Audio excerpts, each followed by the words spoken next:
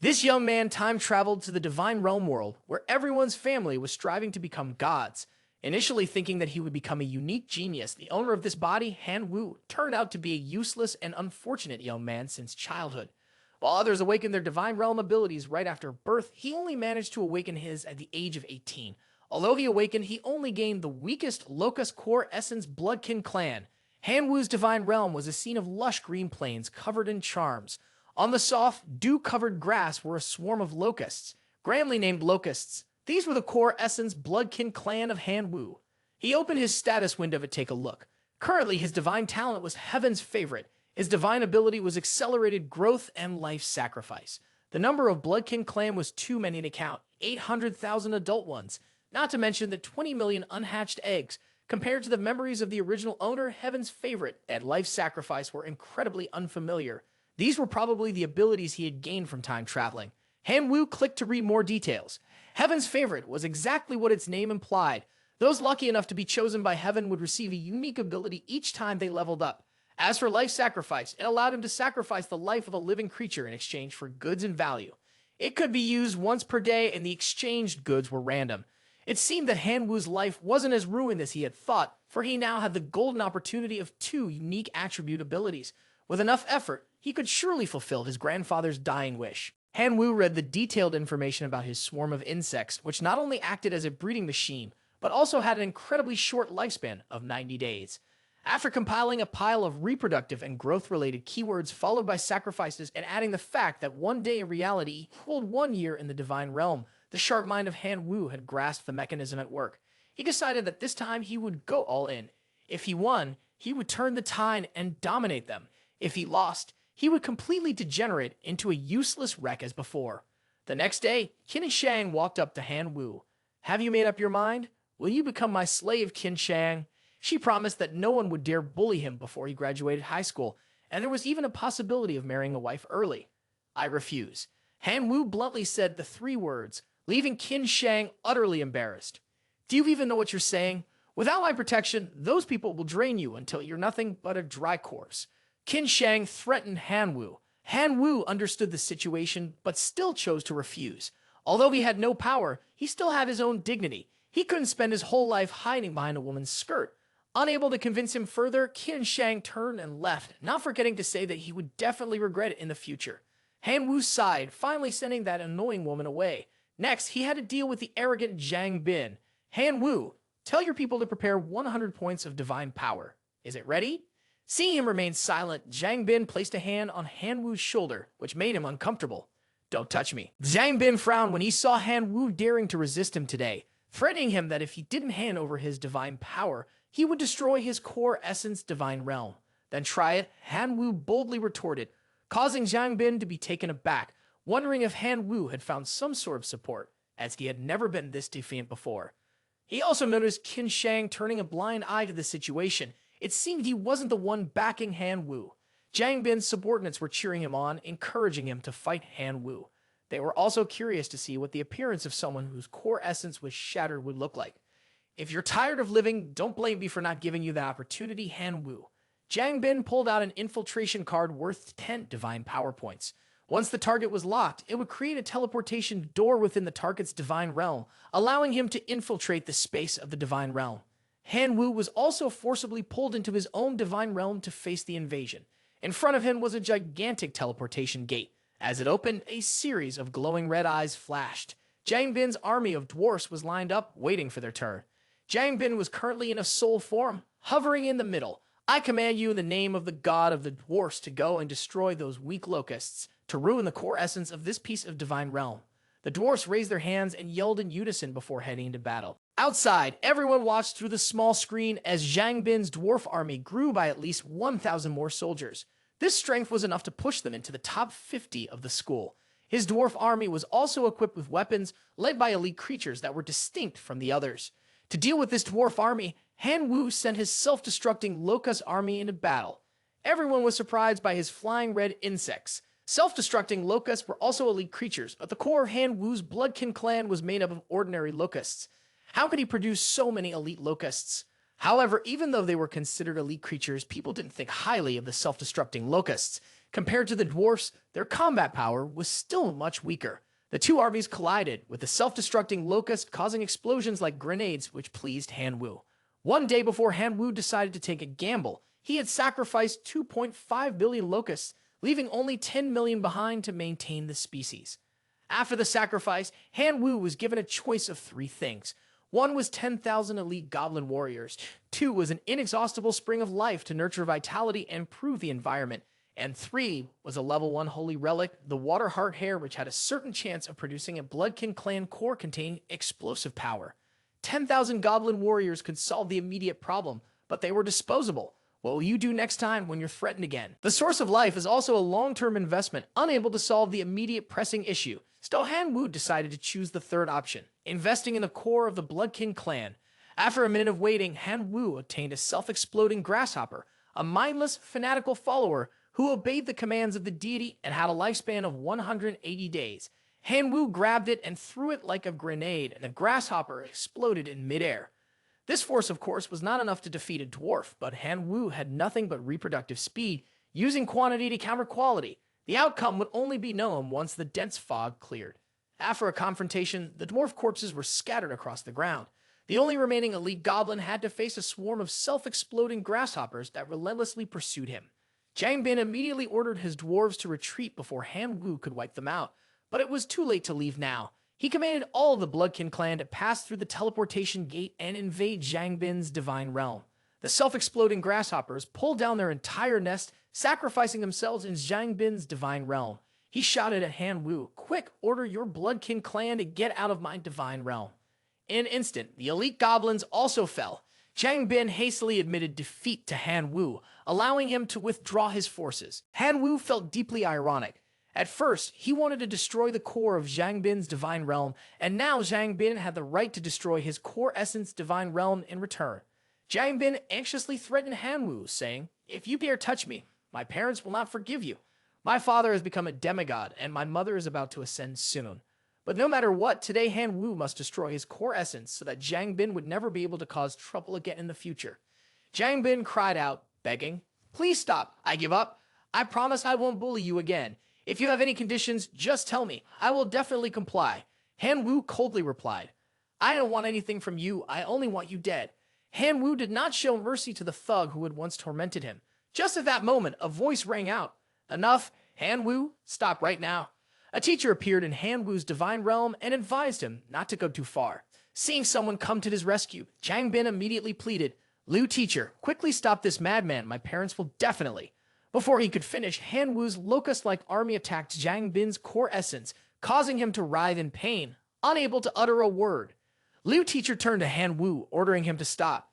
Han Wu smirked at him, curious as to why he had appeared here at this moment. As the class teacher, of course, Liu teacher could sense the situation of everyone in the class. He spoke a sentence that reflected his devotion as a teacher. However, the truth was different. When Han Wu was bullied and blackmailed by that Zhang Bin, where was the teacher? Why did he disappear without a trace? In his mind, Liu teacher thought Han Wu is truly naive. He doesn't even have parents, let alone the demigod-like parents of someone like Zhang Bin. Then he lowered his voice and tried to advise, "Stop this matter." Han Wu replied, "I'll ask you one last question. If today I was the one attacked and the core of the divine realm was destroyed, would you have appeared to stop it?" Han Wu's question left Liu teacher speechless. That was enough for him to understand the answer. Though it stung a little in his heart, it was the harsh truth of this world. The grasshopper exploded, creating a firework display that shattered Zhang Bin's divine realm's core into pieces, causing the realm to collapse continuously. Han Wu didn't forget to kick Liu teacher out of his divine realm before it was tainted. After leaving Han Wu's divine realm, Zhang Bin lay on the ground groaning, "It's over, it's really over. I become a discarded piece now." Liu teacher kicked the door open and rushed in, shouting at Han Wu, "Get out of my class." But Han Wu was already gone, which made him furious. He was determined to find a way to expel him from the school. In Han Wu's divine realm, he was summarizing the situation after the battle.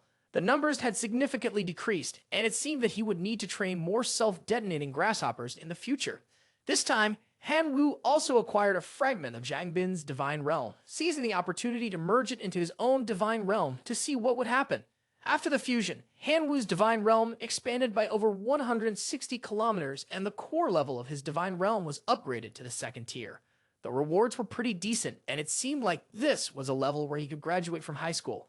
However, the question was whether Han Wu would still be able to stay in this school after destroying Zhang Bin's core. Both of his parents were semi-authentic. As for the headmaster Liu Litian, it was as clear as day whose side he was on. Han Wu had no choice but to rely on himself. He would sell the dwarf's trunk to see if he could exchange it for something valuable. Only 5 minutes passed before Han Wu received a response. The other party wanted to trade a fire essence lava core. This item could enhance the fire resistance of the Quyen Clan and increase explosive power, which was incredibly useful for his self-detonating grasshoppers. Han Wu agreed to the exchange and used it to upgrade his grasshoppers to the 2nd tier. They had now become explosive pestilence grasshoppers, with a lifespan extended to 250 days. As usual, Han Wu grabbed one and tossed it like a grenade. The explosive power of these grasshoppers was equivalent to that of a grenade. While it exploded, lava was also ejected, causing widespread damage. One could say that Han Wu was possessing a stockpile of high-quality grenades. Meanwhile, Zhang Bin's parents had come to the school to demand punishment. The teacher said that it was Zhang Bin who had challenged first, and that he often bullied other students, violating the school's regulations. His father, arrogantly furious, shouted, "So what? Are you implying that my son should bear the consequences on his own? The school has no responsibility in this matter." Zhang Bin's mother, overly protective of her son, insisted that the school should be forced to expel Han Wu. Han Wu, while chatting with his juniors, received a call from Headmaster Xu. Whatever was meant to happen would happen. Han Wu chose to face it directly. Headmaster Xu called Han Wu to inform him of something. Zhang Bin's parents have come to the school demanding that you be punished with expulsion. Both of them were furious, arrogantly ordering Headmaster Xu around. But the headmaster was firm. She had thoroughly investigated the whole situation and was certain that Zhang Bin was at fault for invading Han Wu's divine realm. In this confrontation, Han Wu had relied on his own strength, so there was no reason to expel him. Zhang Bin's mother, fearing that her words were not loud enough, leaned in close to Headmaster Xu and raised her voice. "I can't believe you would cover up for a child who destroyed another student's divine realm core. Is this the educational principle of your school? Miss Du, please don't distort the facts. Han Wu is a well-behaved student who always adheres strictly to the rules. We have plenty of evidence that your son has repeatedly bullied this student." Class teacher Xu firmly defended Han Wu. Zhang Bin's mother was furious when she refused to expel Han Wu, so she had asked her husband to intervene. He could accept the school's lenient punishment towards him as the victim, but he also needed to vent his frustration. If the school couldn't meet this small request, he wouldn't hold back anymore. In the end, his parents suggested sending a team of over 1,000 people into Han Wu's divine realm, and no matter the result, they wouldn't argue about it. Class teacher Xu wants to know if Han Wu can withstand the 1,000-man team of demigods. Han Wu was grateful to class teacher Xu for his help. As for that battle, he would definitely go to school tomorrow to carry out the wager. It seemed Han Wu had even more reason to push himself to level up before carrying out the second life sacrifice ritual. This time, there were still 3 choices. The first was a level 1 Sacred Blood Demon Copper, which could increase the chances of producing Quyen Clan copper and enhance visual observation abilities. The second was a level 1 Fireball technique, which would allow the Quyen Clan to master the basic Fireball spell. The highest level of comprehension would eventually lead to the ultimate Fireball. The third was Assassin's Blade Edge, a sword edge hero creature. 48 billion locusts for a treasure. Han Wu decided to choose the third option. An elderly man with 4 arms, silver hair, and a majestic long beard appeared. This was Iron-Slaying Sword Edge, a hero creature. He was now 150 years old. The first sentence when he opened his mouth was, "Oh, divine spirits, grant me the sword." Han Wu was incredibly generous. After spending 48 billion locusts to acquire him, he didn't hesitate to choose an elite sword. Over the past 2 days, after doing some calculations, Xiao Hao found that he still had 54 points of divine power left. He entered the trading shop to look for equipment. The equipment was divided into 4 levels. Ordinary equipment, which was made from materials without any energy. Faith equipment, which carried masterpieces of Fate's power and had special effects. Divine power equipment, which combined a large amount of mental energy, had a soul, and developed on its own. And divine equipment, which would only be used by deities and represented divine authority and power. Han Wu generously bestowed upon Iron-Slaying Sword Edge a violent great sword worth 50 points of divine power. He held the great sword with both hands, swinging it, each hand gripping a sword. Iron-Slaying Sword Edge had 4 arms, and thus it required 4 swords of the same type to fully unleash its strength. Han Wu hesitated. One violent great sword had already cost 50 points of divine power. Adding 3 more would total 150 points. Did he really think he was a domineering CEO with unlimited money? But the upcoming battle against the 1,000 demigods couldn't be underestimated. The only option was to find a way to buy him some equipment. In the divine realm of Qin Shang, she was training to connect with her Thunder Eagles. During her training, Qin Shang remembered a memory from years ago when Han Wu had saved her from sinking, performed CPR, and even stole her first kiss. Only blame Han Wu for being too foolish to seize the opportunity. Her grandfather is a true god. There are also 23 demigods in her family. Couldn't they protect him from the parents of that Zhang Bin guy? While cooking, Han Wu called, startling Qin Shang. As soon as she picked up, she brought up that matter. You changed your mind. Are you willing to be my servant now? Of course not. Han Wu just wants to borrow her divine power. You want to borrow my divine power? Based on your lousy bloodline, right? Don't think you're so amazing just because you beat Zhang Bin. Your self-destructing locust is nothing more than food for my Thunderhawk. Hearing Qin Shang say that, Han Wu immediately hung up. Was he really just borrowing a little divine power? Did it really require such harsh insults? Qin Shang dazedly held her head. What am I doing? Why did I say that just now? I didn't mean it. He must have misunderstood. Then Qin Shang called Han Wu back to ask for the account number. I'll give you as much as you need. Thus, Assassin's Blade Edge now had 4 great swords in its possession.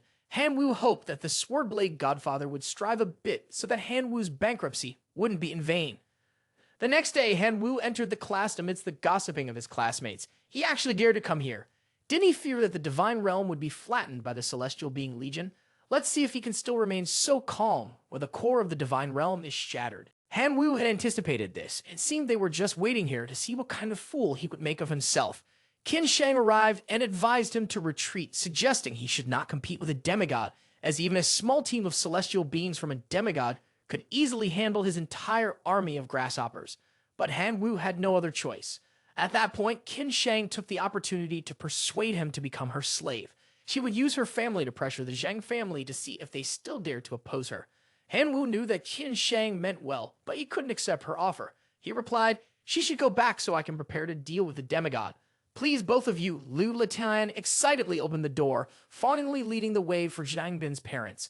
Then he pointed directly at Han Wu, making sure the couple knew who he was. Zhang Bin's mother slammed the table in anger, cursing Han Wu so fiercely that her husband had to step in and stop her from causing a scene. Now backed by the Zhang family, Liu Letian made his position clear. Han Wu, don't just stand there. Come here quickly, don't waste Mr. Zhang's time. But Han Wu didn't move because he wanted to wait for Xu Mai, the director, to come and testify. He didn't trust Liu Letian, the Zhang family's lapdog. Does this small matter of yours really deserve Director Xu to come and testify? You should consider yourself lucky I'm even giving you this much face. Now hurry up and start, or don't blame me for being rude. Liu Letian put on an air of superiority in front of them. At that moment, Head Shu walked in and Liu Teacher had no intention of being polite to anyone. Liu Letian immediately switched to a flattering demeanor and made excuses to her. Head Shu, this small matter doesn't need to trouble you. I was just teaching my students a few words. Zhang Bin's father, seeing that Head Shu had arrived, gestured for them to begin. Han Wu was also ready. Head Shu decided to start the battle. Zhang Bin's father played the starting card, leading a pack of werewolves into Han Wu's divine realm.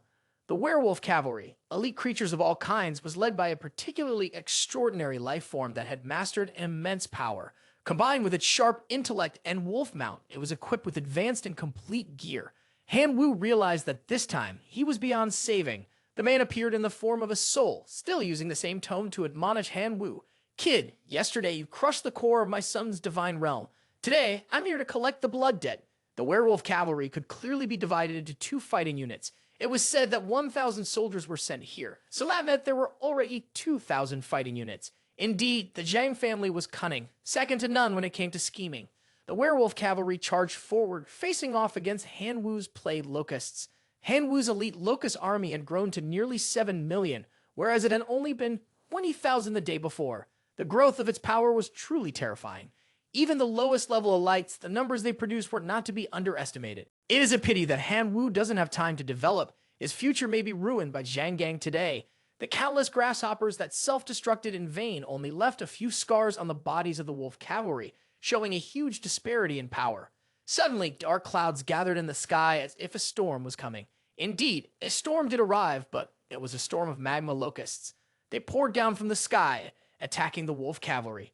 The magma locusts exploded, releasing hot lava from the depths of the earth. Everyone was stunned by this turn of events. The explosion's power was even greater than that of the self-detonating locusts. What kind of creature was this? Instructor Xu spoke up and asked, "Is there any student who has the ability to probe and provide information about these locusts for everyone?" A young man, after investigating, announced the result. They are magma locusts, a type of elite creature. Instructor Xu and Qin Shang had to reassess Han Wu's abilities, as in one day he had introduced yet another elite species. Zhang Gang, however, was not fazed. How could a swarm of insects compare to his wolf cavalry? He immediately used his extraordinary power on his wolves. They opened their mouths and released a kind of smoke, which gathered into a freezing light, forming a barrier to block the firepower from the swarm of locusts. Indeed, as expected of a demigod, Zhang Gang's body possessed immense superhuman strength, enabling him to unleash such a wide-range skill. One move had reduced Han Wu's swarm of locusts to just 500,000 and descendants. This time, there was no way he could turn the tide. "Rat, I'll show them what true despair looks like. Wait until your core is shattered, Divine Realm collapses, and you get kicked out of the school. By then, your fate will lie in my hands." Zhang Gang ordered his 1,000-man squad to charge and break Han Wu's core. Supervisor Xu sighed, not daring to look at the scene. It seemed like this was the end. "Quick, look over there. What's that in front of Han Wu's Divine Realm core?" Everyone pointed towards the shadow of Assassin's Blade Edge. The Godfather had been waiting for his children here since the afternoon. They only knew that the great sword with violent winds in the Godfather's hands cost 50 divine power, and with 4 swords, that was 200 divine power. In the end, Han Wu was as poor as could be. Where would he get so much money? Supervisor Xu recognized the Sword Edge clan, a race born with extraordinary bodies. But even demigods like Zhang Gang had the Wolf Cavalry Captain, a being with a superhuman body. As long as the Wolf Cavalry Captain could hold back Assassin's Blade Edge, the other cavalry could destroy Han Wu's core essence. However, Supervisor Xu had a hunch that Assassin's Blade Edge wasn't just an extraordinary body, but a true hero. Zhang Gang had spent decades raising a single hero, while Han Wu, still in high school, already had the Quyen Clan's lights at his disposal. He had to take the body of Assassin's Blade Edge. Once Han Wu's Divine Realm core was destroyed, the body of the Swordblade Godfather would belong to him. Assassin's Blade Edge remained cold and silent. With the old man here, no one would dare touch the core of Han Wu. He used his level 3 basic skill, Storm Slash, along with his level 1 basic skill, Dead Wind Slash, to easily deal with the Wolf Cavalry. A green eagle exhaled a refreshing breath, like a close-up ad. This skill had no real effect, it was just used to summon its comrades to charge ahead. Hearing the command, the wolves went mad and charged forward like rabid dogs. Assassin's Blade Edge raised all 4 of his arms, but not to surrender. Rather, to unleash his ultimate move, the Iron Slaying style. Assassin's Blade Edge soared into the air and threw a sphere of power down below, creating a shockwave so intense that it uprooted 3 inches of earth. My god, it's terrifying. It's incredible. The onlookers were all left wide-eyed. Assassin's Blade Edge had defeated the entire Wolf Cavalry and their captain. Zhang Gang gritted his teeth in anger, knowing that one of his elite men had fallen. He immediately called for a higher-level Wolf Cavalry to flatten Han Wu's Divine Realm. "Demigod, are you planning to break your promise?" A voice, both unfamiliar and familiar, rang out, causing Zhang Gang to flinch. He turned around and saw the principal had appeared out of nowhere. Without hesitation, he ordered his Wolf Cavalry to retreat before the principal got angry. The principal glanced at Han Wu below, offering him a remark that was hard to tell if it was a compliment or a threat. Not bad. After the battle, Su, the headmaster, would have to give Han Wu a lecture on citizenship, reminding him not to be arrogant with his heroic strength, especially since he hadn't even made it into the top 3 of his class. Therefore, Han Wu decided to change classes immediately. He could no longer tolerate this toxic environment. Liu Leitian, startled, changed his expression 180 degrees towards him.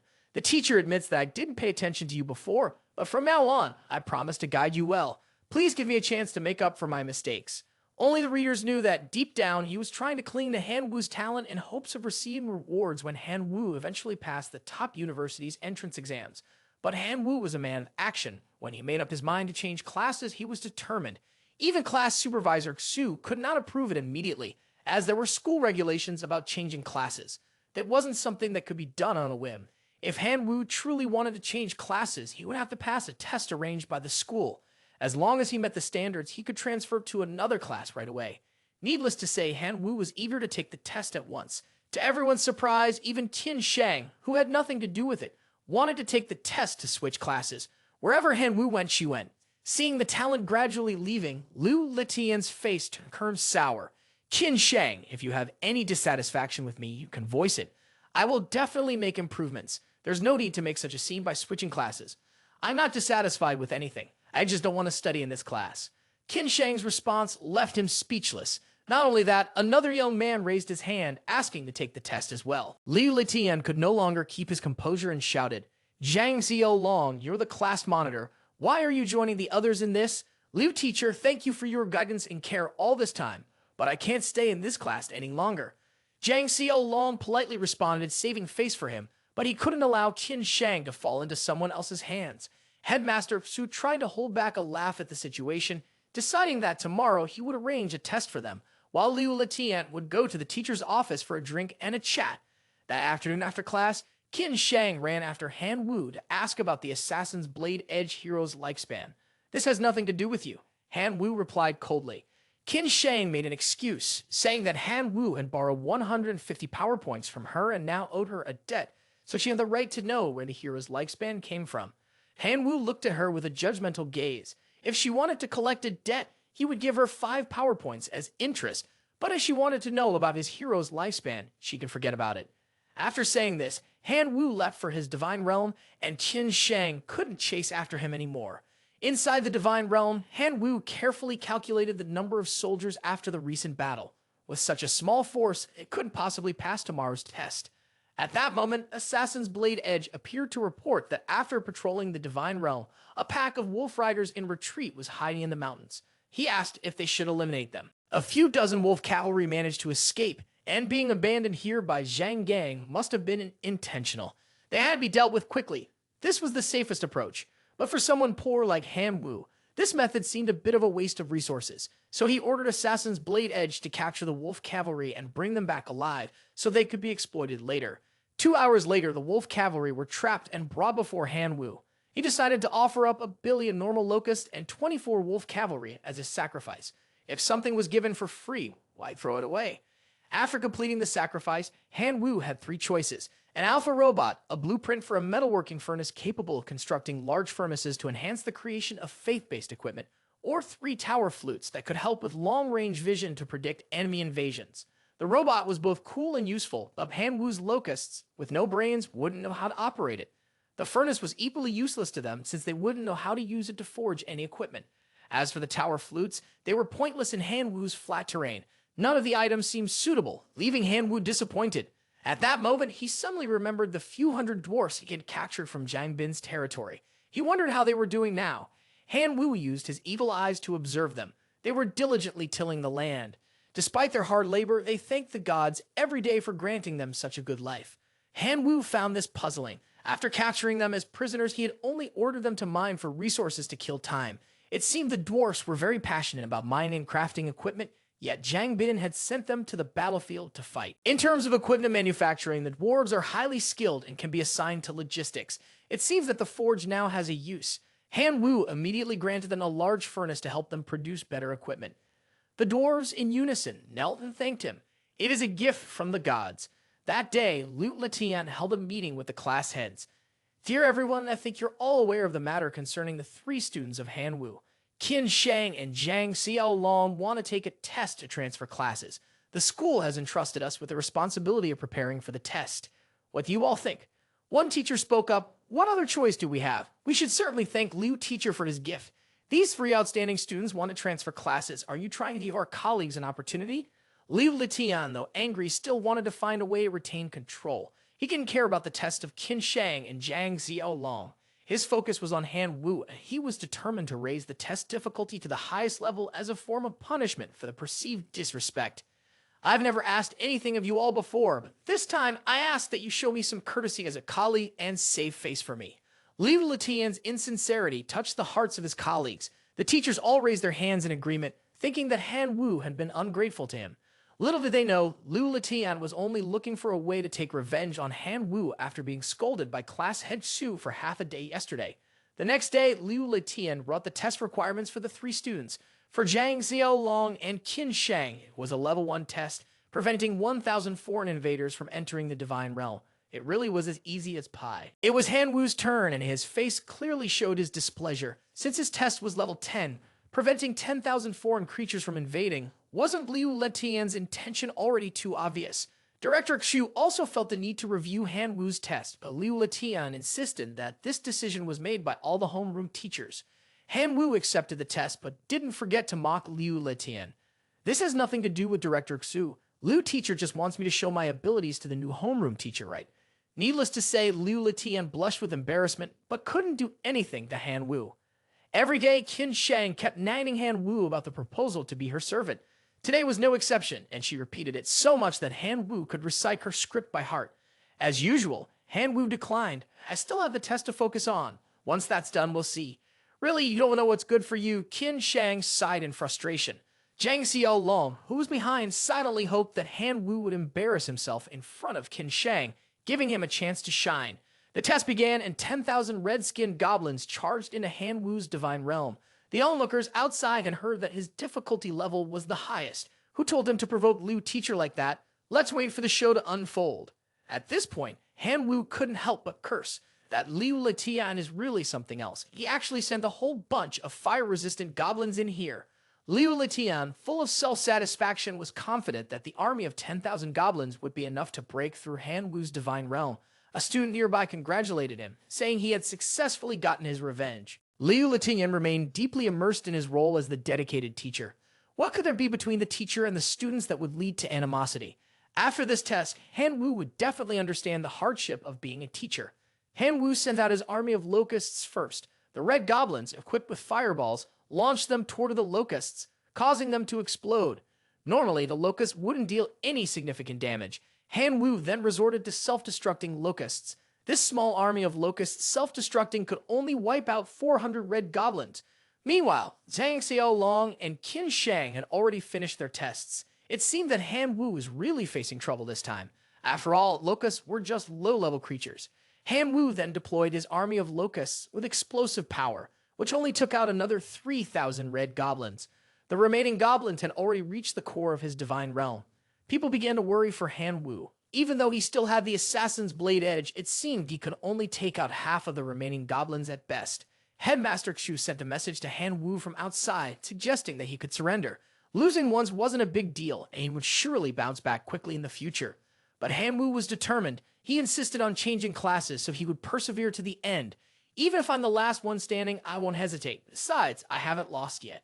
The assassin's blade edge entered the fray, using Storm Slash to eliminate dozens more goblins in a single strike. The goblins, combining their forces, launched a volley of firepower, causing an explosion around the assassin's blade edge. The old man looked like he was nearing his limit. At 150 years old, stepping onto the battlefield was an extraordinary feat that few could manage. Liu Letian couldn't help but smirk. Han Wu, this is your master's final lesson. You'd better pay attention. But before he could even enjoy the moment, someone shouted, "Look, what's that?" Out of nowhere, a goblin army appeared inside Han Wu's divine realm, shaped like a giant grasshopper. Even more surprising, it was the very army Zhang Bin had left behind. The green goblins, toughened by countless battles, raised weapons freshly forged from the furnace Han Wu once gifted them, ready to stand guard for their divine ally. The red goblins were stunned to see their own kind now standing against them. And to add to the surprise, it was revealed that the Dun people were actually part of the Quyen Clan, Zhang Bin's most loyal supporters. This only further proved Han Wu's extraordinary capabilities.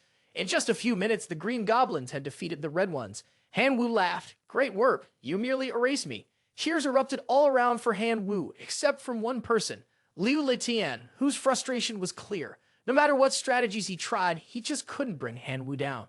Soon after, the teachers began competing to recruit one of the three prodigies into their classes. Zhang Xiaolong had already made up his mind to follow Qin Shang, while Qin Shang was waiting for Han Wu's decision. Han Wu turned to Principal Xu and asked, "Why was my test 10 times harder than everyone else's?" Actually, this was a decision made collectively by all the teachers in the department, so even head teacher Xu couldn't clarify the reason. Han Wu hoped to see the voting results from that day. At this moment, the other teachers began to criticize Liu Letian, regretting that they had listened to him and voted in favor. Among them, only 2 teachers voted against. Han Wu was very grateful, but he still had to choose between 2 people. One of them, after observing today's test, felt that Han Wu had great potential for nurturing dwarfs. If Han Wu joined his team, he would provide him with an army of no less than 10,000 dwarfs to compete for a spot in the department's top 10. The other teacher believed that nurturing the core of the Bloodkin clan was more important. He had several useful resources for the Bloodkin clan's insect species, so he could help Han Wu perfect the evolution process of the grasshopper Bloodkin clan. Teacher Tian Wen, I want to join your class. As soon as Han Wu made his decision, Qin Shang and Zhang Xiaolong immediately followed suit. To their surprise, 3 talented students decided to join his class, which made teacher Tian Wen even happier than if he had won the lottery. This year, he was likely to receive the Outstanding Teacher Award. To welcome the new students, teacher Tian Wen had prepared a small gift. It was a second-level insect nest architecture card with an area of 1 kilometer, capable of spawning tens of millions of insects every year. It could be embedded into a sacred artifact within the insect nest to enhance its effect. This gift was clearly specially prepared for Han Wu. Building an insect nest behind the Divine Realm could use 2 sacred artifacts, one being the Heart of Explosive Fury and the other Fire Essence Lava, to further support the process. Thus, the insect colony began to make use of those 2 items during the gestation process of the insects. This way, each year he would have 10 million magma locusts. After finishing the calculations, Han Wu was deeply grateful and bowed 90 degrees to thank Master Tian Wen. Tian Wen doesn't need you to say such long-winded thanks. Just raise your performance and help me earn a reward. That's enough. Headmaster Xu clapped his hands and announced, today's test was just a small practice exercise. The more important test will be the school-wide exam in 7 days. It will relate to the resources that will be allocated to each class in the future, and the reward money attached, which I'm sure Headmaster Xu doesn't need to explain in detail anymore. In the Divine Realm, Han Wu, as usual, counted his troops after the battle. The numbers were steadily dwindling, leaving only more than 2 million locusts of all types. Han Wu also felt dismal. With this strength, participating in the upcoming exam 7 days later would definitely place him at the bottom of the entire department. At that point, Master Tian Wen would surely be very disappointed. At this moment, Han Wu noticed that the dwarf group had changed their name to Red Hearth Dwarves. He hurriedly flew over to verify with his own eyes. Indeed, they had evolved into the elite Red Hearth Dwarves after undergoing a desperate battle. If they were the Bloodkin clan core of Han Wu, it would truly be game over. Now, he could only speed up the development process to restore the Bloodkin clan of Locust to its previous scale. 4 days later, Han Wu's efforts at self-assessment were not in vain. The Locusts had reached over 7 billion offspring. He prayed to Buddha, hoping that this sacrificial offering would yield a decent piece of equipment. Finally, he had a choice. One option was a level 2 sacred artifact, the Violent Consumption Law, which would grant the core essence race the ability to violently consume, allowing them to eat anything to evolve, though this only applied to normal life forms. The second choice was the Hero Prototype, granting Han Wu an extraordinary life form that could evolve into a hero-level life form. And finally, there was a point of divinity. Han Wu's eyes gleamed with excitement before these 3 excellent options, each one appealing in its own right. He wished he could choose all 3 at once. The law of devouring could turn an ordinary locust into an elite life form, but there was no guarantee that he would have enough food to keep them well fed. The Hero Prototype, on the other hand, would take time to nurture an extraordinary life form into a hero level one. As for the point of divinity, it was equivalent to 100 million divine power, which was nothing short of hitting the jackpot. In the end, Han Wu chose the first option, the law of devouring. If he couldn't raise 100 million elite locusts, he could use it on a swarm of insects. After all, he thought he could start by raising just 1 million a year. 3 days later, upon entering the Divine Realm, Han Wu couldn't help but exclaim, "Are these locusts or dinosaurs? When did your locusts turn into helicopters?" he asked in surprise. He named a ferocious golden insect, the premium locust. The next day during the assessment, Qin Shang, as usual, mumbled her mantra. "Have you thought carefully about becoming my servant? Without a solid backing, without resources, your current strength cannot stand out more than the other demigods." She also remarked that his locusts, that don't nurture, were still just tiny insects. Despite Han Wu's ability to tame the dwarfs, they were not his core Bloodkin clan. As always, Han Wu declined Qin Shang's offer of help, causing her to get frustrated, to the point where she just wanted to tie him up and take him home. Seeing Han Wu ignore Qin Shang, while he himself wasn't even allowed to speak to her, Zhang Xiaolong was extremely angry. Teacher Tian Wen entered the class to announce the details of the upcoming overall competition. Students with outstanding achievements would receive valuable rewards such as sacred artifacts, divine realm lands, core essence fragments, and the Bloodkin clan army. Next came the competition rules. The examination was divided into 2 stages. The first stage was elimination. All students would receive a test of equal difficulty. Those who passed would earn one accumulated point, while those who failed would be expelled from the school. The second stage was ranking. Remaining students could choose to withdraw, in which case they wouldn't be listed in the rankings. Those who continued would have to face an endless battle exam. Any intruder would be teleported out. Each time they overcame a wave of challenges, their personal rank would increase. Failing the elimination test meant immediate expulsion. It sounded ruthless, but Han Wu was looking forward to the rewards. His wait would not be in vain, as students who ranked would randomly receive a basic resource card. Moreover, those in the top 100 would receive a special reward. The top one would receive a divine point. Han Wu was ready to throw himself into the competition for the prize. The countdown for the first round of the exam had begun. Han Wu had already prepared his army of locusts and goblins for battle. A group of blood-flesh demon generals was slowly advancing into his divine realm. Han Wu had not expected the preliminary round to be this intense. Although the blood-flesh demon generals were considered regular beings, their combat strength was that of elite creatures, with thick skin nearly 3 inches thick, making them incredibly difficult to defeat. Fortunately, their movements were slow. Han Wu sent 50,000 of his ferocious golden insects to launch an attack, initiating a volcanic eruption. The new blood-flesh demon generals had barely taken 3 steps before they exploded into pieces. Han Wu, standing from a distance, could even smell the delicious aroma of roasted meat. Could this be the effect of the gluttonous law, turning them into food for his locusts? Han Wu immediately instructed the short red hearth to rush in and collect all the bodies of the blood-flesh demon generals. 15 minutes later, every single body was completely stripped. Not a single piece of meat remained under the locust's grasp. Clearly, this was a gift of food for his brothers, nothing more. In the observation room, the teachers were lamenting the difficulty of this round. Tian Wen's class had already lost 1/3 of its members. This time, the principal had led 3 vice principals to the front lines to compete for the demonic civilization's battlefield. Finding the blood-flesh demon general interesting, they decided to include them in this assessment. As demigods, they shouldn't overthink things. Tian Wen was thrilled to see Jing Han Wu using the blood-flesh demon generals as food for his locusts. While to others they were nightmares, to Han Wu, they were just walking pieces of meat. Moreover, his Quyen Clan was capable of resisting the toxicity in the flesh of the blood-flesh demon generals, a rare sight indeed. The other teachers began to view Han Wu's locusts in a new light. It was likely a discovery worth further research in the future. Let's not make a big deal out of it. As for strength, locusts are just a bunch of flying insects. Liu Letian mumbled with envy. Teacher Tian Wen responded, luck is also a form of talent, and the locust's strength is by no means weak. Now they have reached the realm of extraordinary life. Although they are the bottom-tier existence, even extraordinary life has already surpassed those who are superhuman. Isn't an extraordinary grasshopper just a grasshopper? The comprehensive strategy doesn't even compare to a fraction of a goblin's. Tian Wen once again found this Liu teacher to be rather narrow-minded and rude. You're comparing the shortcomings of the grasshopper to the advantages of another species. If we're talking about reproductive speed, is there any species that can outpace this breeding machine? Liu Letian didn't want to argue much. In his class, there was a student named Liu Mo, a Quyen Clan goblin. Liu Letian bets that Liu Mo's performance will surpass Han Wu's. Tian Wen wasn't intimidated and placed his bet on Han Wu.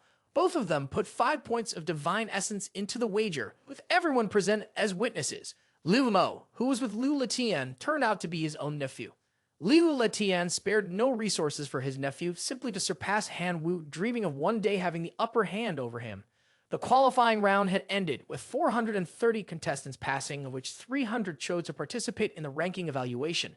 Yet, 130 people had dropped out of the competition, truly a cowardly group with no backbone. Upon hearing Liu Letian's words, the other teachers quickly retorted, the difficulty of this test is very high. Any student who can pass it is already worthy of being nurtured. The ranking evaluation had now begun. A team of bone soldiers entered the fray. All the teachers were surprised. Isn't this essentially giving points away? Han Wu sighed, your grasshopper only eats meat. I wonder if it can even gnaw on bones like this. Seeing is believing. You can give a billion locusts to charge and gnaw at the bones.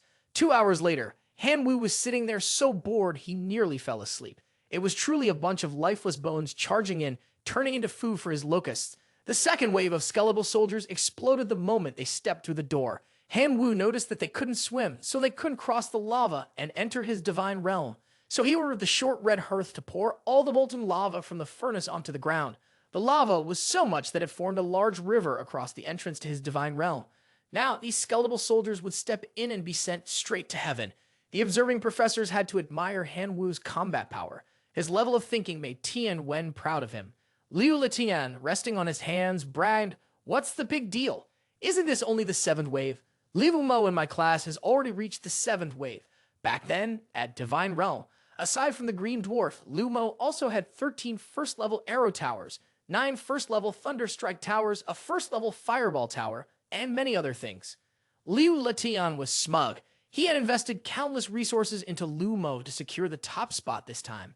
At that moment, everyone suddenly shouted, "Quick, look at the divine realm of Qin Shang." Just the thunder strike towers alone numbered 100, and other life forms reached into the thousands. Liu Mo was just a nouveau riche, while Qin Shang was the rich daughter of the Tuan family, a family with generations of wealth. Even demigods like the professors couldn't have as many trump cards as she did. Liu Letian was extremely angry at being humiliated, but he couldn't do anything to Qin Shang, so he shifted the blame onto Han Wu. The 10th round had ended, leaving 18 contestants remaining. The next wave of invasion was even more difficult. In front of their Divine Realm gate stood a Bonebender, a heroic creature with the innate ability to manipulate and gather bones. The bones of the skeleton soldiers from before, lying on the ground, suddenly began to move. At the Bonebender's command, they gathered together, transforming into an enormous bone mass. The Bonebender combined the bones into a gigantic skeleton soldier with terrifying strength, whose single step caused a tower to collapse. In less than 3 minutes, 8 students had withdrawn. The difficulty level was just too high. Liu Letian kept his eyes fixed on Han Wu, wondering why the bone giant in his divine realm was a different color. The weak bone giant clung to the mountainside, trembling because below it was a river of molten lava. All the bones had already melted away, leaving nothing for the Bonebender to summon a gigantic bone giant anymore. The Swordblade Godfather entered the scene using the iron slaying style to slash the Bonebender in half. In the 11th round, Han Wu breezed through with a yawn. This is rigged. Han Wu must have stolen the questions. Liu Letian was enraged, unable to accept this reality. When Teacher Tian Wen asked him for proof, Liu Letian threatened to report Tian Wen to the higher-ups. Everyone could clearly see that Han Wu had behaved unusually with the skeleton soldiers. Who else, after defeating the skeleton soldiers, would take the initiative to clean up? The broken bones left on the battlefield could be used to enhance the Bonebender's power. Tian Wen didn't know what to say in response to the convoluted reasoning of this guy. Liu Letian kept cornering him, claiming that Han Wu must have known the exam questions in advance to know how to handle them. In the end, it was the homeroom teacher, Xu, who spoke up. The exam questions this time were set personally by the principal, and even she didn't know the specifics. If Han Wu knew the questions beforehand, it could only have been because the principal told him. If Liu Letian had any doubts, he was free to go and question the principal directly.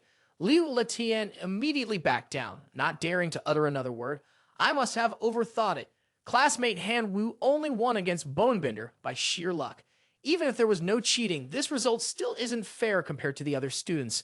Homeroom teacher Xu was truly exasperated with Liu Letian's stubbornness. The prestigious school Nguk Thin of the Divine Realm doesn't cultivate talent based on fairness. The one who's more capable wins. Whatever Han Wu did to achieve this result is fine, as long as he didn't cheat. If you're talking about fairness, Liu Letian, you should be the one to reconsider. He used his position to give his nephew Liu Mo more resources. Qin Shang, the young lady from a noble family, was backed by immense support from her relatives. How was that fair? Tian Wen didn't expect Liu Mo to be Liu Letian's nephew. No wonder the man was so confident in making a bet like that. As the saying goes, only those who work for it earn the reward.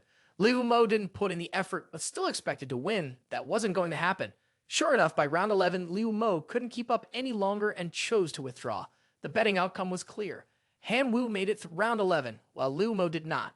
Tian Wen patted Liu Letian on the back, reminding him about the stakes. Liu Letian reluctantly handed over the 5-point Divine Essence token to Tian Wen, making sure to remind him to keep it safe. One day, I'll take this 5 points back. After an hour, only 3 people remained after passing round 13. Han Wu, Qin Shang, and Huang Fei. In round 14, Huang Fei withdrew. In round 16, Qin Shang also left. Only Han Wu remained, continuing to hold on until round 20. His exploding Locust Emperor grew stronger with each strike, and the skeleton soldiers cried out in despair as they were sacrificed to become food for the grasshoppers. After 50 minutes, Divine Realm briefly returned to peace, waiting for round 21 to increase in difficulty. The door slowly opened and Han Wu looked up, sighing, "Why is it so huge?" The ancient scaled spirit lord appeared. leaving even the teachers astonished by the headmaster's boldness. It was a challenge until the very end, and even up to the Spirit Lord level, Han Wu was starting to get bored. He voluntarily raised his hand to withdraw. The ancient scaled Spirit Lord had barely entered the arena when it was sent away protesting. Its body was sucked out of Han Wu's divine realm as it desperately clung to the door. Suddenly, something flew from the ancient scaled Spirit Lord, slicing past Han Wu's face, causing an explosion behind him. Before Han Wu could even figure out what had happened, he was forcibly removed from the divine realm. As he stepped out, he saw his name proudly displayed at the top of the school rankings, which surprised him. At the class summary, teacher Quyen Clan ranked first, while Liu Letian's class dropped to 8th, making him swear in anger. Damn it, our class should have been first. Han Wu stood tall, receiving congratulations from everyone. From being a bullied youth, he had now risen to the top of the school. An hour later, the rewards were delivered and the rare ranking exchange cards made other students green with envy. Every exchange card was beneficial, and now Han Wu had to choose the most suitable one. It was a real headache. Fortunately, Professor Quyen Clan had given Han Wu a suggestion, truly a prestigious professor. First, he should exchange the Divine Realm Territory card for an additional 20 kilometers of secret forest land. The level 1 sacred artifact card could be exchanged for a gem, along with an additional sacred core essence and a completed level 1 divine temple construction. As for weapons, only one can be exchanged. 4 won't be enough for the Swordblade Godfather's bombardment. In that case, I'll find a weapon for the Red Hearth Dwarf, Han Wu thought. He then spotted a Demon Slayer spear, which required a hero of the fire element life form to use. If that was the case, the Red Hearth Dwarf of Han Wu wouldn't be able to use it immediately. He would have to wait for the Red Hearth to find a fire element hero before it could be of use. An hour later, Professor Quyen Clan wrapped up the class's final exam, outlining the boundaries between the regular class and the senior class. Those with enough strength would soon become elites. Professor Quyen Clan invited the top 3 students of the class to come up and receive their rewards. Han Wu, excelling in the competition, stood out by achieving first place, earning 100 fan points at the resource vault. He could choose any item he desired. Curious about what good items were inside, Han Wu checked the selection. The options included Chief of the Giants, Fountain of Life, Core Mystic Iron Ore, and a few second-level support skills. Han Wu chose the Fountain of Life, which would enhance the vitality power to flow like water, nurturing life and altering the surrounding environment.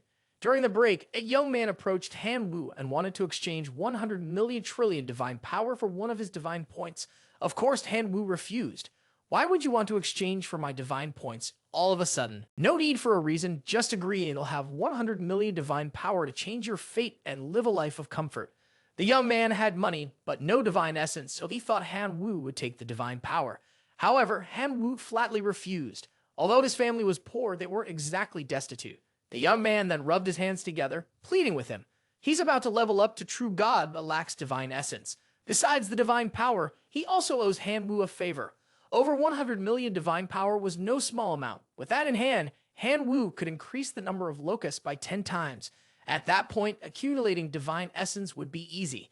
Just as Han Wu was about to agree to the trade, his phone beeped. Qin Shang had just transferred 150 million divine power to him in exchange for his divine essence points.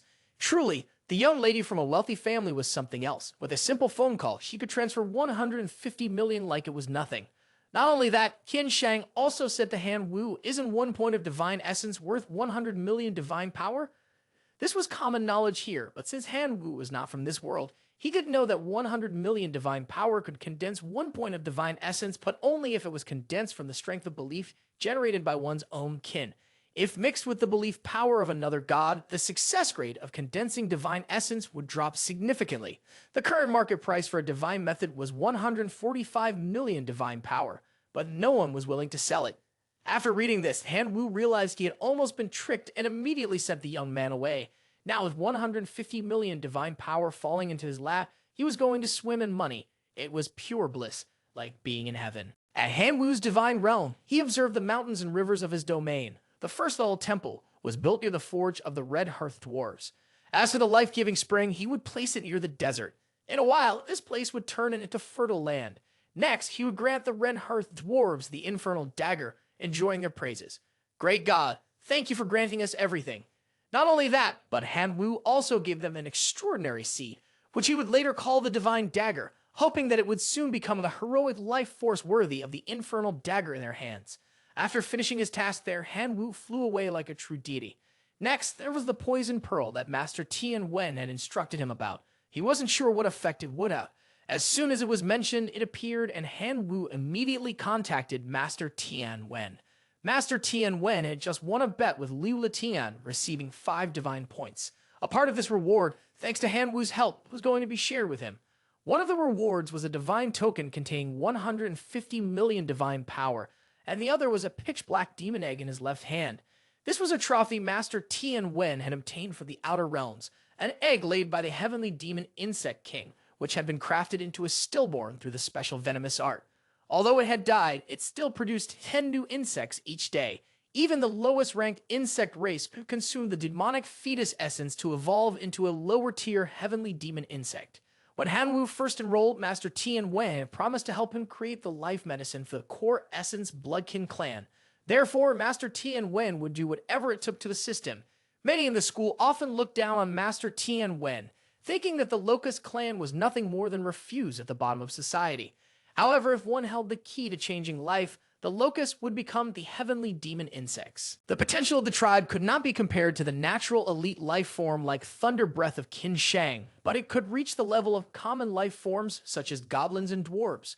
Han Wu decided to choose the demonic fetus certificate because he wasn't lacking money.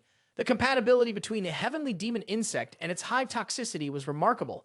Master Tian Wen advised him to use a level 1 poison mist pearl and place it inside for surprising results.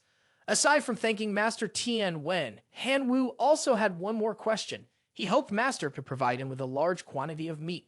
It didn't have to be of high quality because the meat in Wounded City was too expensive for him to afford. Master Tian Wen guessed that Han Wu intended to use the meat to feed the locust and advised him not to buy it from Wounded City because of its high price and low quality. Recently, the principal had obtained a large section of the demonic abyss, which certainly contained a large number of demon corpses. He could go there and ask the principal for help. Han Wu thanked him and hung up the phone. He then wandered around the divine realm thinking. The second great holy object consumed like a locust, and the current supply of locusts in the holy realm was no longer enough to feed them. Even the production in the divine realm couldn't satisfy their hunger. It was best if he could find a food supply as soon as possible. Han Wu walked to an ancient tree and placed the egg there to generate demonic fetus essence. Once the locusts ate it, they would evolve quickly. 2 days later, there was demonic fetus essence for the locust to consume. Han Wu eagerly awaited the results. The egg cracked open and a mutated black butterfly flew out. It belonged to the heavenly demon insect species at the basic level with a lifespan of 200 days. Although it was only a common species, its strength was 100 times stronger than the locust, but the information on nurturing it was extremely rare. The heavenly demon insect must use the demonic fetus essence to evolve. 1 drop of demonic fetus essence can assimilate a locust. There are 20 drops in 1 mole, and 10 liters contain 200,000 drops. If everything goes smoothly, Han Wu will produce 200,000 heavenly demon insects every day. In just a few minutes, heavenly demon insects had doubled in size thanks to absorbing the demonic fetus essence. If the violent law of consumption also affects them, it won't be long before they evolve into refined creatures. Next, the first level sacred artifact, a poison mist pearl, was placed into the core essence divine realm to see what would happen. The heavenly demon insect immediately evolved into the elite lifeform variant, the poisonous heavenly demon insect. Its terrifying appearance became a nightmare for those afraid of insects. Meanwhile, the headmaster was struggling with a pile of decaying corpses in front of him. How could he possibly dispose of all this? In addition to the bones, there were the corpses of the blood and flesh demons. If he sealed them into cards, his spirit would be exhausted and the corpses would explode, continuing to pollute the air. At that moment, Teacher Tian Wen called the headmaster, even surprising him with a video call. Teacher Tian Wen awkwardly scratched his head, apologizing for disturbing the headmaster, but because of Han Wu, he shamelessly requested the corpses of the blood and flesh demons to feed Han Wu's core essence Bloodkin Clan. Han Wu's core essence Bloodkin Clan is made up of locusts, who once consumed all the blood and flesh demon corpses during the examination, with no adverse reactions. The headmaster suddenly remembered that Han Wu was the student who had fought with demigod Zhang Gang a few days ago. He hadn't expected that the tiny locusts could have such an effect, but unfortunately, the living conditions of the demonic abyss were not suitable for the survival of the locusts. Otherwise, he could have brought a large number of them to clean up the blood and flesh demon corpses. Therefore, the principal had to seal the bodies of the blood and flesh demons into a token and hand it over to Mr. Tian Wen to deliver to Han Wu. A day later, Mr. Tian Wen called the principal again and said, The 1 million bodies of those blood and flesh demons aren't even enough to fill the gaps between the teeth of your grasshoppers. I hope the principal can supply them in the long term. My God, you've eaten them all in one day, and now you want a long-term supply. The principal was extremely surprised and shouted, but then remembered that he had to maintain the cold expression of a school leader, so he quickly composed himself. Asterisk AM asterisk, the bodies of the blood and flesh demons are enough for now. A long-term supply can't be given for free. The principal would like to propose an exchange with Hanwoo, 1 divine power in exchange for 100 blood and flesh demon bodies, with transactions starting from 10,000 divine power. A few minutes later, Hanwoo confirmed the deal, swiped his card, and immediately used 100 million divine power, leaving the principal dumbfounded. In the following days, the time had come, and many heavenly demon insects of venomous properties were born in Hanwoo's divine realm. After raising them well, they now had to repay by offering their lives in sacrifice. In return, Hanwoo had 3 options. The first was 5 colossal warriors with superhuman life forms. The second was a crystal skill, the 3 Venoms explosive technique, which would allow the Quyen Clan to master the basic Venom explosion technique and pass it on to a hero life form for further comprehension, potentially unlocking the highest level of the Venom explosion technique. Lastly, there was the body disassembly technique, used to break down matter into pure energy. It was not in vain that Hanwoo had spent so much effort to create 12 billion elite locust life forms in exchange for this. The colossal warriors were superhuman life forms with incredible destructive power, famous for their devastating strength. Even if sold, each warrior would fetch at least 10 million divine power. Hanwoo told himself to stay calm and not let money cloud his judgment. The second option was also very tempting. The 3rd level Venom explosion technique combined with the heavenly demon insect and the 1st level poison mist pearl was indeed a killer combo. However, his divine realm core essence was only at level 3 right now, and after incorporating the law of devouring and the poison mist pearl, there was no more room for the Venom explosion technique. Hanwoo decided to go with the 3rd option. The resolution machine could deconstruct matter, extract energy crystals, and turn them into high-quality, expensive food for the Quyen Clan's magic. With this machine, Hanwoo could easily make money even by staying still. The large machine dropped in front of Hanwoo. He tossed a few iron ore pieces into it for testing. 5 hours later, he had obtained 3 precious crystal pieces. These could be used as food for certain specialized races or as materials for forging. Each piece was worth 5 points of divine power. This would be Hanwoo's long-term entrepreneurial path. Oh great deity, while we were mining, we were attacked by the undead and 3 of our companions were injured. The chieftain is currently fighting the undead, and we ask that you grant us divine grace to stay with the Red Hearth Dwarf clan. The voice of the Red Hearth Dwarves echoed from the temple to Hanwoo's ears. He didn't know why they were undead in his divine realm, but anyone who dared to harm his kin wouldn't have the chance to reincarnate. Upon arriving at the scene, Hanwoo saw the Red Hearth Dwarf chieftain engaged in battle with a skeleton soldier. It seemed that the skeleton soldier was a leader, not as foolish as the ordinary skeletal minions. Hanwoo didn't rush to rescue his followers, but instead found the skeleton soldier more interesting, so he checked its information. But the investigation failed because Little Skull was not a follower of Hanwoo, and since he didn't have the ability to investigate, there was nothing he could do. Furious, Hanwoo summoned the Swordblade Godfather to confront the issue. If information couldn't be gathered through investigation, then force would be used to extract it. The Swordblade Godfather delivered a single slash, causing his bones to fall to the ground, but they immediately flew back up and reassembled into the original body. Hanwoo ordered it to submit to him, promising a new life with flesh and blood. Little Skull swung its hands to attack him.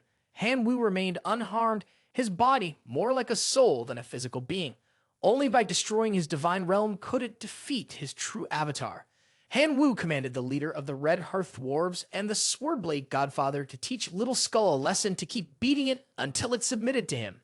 After 3 days and nights of fighting, the skeletons knelt before Hanwoo. Hanwoo patted their skulls and praised them. Wouldn't it have been better to obey earlier? Maybe you wouldn't have gotten beaten up so badly. This skeleton turned out to be the Quyen Clan's undead leader, though weakened and sealed. However, its belief strength was extremely high. It wasn't completely useless, as it attended school every day except for its days off, diving headfirst into its studies. The upcoming exam was the real key to creating a gap between the students and could even influence each person's future. This important exam related to the university made Hanwoo take it even more seriously. His grandfather's dying wish was for him to attend the Imperial Capital Academy at Chaotic Starseed to search for the whereabouts of his parents. That was one of the top universities in the Divine Realm civilization. His grandfather certainly knew how to make things difficult for his grandson. Next, the students will be teleported to the Devil's Domain at coordinates C793,826. The specific details will be sent via email after arrival, and each person will have 1 hour to prepare beforehand. The students whispered among themselves about the Devil's Domain, a place said to be constantly shrouded in a dense, malevolent aura. It is rumored when other creatures enter, they may be overtaken by the sinister energy, transforming into mindless demonic creatures. Only demonic beasts and zombies can exist normally in this place. Zhang Xiaolong felt immensely pleased. This test was clearly made for a Bloodkin Clan demonic creature like him. Finally, its time had come. At that moment, a strange number called Xiaolong, and to his surprise, it was Liu Letian. He wanted Xiaolong to take care of someone. No need to mention a name, as Xiaolong knew it was Hanwu. Xiaolong only needed to assist Liu Letian this time, and the man promised he would not treat him poorly. Before the exam, Liu Letian even funded him a sub-dragon demon. The sub-dragon demon was a transcendent life form, a powerful race comparable to a hero's life form. Liu Letian was determined to go all out this time. The exam began, requiring the students to transform into the Bloodkin Clan. Each day, they had only one chance to summon the Bloodkin Clan with a maximum of 100 creatures per summon. The system evaluated based on accumulated points from the tasks. The task list was as long as a prayer scroll, so I'll skip over that. First, there was the transformation into the Bloodkin Clan. If the transformation died, the student would return to their original form. However, if their true body perished, the student would die for real. Hanwu had 4 transformation choices: Locust, Morph, the Swordblade Godfather, and the Skull Lord, who was both weakened and crippled, and also sealed. This place was the demonic abyss, dense with demonic energy, so Hanwu chose to transform into the Skull Lord of the undead race to avoid being disturbed. The feeling of this transformation was the first time Hanwu had experienced such a thing. It felt like riding a roller coaster. He lost all his flesh, leaving only a dry skeleton and his clothes. The demonic abyss was indeed a paradise for the undead and demonic creatures. There was no doubt about it. After the transformation, Hanwu even felt better than when he was human. He commanded his 100 locusts to charge into battle, sweeping through the area. However, after flying less than a kilometer, his locusts were engulfed by the demonic energy and all 100 perished. Just as Hanwu had overheard, the natural nemesis of the Bloodkin Clan was indeed the demonic energy. With no other options, he could only rely on the 3 heavenly demon insects who had just been cultivated. The first task was to fill their empty stomachs. Hanwu sent the 3 heavenly demon insects to pick fruits to see what the fruits of the Devil's Domain were like compared to normal ones. As soon as they stepped into the area, a group of zombies rose from the stinking mud and approached Hanwu. Hanwu also wanted to test the attack and defense power of Little Skull, so he decided to take them all on by himself. 10 minutes later, Hanwu had cleaned up all the zombies and gave them a chance to line up and reincarnate. After a bit of struggle, the 3 heavenly demon insects managed to gather a large number of bone demon fruits. This task earned only 20 points for the exam. As for defeating the boss, that would earn 100 points, but the boss was a demigod. Hanwu wasn't confident he could win. If that's the case, I'll focus on the quantity and quality and concentrate on picking the bone demon fruits. After a day, Hanwu had stripped all the trees of the Devil's Domain, leaving not a single bone demon fruit behind. However, the test score could only be exchanged for 1 attempt, so he came up with an idea. Hanwu sent a message in the class chat asking if anyone wanted to trade within 100 bone demon fruits for task number 49. A few people objected, but several agreed. In the end, teacher Tian Wen had to clarify that only resources gathered during the exam could be used for trading. The first violation would result in a warning, and 3 violations would disqualify someone from the exam. Hanwu stroked his chin smugly, proud of his business acumen. Now, he had all the resources he needed to play the game. Meanwhile, someone well known to everyone, after reading Hanwu's message in the chat, pinpointed his location and gathered a cavalry of wolf riders to ambush him. A few hours later, Hanwu dropped in ranking continuously because the Bloodkin Clan was too weak to compete. If he didn't take the highest level task, he would fall to last place. What should he do now? Suddenly, a group of skeletons was wandering towards Hanwu. He swiftly shifted in and out of sight, plotting his next move, unsure if he could suppress this heap of bones after transforming into the Lord. Do you recognize me? Hanwu approached them, and the dry bone soldiers immediately kneeled and bowed their heads before him. Hanwu opened his mouth in astonishment. This was unbelievable. With just one sentence, he had recruited 10 loyal subordinates. Han Wu commanded the skeleton soldiers to rise, instructing them to lead him to the lair of the dry bone soldiers to see how many skeletons were left. An hour later, the dry bone soldiers had gathered their kin and appeared before Han Wu, along with a dry bone knight, an extraordinary undead mounted on a wolf, exuding an intimidating aura. This time, Han Wu had hit the jackpot.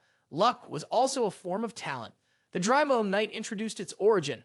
I was once a member of the 1st Legion in the battle against the Bloodflesh Fiend. The unit I led was separated from the main army, with no choice but to garrison here. Because we had to deal with daily invasions from Rotu zombies and flesh demons, the number of soldiers gradually dwindled. Thus, the troops were sent to seek out spirit stones to enhance their strength. If they are soldiers of Han Wu, you will make them even stronger. A new idea began to form in Han Wu's mind. The next day, his rank plummeted to near 180. This was the perfect opportunity for him to act. Han Wu granted the Drybone Knight a spirit stone. As for the equipment, the soldiers knew how to distribute it among themselves. 10 minutes later, his Drybone soldiers had become more ferocious than ever. Bring the Bloodflesh Demon's lair here. Let's fight right now. The lair of the Bloodflesh Demons had between 8,000 and 10,000 members.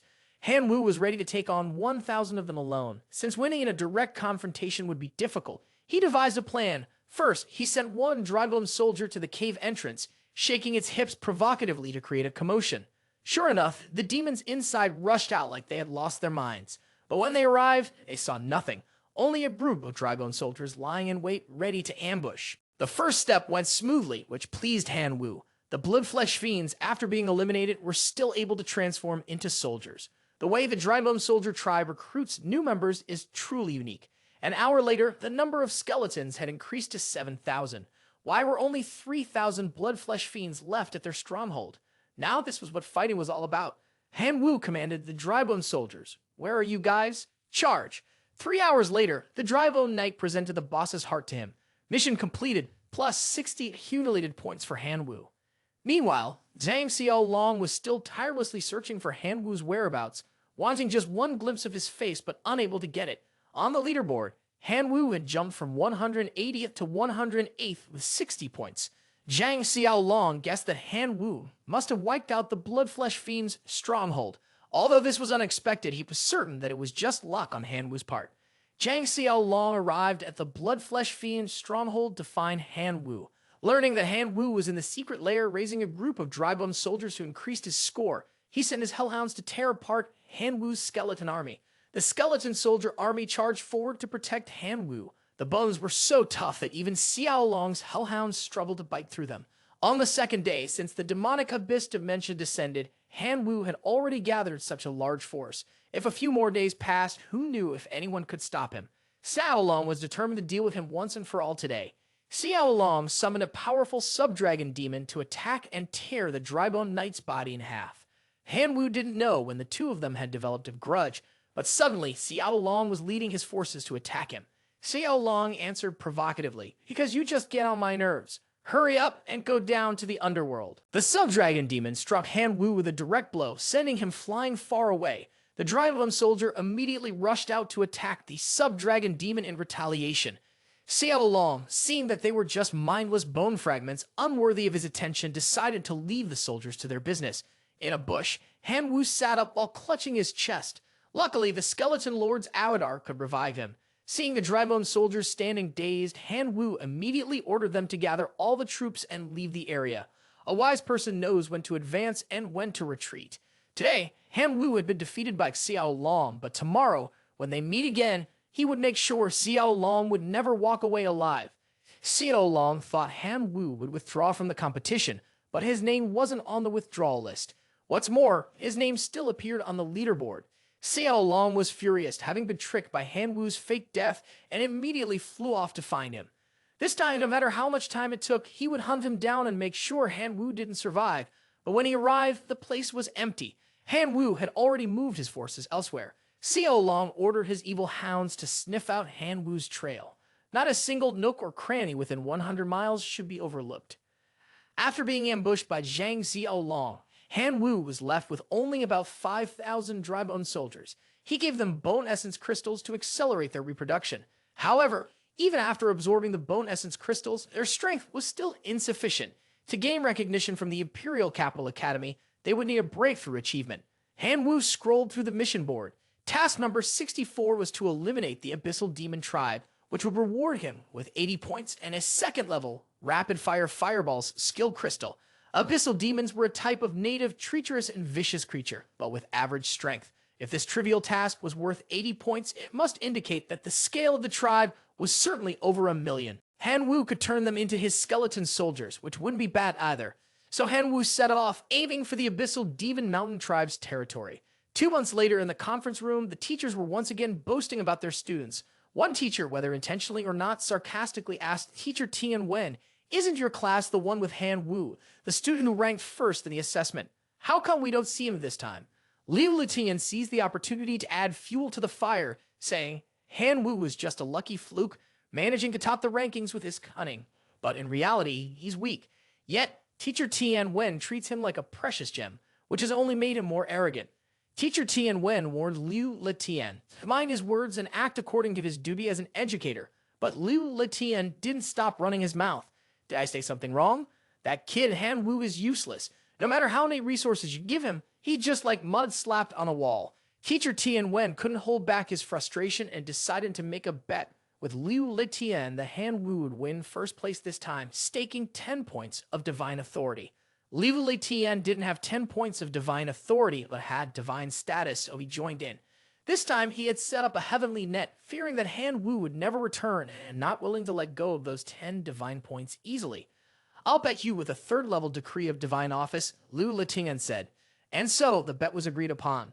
As long as Han Wu managed to score over 80 points in the mission task, it would be considered a success. Because 80 points are extremely difficult for high school students, but once successful, they will attract the attention of top-tier schools. Even if they are not ranked number 1, they will still hold a certain position. At Abyssal Demon, Guangtan's business area, there were initially millions of Abyssal Demons living there, but now only less than 100,000 remain. The rest have already sworn allegiance to Han Wu, increasing the number of his Drybone soldiers to 900,000. The remaining 100,000 will also have to surrender to his skeleton army. 20 minutes later, Han Wu's Drybone soldiers achieved complete victory under his command. 3 Drybone soldiers performed a magical ritual, turning the remaining Abyssal demons into resurrected skeletons, which were powerful undead beings.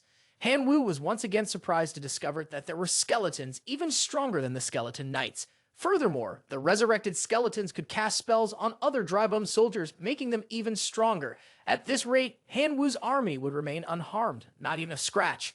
The skeleton knights swept the battlefield, bringing Han Wu loot in the form of a level 1 fireball magic staff. After adding it to the core essence divine realm, it would enhance the power of the level 1 fireball spell for the Quyen Clan, turning it into a divine weapon. There was also the source of the deep abyss, which could trigger life growth, a true treasure for Han Wu's swarm of locusts. With an army of millions of strong soldiers in hand, Han Wu no longer feared Zhang Xiaolong. At present, Han Wu took on a new mission, earning 80 points. He then accepted another 70-point mission to head to the demonic abyss, the native land of the abyssal race, to stir up chaos. 3 days after Han Wu took Skeleton around, he had climbed from the bottom of the rankings to 4th place. With this, how could Teacher Tian Wen not consider him a treasure? So what if he's 4th? He's not 1st after all. Liu Letian still looked down on Han Wu with disdain. At this moment, notifications came from other universities inviting Han Wu for interviews after the assessment, and even a 2nd-tier university directly accepted him. Liu Letian, feeling unsophisticated, shouted, "Director Xu, why have you only notified Han Wu about the invitation letter and not the invitations for the other students? There are still 3 students ahead of Han Wu, but according to the previous rules, the assessment score must exceed 3,000, and there must be a task with at least 80 points to meet the requirements. Right now, only Han Wu has achieved that, and next in line is Qin Shang, who also just completed an 80-point task, making the total score over 3,000, so he's also received invitations from other universities." Liu Letian reassured himself. As long as Han Wu didn't rank 1st, he had won the bet. Liu Letian contacted Zhang Xiaolong, reminding him not to target Han Wu anymore, just to ensure that Han Wu wouldn't take any of the remaining 3 tasks. Zhang Xiaolong nodded, focusing on the 90-point task. Han Wu reviewed the last 3 tasks. The 80-point task was to completely eliminate the evil tree forest. The 90-point task was to exterminate the Numo tribe. The 100-point task was to kill the Dark Frogman demigod. He had accumulated more than 3,000 points, ranking third on the leaderboard. If he could complete 2 more tasks, he would surpass the current leader, but it wouldn't be easy. However, Han Wu had over 20 million dry bone soldiers, 2 heroic entities, and many other extraordinary beings at his disposal. Therefore, for now, Han Wu decided to focus on eliminating the New Mo tribe. At that moment, in the New Mo tribe, Shang Xiao Long, in order to secure his livelihood, had to team up with another individual to attack the New Mo tribe. New Mo struck the heads of the 2 men with a staff. After a moment, there was no progress. Zhang Xiao Long sensed something was wrong. If he kept pressing forward, he would lose his Quyen Clan, so he decided to retreat. This type of assessment level, even with the 2 of us working together, we can't handle it. Let alone that Han Wu guy doing it alone. Zhang Xiao Long sighed. Just then, the ground shook. The 2 turned around and saw Han Wu's skeleton army swarming toward them, a grasshopper-like force made up of thousands of skeletal warriors, too many to count. Seeing New Mo being overwhelmed, Zhang Xiao Long and the other young man also rushed forward to join the battle. These skeleton soldiers may be numerous, but they are weak in combat. Let's go together, Zhang Xiao Long suggested. Han Wu didn't allow them to take advantage of the situation and ordered 2 bonebenders to take the field. The bonebenders summoned giant skeleton knights, knocking the heads of each enemy one by one. Skeleton Resurrection Abracadabra turned the nearby monsters into skeleton soldiers, new recruits. Every corpse around becomes a skeleton soldier, causing their numbers to grow exponentially as they fight. Zhang Xiao Long and his companion panicked and retreated, trying to save their lives rather than worrying about the Quyen Clan at this point. The skeleton knight blocked their path. Who said you could run? Han Wu stood on his brother's shoulder and said to them, Zhang Xiao Long, Si Duan, long time, no see. The Han Wu you're talking about isn't from your Quyen Clan, is he a locust? Seeing that Zhang Xiao Long was speaking too much, Han Wu immediately gave him a wind-cutting kick to the face. No, please don't. Zhang Xiao Long kneeled down in an attempt to reconcile, but it was too late. In a split second, he was sent straight to the Western Paradise. Seeing this, Si Duan begged, Classmate Han Wu, we have no serious conflict, right? It was just a misunderstanding before. I sincerely apologize to you. Killing me wouldn't do you any good. Well, sparing you wouldn't do me any good either. Han Wu replied calmly, delivering a sharp retort. Si Duan, terrified, offered half of his treasures in exchange for his life for Han Wu. He shouldn't have said this from the beginning, shouldn't he have? No need for Han Wu to take action. The 2 sides reached an agreement, and Si Duan, tail between his legs, fled, fearing Han Wu might change his mind. 5 hours later, New Mo's corpse was piled high, and the remaining ones had kneeled in surrender, willing to follow Han Wu as his subordinates. This mission was a success, earning 90 points. Han Wu rose to 2nd place, now only 40 points behind the top spot. There are only 2 tasks left, and Han Wu still doesn't know which one to choose, but there's only one left now. It must be the task involving Qin Shang, though Han Wu wasn't too surprised because the young lady Qin Shang was heavily supported by her family's vast resources. Now, in order to climb to the top of the rankings, the only choice was to take on the task of slaying the Dark Frogman demigod. This was a top-tier challenge for Han Wu. He didn't like doing troublesome tasks, but if he wanted to attract the attention of the Imperial Capital Academy, there was no choice but to take it on. So he commanded his team to form up and head for the lair of the Dark Frogman demigod. Currently, there were 11 classes that had completed their trials, and only 3 students from teacher Tian Wen's class remained: Qin Shang, Han Wu, and Si Duan. Qin Shang was ranked 2nd, 10 points ahead of Han Wu in 3rd place, while Si Duan was ranked 7th. Teacher Tian Wen had no idea what the 3 kids were planning next. What's so mysterious about it? There's only one demigod task left. Are they really daring to challenge it? If they fail, there will be nothing left for them.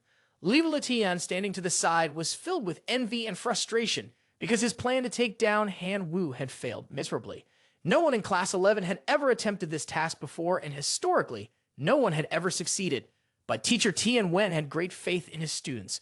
Both Han Wu and Qin Shang were daring to take on the final challenge.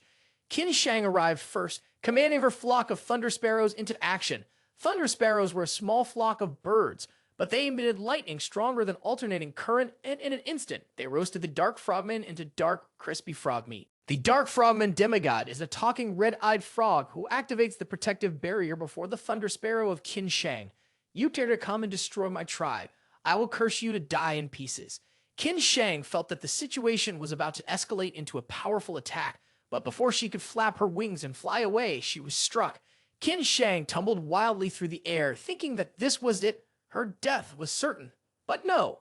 She quickly used the purification divine technique to restore her strength and then launched a lightning-imbued thunderstrike, a ball of thunder and electricity, towards the Dark Frogman's protective barrier.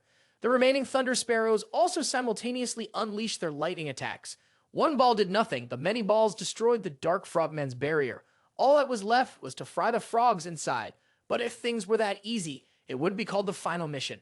It was only then that the Dark Frogman summoned the mountain-devouring Oma to the battlefield. A gigantic frog emitting a horrid blood-red flame appeared behind Qin Shang. In the eyes of the mountain-devouring Oma, Qin Shang was no more significant than a buzzing fly, so it used its tongue to snatch her. Qin Shang couldn't even flap her wings and was swallowed whole by the giant frog. Inside the slimy, saliva-filled mouth of the mountain-devouring Oma, her lightning had no effect at all. If she dragged this out, she would be digested. Just at that critical moment, Han Wu called. Though Qin Shang was annoyed, she still answered the call. "Where are you right now? The scene looks pretty unique." As soon as Han Wu picked up the phone, he irritated Qin Shang, making her want to crawl out and smack his head a few times. Han Wu stopped teasing and got straight to the point, proposing an alliance with Qin Shang. If not, in 10 minutes, her Thunder Breath army would become frog food. Qin Shang was about to retort to Han Wu, but considering her current situation, she reluctantly agreed. The condition was that the Dark Frogman's domain would belong to her, and everything else would be Han Wu's. Han Wu confirmed, telling Qin Shang to send her location so he could send his skeleton army to assist her. Qin Shang said she was somewhere in a crack, and with such a hint, even my Han Wu wouldn't be able to save her. Qin Shang was just joking, though. She had already sent her Thunder Sparrow Legion to Han Wu's position. Just a few minutes later, Han Wu saw the Thunder Sparrow army flying overhead. Indeed, they were faster than an X turning on you. "Over here, birds." Han Wu waved his dry, bony hand and then jumped onto the lead bird, ordering them to set off. The other skeletons followed suit, climbing onto the backs of the Thunder Sparrows. When they arrived, the Thunder Sparrows unleashed a bolt of lightning on the red-eyed frogs. The Dark Frogman hissed, instantly shattering Han Wu's skeleton soldiers into pieces, leaving only a pile of bones. At that moment, he commanded Bonebender to step in. Using magic, he transformed the bone pile into a skeleton knight wearing a badass red scarf. The Dark Frogman sat in a circle, performing a ritual to summon the swampy hell. The skeleton knight kicked 5 of these frogs away. Were they playing with curses and bones? Han Wu continued to deploy the skeleton resurrection, and the mage Numo joined the fray. One was made entirely of bones, the other of flesh, both charging forward. Numo used his hammer to strike each frog's head, forcing them to embrace and jump in unison. The skeleton resurrection turned the bodies of the Dark Frogmen on the ground into the skeletal remains of new soldiers. The Dark Frogmen that were still alive fought each other. It was unclear who would win, but with the support of the Thunder Sparrow on the skeleton soldiers' side, the outcome was almost certain. "I've underestimated you all. It looks like I have to take this seriously from now on." The Dark Frogman demigod invoked the Dark Divine spell to summon the Shadow Darkness. The sky darkened even more so than the night, and the sun turned blood red. This spell was truly terrifying. The dry bones of Han Wu were drained of all life, and now they had withered. He had already brought all his Quyen Clan warriors here. Was he really going to lose? "Great deity, I humbly volunteer to fight." A voice echoed in Han Wu's ears. It was the Swordblade Godfather and the dwarf Red Hearth. It seemed his effort to raise these two was not in vain. With him on the battlefield, he was sure to expand his Quyen Clan and bring more wealth to his divine realm. The gates to the divine realm opened. The Swordblade Godfather, wielding 4 mighty swords, led the charge with his Red Hearth dwarf army, charging into battle. The entire swarm of locusts also flew out, willing to sacrifice their lives for Han Wu. Although Han Wu no longer had tears, he was deeply moved. To not disappoint his people, he decided to offer up everything in one go. The choice he made this time was extremely good. Could it be that even the heavens wanted to help him? Among the choices was an artifact, specifically the Black Mark Sacred Fire, which repels darkness, eliminates toxic relationships, and helps boost the positive energy of the Quyen Clan. Han Wu didn't hesitate to take the Staff of Light, purging the darkness. The Dark Frogman stared dumbly at the purification torch in his hand. Han Wu couldn't hold back his excitement. After being beaten for so long, he was finally able to strike back. The Dark Frogman still couldn't accept that a divine being like Han Wu could dispel its dark magic. It was simply because Han Wu was the author's darling. Han Wu held the sacred torch and flew through the sky with the Thunder Sparrow. Wherever his light passed, everything was purified. Even the hideous, red-eyed frogs no longer had red eyes. After flying for a while, Han Wu finally remembered that he needed to rescue Qin Shang. He had been so distracted holding the torch and cosplaying as the goddess of freedom. Quickly defeat the mountain-swallowing demon toad. Upon hearing Han Wu's command, the Swordblade Godfather and the dwarf clan leader Red Hearth charged forward together, taking down the giant frog. Qin Shang, who had been trapped inside, also used the opportunity to burst out from its belly. She had been waiting for Han Wu, but by the time she emerged from the demon frog's mouth, she had nearly slid down its stomach into the pile of waste. Qin Shang, in a fit of anger, struck the mountain-swallowing demon toad with an enormous lightning bolt. The mountain-swallowing demon toad experienced a sensation of paralysis as though floating in the clouds. Then a flock of thunder sparrows, along with the dwarf Red Hearth, rushed in to clean up the remaining baby toads. The skeleton knight also pitched in, walking several miles and crushing a few baby toads underfoot. The dark frogman demigod sneaked away, leaving behind a classic line, "You can wait for it, but I don't like waiting." Han Wu from above enlightened the dark frogman demigod with a holy charge. When it was Qin Shang's turn, he electrocuted the demigod to no end. After completing the task, Qin Shang took the demigod's body as per their agreement. The dark frogman, still on the brink of death, spoke to Han Wu, "Spare me, and I will offer everything I have in exchange for my life. Once you're dead, all your belongings will still belong to me." Han Wu waved dismissively at the dark frogman, sending it back to the earth. Half an hour later, the dark frogman's treasures were gathered. Unbelievably, such a toad had hidden so many jewels. As per the agreement, all the treasures were Han Wu's. Qin Shang only needed its corpse for research. Han Wu placed a crown on Qin Shang's head as if paying interest on the debt he owed her. Qin Shang, thrilled, still kept a cold expression. "Well then, I reluctantly accept." The trial test had come to an end. Teacher Tian Wen announced that Han Wu and Qin Shang would return to meet with the school leaders and the staff members of various universities. All the skeleton soldiers belonged to Han Wu. On the way, Teacher Tian Wen instructed his two students not to speak recklessly. All the teachers inside were true gods. Teacher Tian Wen led them in and then left. Han Wu was curious whether the three true gods before him could tell if he had the natural talent of a child favored by heaven or the ability to sacrifice his life force. One of the teachers began with Qin Shang. The Qin family was a true god family with abundant resources. In this competition, she had even obtained the corpse of a god. He guessed that she would use it to create a life-form body to be the leader. What mattered now was how much divine value she possessed. The teacher sitting beside him felt ashamed after hearing the vice principal's words. Qin Shang hadn't even reached demigod level yet she was already nurturing a life-form body to be the leader. Meanwhile, he, a leader of the school who had long since become a god, had never succeeded in nurturing a life-form leader body. Qin Shang honestly said she had 4 points of divine value. After hearing this, Han Wu once again marveled at Qin Shang's wealth. She was already rich, yet she was so frugal. Truly, her wealth was inhuman, taking away all the fortune from others. Teacher Zhu Sheng announced that Qin Shang met the requirements to be accepted by all three of their schools. As long as she completed nurturing the life-form leader body, she could apply to any of the schools and go through the student preparation procedures to experience university life first. Qin Shang happily thanked him. She had expected this outcome long ago. It was Han Wu's turn, and Teacher Zhu Sheng's expression suddenly darkened, making Han Wu feel an ominous premonition. "Student Han Wu, we've already reviewed your information. Your core essence race is Locust, correct?" After Han Wu confirmed, the teacher ticked the core essence race box on the paper with his name, then asked about Han Wu's divine point. Currently, he had 1 point, so he still met their criteria. Next was the final question from Teacher Zhu Sheng. Everyone is curious about how Han Wu's Swordblade Godfather in the demon realm could detect the dry corpse incarnation of a leader. This question proves that no one knows Han Wu's true abilities. If that's the case, there was no need for him to reveal anything. However, if Han Wu didn't answer this question, there was one aspect he hadn't yet met from their requirements. If Han Wu wanted to be enrolled in their 3 schools, he would need to continue maintaining excellence in the next university entrance exam. Headmaster Xu felt regretful that Teacher Zhu Sheng hadn't recognized Han Wu's talent. But Han Wu didn't feel much regret at all. He would strive in the upcoming exam, but his goal was to catch the attention of the Imperial Capital Academy, not theirs. Teacher Tian Wen patted Han Wu's shoulder in comfort. Manhwa is a top-tier school universally recognized, so it's normal not to get in. If you're willing, there are still a few top schools that want you as a prep student. But in reality, the teacher didn't know that Han Wu only had his eyes on the Imperial Capital Academy. As soon as Han Wu stepped out of the classroom, Qin Shang had been waiting for him. "After I train the life-form leader, I'll go become a prep student at a prestigious school. The resources there are perfect for my development. In the future, you plan to come to the school for guidance?" Han-woo nodded. His only goal was to reach the chaotic Star Sea of the imperial capital to search for the whereabouts of the original owner's parents.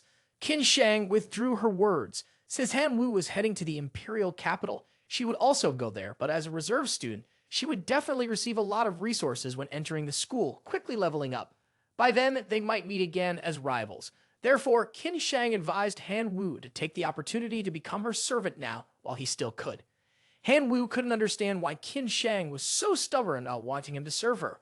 On his own, Han-woo could earn enough money to live for 3 lifetimes. Why should he bend over backwards to be a servant to her? Seeing Han-woo coldly walk away, Qin Shang liked him even more. She thought to herself, he's just as stubborn as my dried-up bones, but he's also kind of adorable. Inside Han-woo's divine realm, he used his divine points card. At present, he had 2 divine points and a lot of divine power. His core essence level had reached level 3. Apart from the Quyen Clan core essence locus, there were also many sub-clans of the Quyen Clan. A few new faces had emerged, such as the Drybone Clan and Ox Demon Clan. Han-woo was considering upgrading the combat equipment for these Quyen Clan members. However, more importantly, he needed to establish a path for his beloved locust to progress. The first path was to use the Abyss Worm, the origin and the resources of the Abyss Worm, to build the Abyss Worm path for them. After entering the Abyss Worm path, the locust would gain increased resistance, longer lifespans, and enhanced defenses against magic attacks. In short, their evolution would lean toward defensive counterattacks, which was known as the Abyss Worm path. The second path is to use the heart of the Dark Frogman to construct the path of Shadow Dwelling. After traversing this path, the grasshoppers will gain a special ability to hide and reveal themselves while flying. Combined with inflicting some side effects on the enemy, this is known as the Path of Assassination, and these creatures will be called Cursed Spellworms. Suddenly, the voices of the Red Hearth Dwarves reached his ears. "Oh gods, please forgive our clan. This fool, while processing ore, accidentally dismantled the holy staff that the gods had granted us. We beg for your mercy." Han-woo cursed under his breath. After all he had done for them, they come to report this. What a disaster. Upon arriving, the Divine Mace clan leader was kneeling, crying, and accusing his brother. "Gods, please forgive us. He is the fool who dismantled the holy artifact." Han-woo didn't know what to say. He just told them to learn from this experience, be more careful in the future, and not get too distracted. Then he turned his attention to see what the dismantled holy artifact had yielded. Han-woo received 2 Fire Star Stones and 1 Golden Crystal Core. The materials from the holy artifact were the original form of the artifact, which could be used to upgrade or repair the holy artifact. Han-woo was surprised. Recently, his devouring law had been malfunctioning. He wondered if the holy artifact material could fix it. Seeing is believing. Since it was already broken, Han-woo wasn't afraid anymore and decided to try it out. After combining the materials, the devouring law was indeed partially restored. However, it was only a partial repair. Previously, when an ordinary life form consumed over 1,000 times, it could evolve into an elite. Now, this threshold had dropped to 999 times. If Han-woo had enough holy artifacts of the origin, he could fully repair the devouring law, but he knew there was no way to obtain that many holy artifacts for disassembly. Han-woo, at this moment, turned to the online community to see if there was anything interesting. There, someone was sending out a distress signal. The young man has a holy weapon, but unfortunately, it was damaged and now it's no longer a divine item. His combat power has decreased significantly, so he's looking for someone to help him repair this weapon.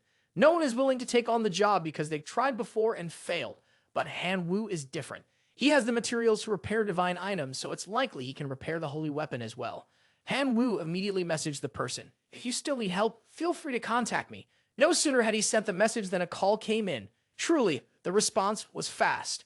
Han-woo didn't dare to say that he could fully repair the weapon for this person, but it was worth a try. Since the person had posted for a long time without finding a good solution, trying again wouldn't hurt.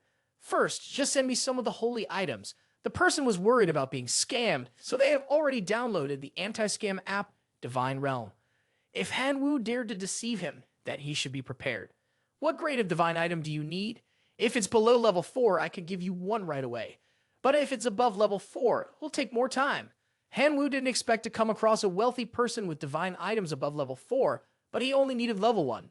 No sooner had he finished speaking than a huge box fell from the sky, nearly hitting his head. After checking, Han-woo found that the package contained 100 divine items. But thinking it over, the other person had downloaded some anti-scam app from Divine Realm or something, which sounded quite impressive, so he reconsidered his thoughts. Han-woo threw all 100 sacred items into the deconstruction furnace. 2 hours later, he received 109 materials in return. He quietly kept 9 of them for himself and only sent the other 100, hoping he wouldn't be caught. After successfully sending them, the young man immediately expressed his gratitude, praising him, "Big brother, you are truly my savior. I, Yeonjong, beg you to please, I implore you to help me." Han Wu covered his ears, which heard from Yeonjong's loud voice, "You're being too polite. The greatest joy for me is being able to help others." At the same time, at Master Tian Wen's house, the master was trying out the 3rd-level healing divine ability that Liu Letian had wagered. Liu Letian's eyes were as red as a pair of fruits, unable to do anything except mock Tian Wen. "Tian teacher, the road ahead is still long. We have to take it one step at a time." At that moment, Han Wu called to ask about something trivial. He wanted to know how to obtain the core essence level resources to upgrade his divine realm. He had already searched the top results earlier, but found nothing. According to Master Tian Wen's understanding, rare resources like divine abilities, divine essence, or core essence fragments couldn't be sold online. As soon as they were listed, they were immediately snapped up by large corporations, and ordinary, poor people like them had no chance of getting them. But if Han Wu helped him win the wager against Liu Letian, the master promised to give him the items he had collected. In addition, there is another method, though not very common. Master Tian Wen had once encountered a core essence divine realm with 2 level, and although it was a sacred artifact with good attributes, there was no way to absorb it. Previously, Master Tian Wen had participated in a competition called the Blood Crystal. The winner would receive a fragment of the core essence divine realm as a reward. If Han Wu were to engage in one-on-one combat with the citizens of other divine realms, or even with clan leaders from other civilizations, it would result in tremendous casualties for the Quyen Clan. However, if he won, he would obtain the core essence fragment to make up for the loss to the divine realm. Han Wu had already spent a significant amount of money to nurture the Quyen Clan, and moreover, this was an opportunity for him to test their strength. Although they lacked many things, they never lacked grasshoppers, so he decided to give it a try. The next day at the Blood Crystal Arena, Han Wu eagerly arrived with Master Tian Wen. Before entering, they had to wear masks to conceal their identities in order to prevent any demigods from investigating them. After all, this was an outer realm full of dangers. They then filled out the information on the form. The competitions here were divided into 3 types according to the opponent's levels: divine beings, demigods, and true gods. Unless requested by the participants themselves, matches between different levels were generally not allowed. Additionally, there was no limit to the number of Quyen Clan participants. However, it conceded during the competition, the number of Quyen Clan deaths had to exceed 50%. In the Divine Realm civilization, work speed was faster than the microwave of a best friend. Just after filling in his name, Han Wu was already assigned an opponent. Suddenly, he found himself in a multi-dimensional teleportation space. "Kid, although you shouldn't judge others by their appearance, I bet you're a newcomer." Han Wu's opponent is a young man who claims to be a tycoon. Mr. Mouse may appear to be mentally challenged, but according to the spectators, he's actually a ruthless individual. They felt pity for Han Wu, who, on his first participation, had to face such an opponent. Han Wu overheard their comments and couldn't believe that his first match was against someone so formidable. The two were informed that the Quyen Clan would be freed, and the competition would begin in 3 minutes. Mr. Mouse summoned a group of mutated long-tailed hamsters, whose squeaky noises were enough to give anyone a headache. "This kid, you must have never seen so many Quyen Clan members before. Are you scared? If you're scared, just give up." If this were a battle of numbers, Han Wu wouldn't feel discouraged. He summoned a fraction of his tens of thousands of locusts to join the fight. Mr. Mouse, seeing that Han Wu's Quyen Clan was even inferior to his own rats, couldn't stop mocking him. "Let's see whether the rats will eat the locusts or if the locusts will be food for the rats."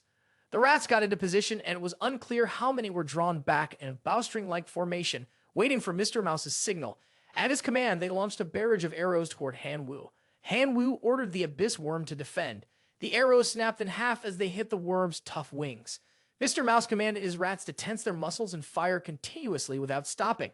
While defending, Han Wu sent the cursed spell worm to launch a sneak attack on them. A grasshopper circled behind and cast 3 different spells, causing the mice to squeak loudly. However, at this moment, Han Wu sent his heavenly demon insects to launch an attack.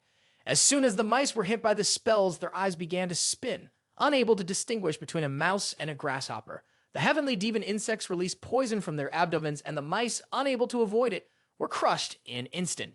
As a result, the survival rate of Han Wu's Quyen Clan was 99.99%, while Mr. Mouse's side was left with only about 20%.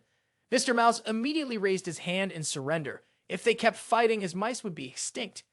After the victory, Han Wu received a shard of the core essence divine realm. As soon as he touched it, he felt something akin to the power of life sacrifice. After receiving his reward, Han Wu was teleported back to the backstage area. Teacher Tian Wen patted him on the back, encouraging him, "You did great. Winning so easily in your first match has helped me gain so much divine power." It turned out that the gambling addict Tian Wen had placed a bet on Han Wu earlier, predicting that his Bloodkin clan would have minimal casualties. He wasn't sure if Han Wu would continue to the second match, but if he won again, he would get a shard of the core essence, and Teacher Tian Wen would win the bet a second time. Upon hearing this, Han Wu decided to keep fighting. It was just the right time for his Bloodkin clan to gain more combat experience. On the 32nd day, Han Wu summed up that he had lost 100 million heavenly demon insects, but had won 89 consecutive matches. The shard of core essence had reached level 8. Advancing to the 8th level was becoming increasingly difficult and required more shards than all the previous ones combined. Just thinking about it made him exhausted. Teacher Tian Wen, seeing this, suggested that he challenge a demigod. If a divine being challenges a demigod, the rewards could increase by 10 times the current amount. If Han Wu wins a match against a demigod, the loot from the 90 consecutive victories he achieves will be multiplied by 10, meaning he will receive 90 shards of the core essence divine realm. Han Wu pondered for a moment before submitting an application to fight above his level. The spectators in the stands began to murmur excitedly at the mention of a high-level challenge. Some people had already heard about Han Wu's grasshoppers. He had only joined the Blood Crystal for just over 30 days, yet had already become the greatest slaughterer in the divine being rank, unbeatable by anyone. A demigod used a very high-level core essence divine realm, could carry a higher-level holy artifact, and even held a divine position. Knowing divine magic, everyone placed their bets on the demigod rather than Han Wu, thinking that he was too arrogant, relying on his grasshoppers to challenge a demigod. Teacher Tian Wen wiped the sweat from his brow. This bet was only placed by him a 1 in 100 chance. Han Wu instructed Teacher Tian Wen, "Just bet 10 million divine power for me." Teacher Tian Wen saw that he was playing big, but still only placed a bet of 5 million divine power. He had already wagered all his wealth on Han Wu. Han Wu absolutely couldn't lose. If he won, Teacher Tian Wen would buy a divine artifact to gift himself. Han Wu hadn't even understood yet, thinking that the teacher was giving him a gift, only to realize it was for the teacher's own benefit. Why should he be excited to thank him? Han Wu entered his divine realm. After upgrading his divine realm, he still hadn't added any sacred items. The devouring law and poison mist pearl seemed to be different from before. Yuanzhang only kept an eye on Han Wu in the divine realm to ask if he was going to refine any sacred materials today. Han Wu suddenly remembered that he had mentioned before that sacred items below level 4 could be found easily. It turned out that in Yuanzhang's divine realm, sacred items below level 4 were scattered like grass. Han Wu smiled slyly and requested Yuanzhang to transfer powerful level 2 sacred items with poison, shadow, and fire attributes to him. As soon as he finished speaking, a large package, even bigger than the last one, fell before him. Han Wu couldn't help but exclaim, "Oh my god, truly, a rich person is different." Inside the package were 2 level 2 sacred items. The first was the blazing firestream sphere with earth and fire attributes, which helped enhance the defense and resistance of the Bloodkin clan, improving their recovery ability. The second was the shadow spike with shadow attributes, which allowed the Bloodkin clan to form a contract and learn the level 2 shadow spike skill.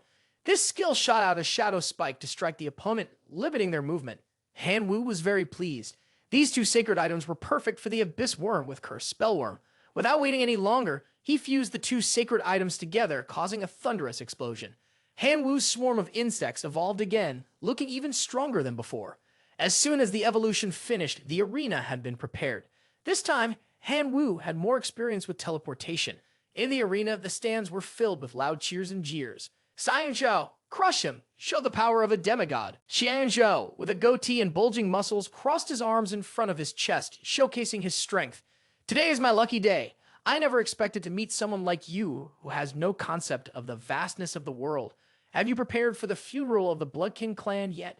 You talk too much, Han Wu replied coldly. Despite this, Xianzhou still muttered a few more words, unable to hold back. Charge, my Mammoth Legion. Xianzhou summoned his massive mammoths. The stands erupted in fiery cheers. The Mammoth King is truly magnificent. Xianzhou, riding on the back of a giant lightning mammoth, led the charge, exuding an air of dominance. A new recruit? It's your turn now, Han Wu said as he sent his swarms of locusts into the battlefield. The deadly heavenly demon insects were nurtured by parasitic nests with terrifying strength and poison-infused abilities. The cursed spellworms, also bred from parasitic nests, wielded powerful magic and shadow spikes.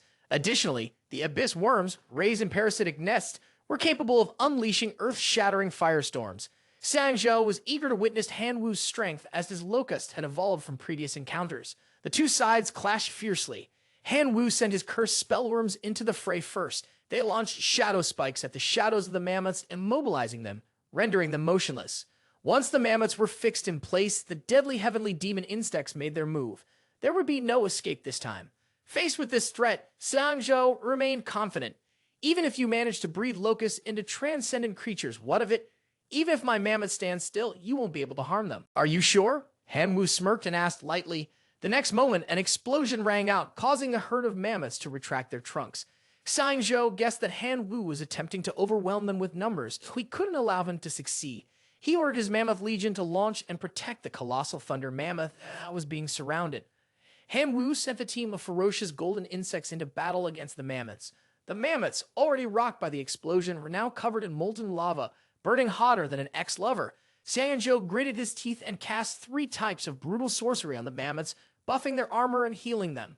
With the additional buffs, the mammoths were now strong enough to fight off the ferocious golden insects. Sanzhou crossed his arms and grinned smugly.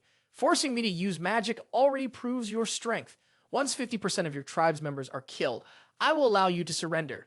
Han Wu was not one to know fear. The grasshoppers earlier were just a tiny fraction of his subjects. The word surrender does not exist in my dictionary. Charge. Pneumo tribe. Han Wu summoned a horde of humanoid grasshoppers and sent them charging at the mammoths. In this battle, Han Wu finally called upon other bloodkin clans aside from the grasshoppers, making the situation even harder to manage. Pneumo wielded a hammer and smashed the heads of the mammoths, not stopping until they were completely crushed.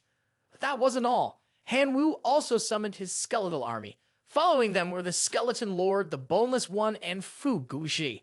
Han Wu leaped onto the Skeleton Lord's back, then commanded Fu Guji to enter the fray. Fu Guji, holding the scepter, chanted the Alibaba incantation, transforming the mammoth's body into dry bones and summoning new skeletal warriors. Sanzhou cursed in frustration. What he hated most was that these skeletons could add more soldiers this way, but it wasn't for nothing that he had become a demigod. The colossal war mammoth, activating its war power, stomped the ground. Sanzhou commanded the mighty elephant lord to crush the skeletons before him. In moments when there were heaps of shattered bones, Han Wu would order New Mo to retreat, allowing Bonebinder to take the field.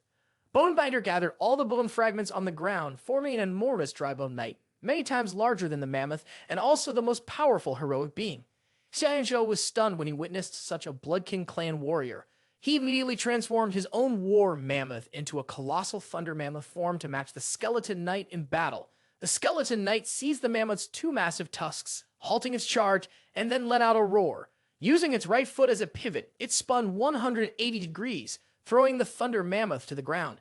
However, while the mammoth lay helplessly on the floor, the skeleton knight leaped up and used a level 1 skill. A punch from Son Goku turned the thunder mammoth into boiled elephant meat. The mammoth used its 300 centimeters long trunk to wrap tightly around the skeleton knight's arm, blocking the punch. It retaliated by slamming the skeleton knight to the ground in vengeance for the earlier throw. The mammoth raised its 2 legs, aimed to crush the skeletons beneath. The skeleton knight quickly leaped away, successfully avoiding the terrifying power of the mammoth's stomp. In response to the mammoth, the skeleton knight granted it a first-level skill, specifically a powerful strike that flipped the mammoth onto its side. Han Wu eagerly shouted, "Finish it now!" The skeleton knight jumped onto the mammoth's head, delivering a painful knock to its forehead. Then the skeleton knight helped the mammoth remove one of its long, tangled tusks. It was truly a display of comradeship. Unable to take control, Han Wu could only order the mammoth to quickly rise and start a rebellion. The skeleton knight snapped off the remaining tusk, earning enough money to ensure 3 generations of his descendants could live in comfort. However, the actions of this skeletal warrior were indeed cruel and brutal. Han Wu definitely needed to return home, lock the doors, and teach it a proper lesson. After losing its 2 most precious possessions, the mammoth no longer cared about fighting. It was then kicked by the skeleton knight and sent flying in front of Sanzhou. With no more powerful generals left, Sanzhou resorted to overwhelming numbers to compensate for the lack of quality. Sanzhou summoned a group of giant war horses to surround the dry bone knight. The giant war horses swarmed like ants under the skeleton warrior's feet. Any that came within a 3-meter radius were swiftly kicked back to the starting point by the giant's skeletal legs. The brutal battle began to shift when a few of the giant horses managed to approach the skeleton warrior. The skeleton warrior was soon surrounded, like sugar being attacked by a swarm of ants. Han Wu immediately called for New Mo Wang to reinforce the fight. A herd of cattle rushed in, charging at each giant horse one by one, loosening the encirclement around the giant skeletal warrior. The giant creatures that had just been defeated were turned into skeletons by the pretenders and fought according to their orders. The use of such a large number of them ultimately backfired on Xiangzhou. In the end, only a few of Xiangzhou's creatures remained, too scared to charge forward. He accepted his defeat before Han Wu and Kande. From the bodies of Xiangzhou's creatures, beams of light shot out, converging into a crystal. It was the shattered divine realm core essence of a demigod. Indeed, it was heavier than the common ones. Because the display was so unbelievable, Han Wu was teleported by the management to meet them. They had indeed taken notice of him after watching the recent battle. Even though Han Wu used a few tricks, he has the ability, even the qualifications, to become the heir to this blood crystal arena, one of the managers commented. This place was originally a testing ground to select a successor for the arena master position, and any fighter who defeated an opponent beyond their level had the qualification. Therefore, Han Wu was in a state of shock, suddenly finding himself with a fortune in his hands. A bloody arena with enormous traffic, where many different races came every day. Just the amount of divine power he could earn from them was enough to make Han Wu a newly emerging rich man. Now, he had enough qualification to be the heir and manage this place, which suggested that there was something shady going on behind the scenes.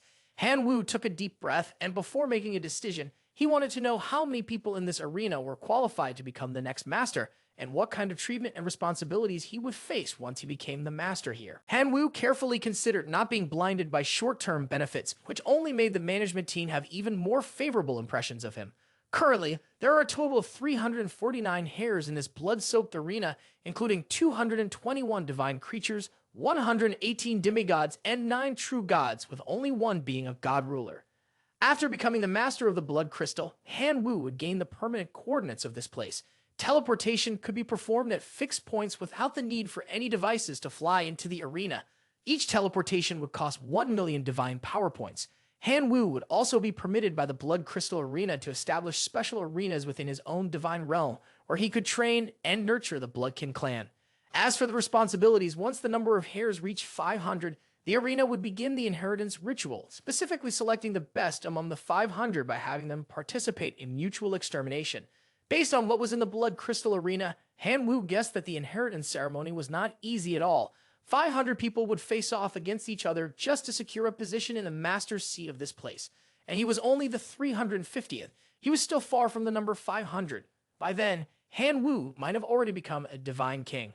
There was still a long way to go in training, but Han Wu agreed to take part in this challenge, willing to risk everything for the chance of success.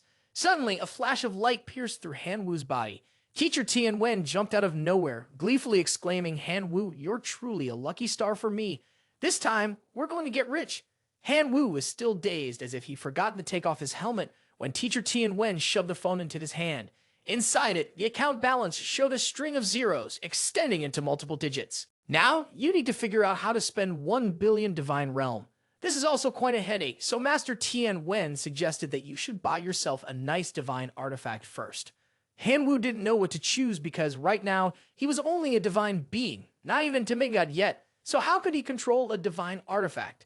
Master Tian Wen patted his chest and said, "Don't worry, I just happened to find a store that sells divine artifacts wholesale, retail, and in bulk. It will definitely have something suitable for you." Han Wu felt that this teacher of his would be perfect for a pyramid scheme. "That grasshopper, I finally found you." Xianzhou charged at him like a hungry wolf. Han Wu immediately hid behind Master Tian Wen and signaled for help with an SOS.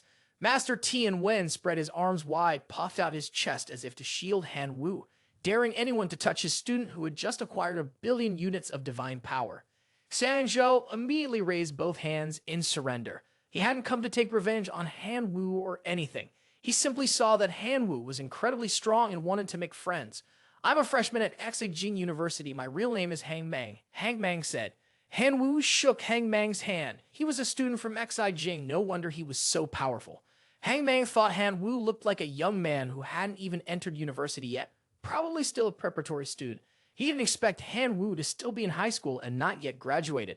Hang Mang couldn't believe it and was sure that Han Wu was exaggerating. Han Wu then introduced Master Tian Wen to verify the truth. Teacher Tian Wen stepped onto the stage, cleared his throat a few times, and said, "This grasshopper student here is truly not a student at all. Although many universities have extended invitations, he still wishes to aim higher, only wanting to join the imperial capital. However, the imperial capital is not interested in him." Hang Mang understood the situation and could tell that Han Wu had a far-reaching vision, for the Imperial Capital Academy was one of the country's best-kept secrets. He was quite impressed with Han Wu, so Hang Mang promised to report his case to the Saijin Academy for an evaluation. After returning, Han Wu would need to focus on improving his Quyen Clan core essence as much as possible. If he succeeded, this would be an opportunity for him to catch the eye of the Imperial scholars. Han Wu still couldn't believe that someone he had just defeated would extend a hand to help him. Hang Mang laughed heartily. "Haha, your potential is enormous and the path to becoming a god is still long. Having many teammates to rely on will obviously make things easier than fighting alone. Moreover, if Hang Mang introduces you to the academy and you pass the test, the school will reward you with a resource package, which explains why I'm so eager to help." Han Wu was deeply grateful for his assistance. Hang Mang advised him to invest more in resources, particularly focusing on cultivating hero-level life forms to better prepare for the Imperial Scholars test. A little while later, Teacher Tian Wen did indeed lead Han Wu to the Treasure Pavilion, a place that specialized in second-hand divine weapons. The quality of the items was uncertain, but the staff was absolutely top-notch. No wonder the wives didn't want their husbands shopping here. Master Tian Wen and Han Wu followed her inside, wanting to meet the great Master Tony, or whatever his name was. All the professional barbers were named Tony. Who knew if this Tony, the sales guy, could actually do anything? "Please come in," the voice called. They reached the teleportation door. Upon entering, Han Wu bumped into an older man with big hands and a round belly, who was forging weapons. "Old Tian, is the lamb you brought this time fat enough?" Han Wu let out a stiff cough, just wanting to get home to his mother. Master Tian had to remind the old Tony to take it seriously, as Han Wu was a student, not his little lover. The bald Tony stroked his hair and started talking about his shop's philosophy. "First, of course, we commit to never selling fake goods. We only have authentic, high-quality products, though the prices are sky-high." Han Wu cursed under his breath. What money did a student like him have to shop at this guy's place? He'd struggled just to earn 1 billion. Master Tian Wen, fearing Han Wu would get a bad impression of Tony, quickly explained that Tony was just a talker with a heart of gold. When it came to making goods, though, his stuff was the best on earth. What Tian Wen didn't know was that Tony's heart of gold was more like a venomous snake's. If it weren't for Tian Wen introducing clients to him, Tony would have cut ties with the teacher long ago.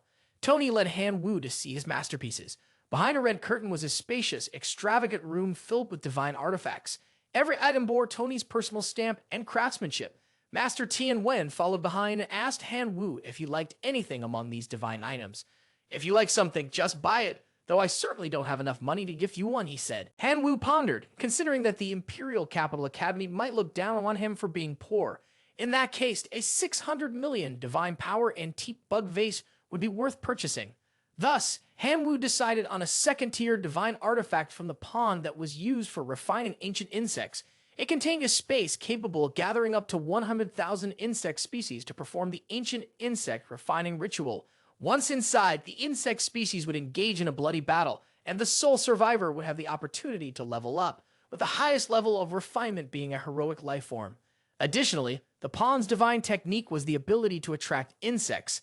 However, the range depended on the amount of divine power poured into it. Although the second-tier pond artifact did possess tremendous power, it was the most suitable divine artifact for Han Wu. Teacher Tian Wen was extremely proud of having found a student with such good judgment. 4 divine attributes or 580 million divine power will you pay in cash or by bank transfer. Tony hastily closed the deal, causing Han Wu to startle. Teacher Tian had to pull him back to haggle. After all, since they were acquaintances, wasn't there some room for a discount out of respect for Teacher Tian? Although Tony was reluctant, he didn't dare object due to Han Wu's status as a big spender. He sold the artifact to Han Wu for 600 million and even threw in a special item, a detection eye. After finishing his shopping, Han Wu left. Staying any longer would only result in being pressured by Tony to buy more. Tony immediately chased after him to advertise a special divine artifact. "I just crafted this based on the remnants of a lost civilization," Teacher Tian Wen said, narrowing his eyes to take a closer look. After the appraisal, Master Tien Wen immediately flew into a rage. "Fine, Tony, I considered you a friend, but how come you treat me like an enemy?"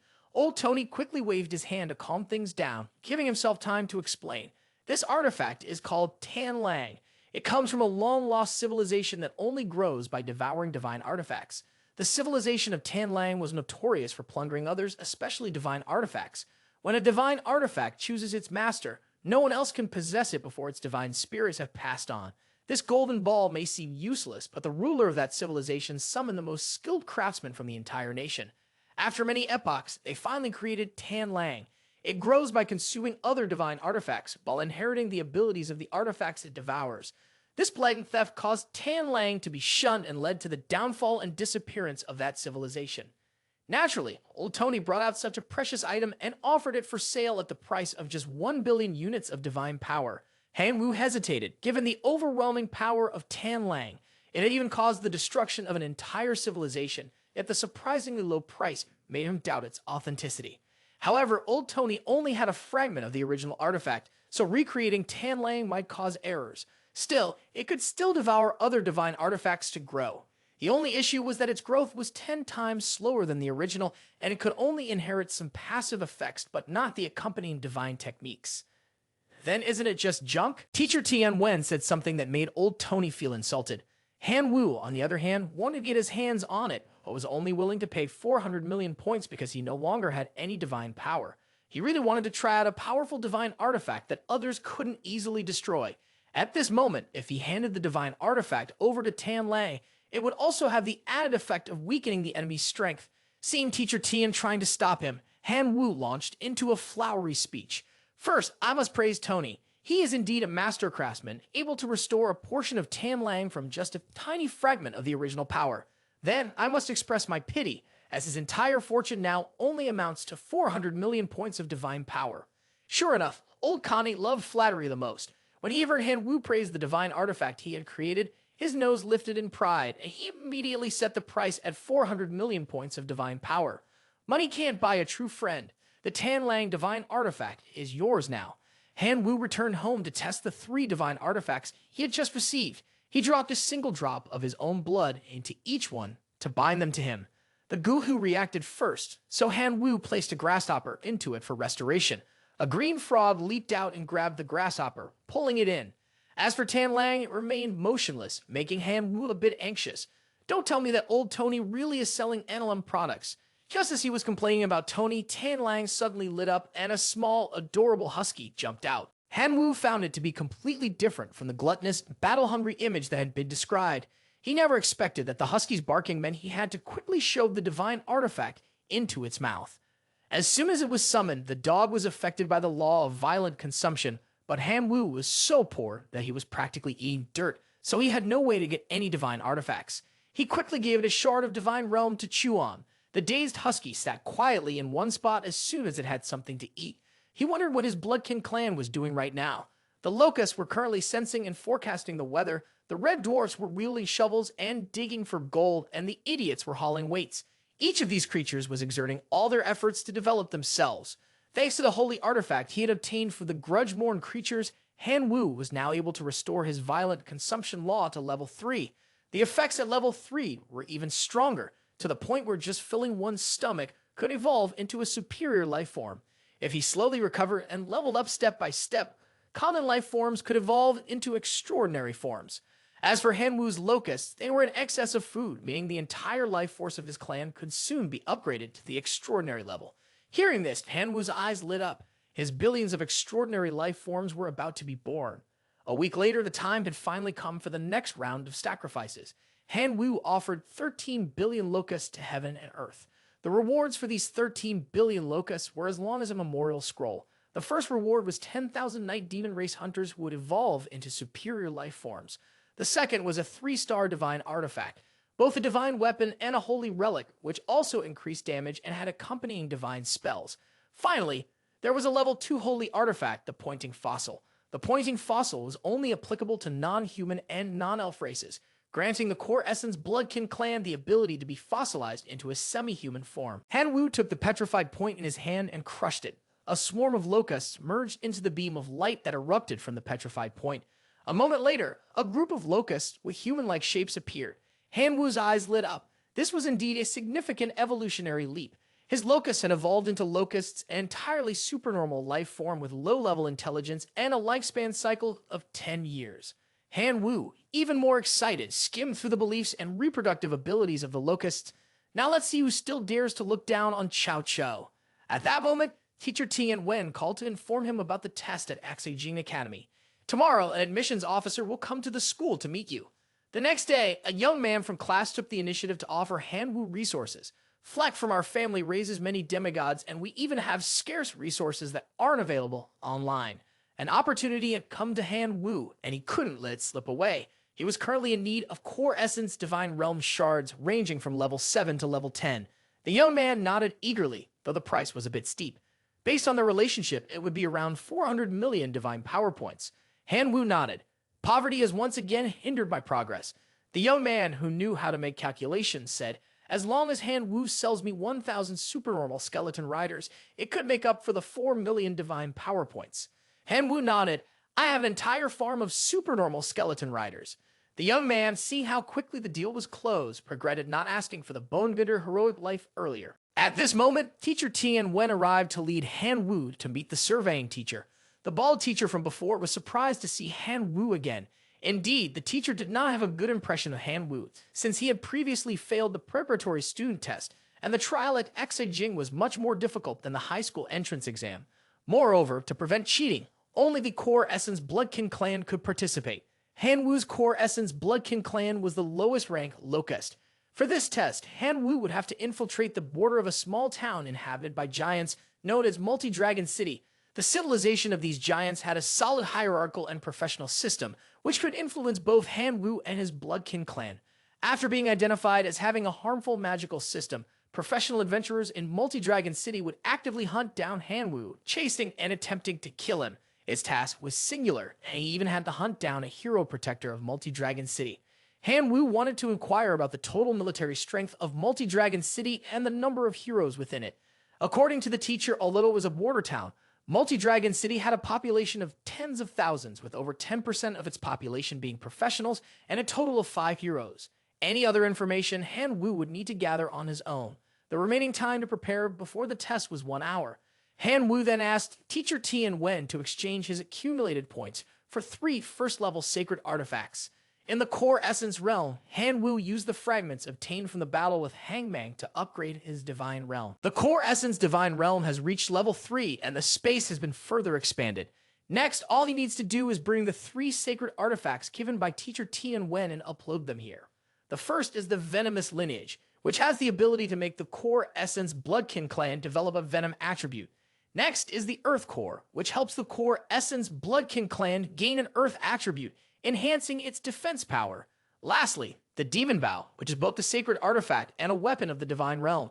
It has the ability to allow the Core Essence Bloodkin Clan to summon the Bow Squad as weapon energy, while Han Wu can summon the actual form of the Demon Bow. Once successfully uploaded, most of the heavenly demon insects will possess the venomous attribute. Half of the abyss worms will level up in defense, and most of the locusts will be able to use short bows in combat.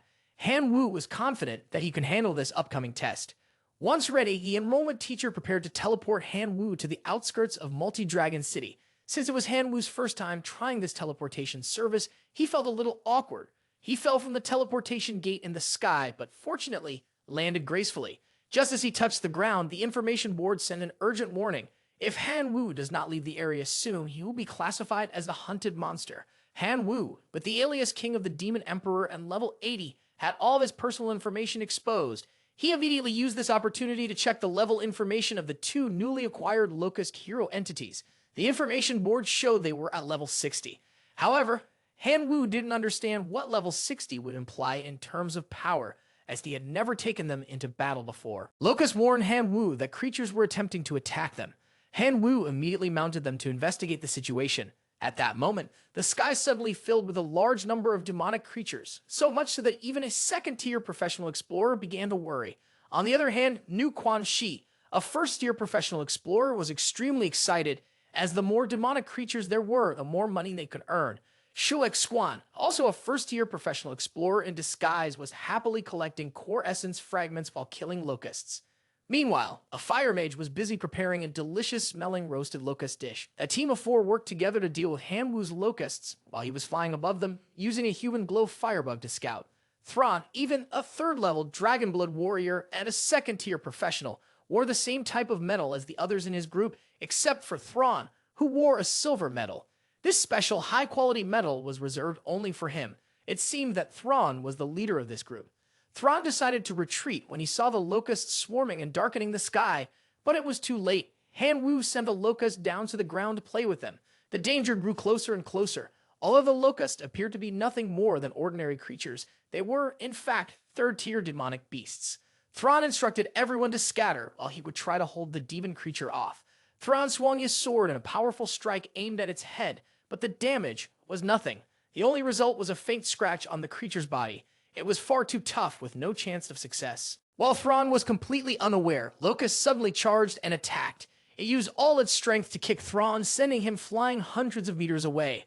After dealing with Thrawn, it started chasing the remaining group. The others at that moment were desperately running around trying to find a place to hide, but before they could do anything, they were already cornered.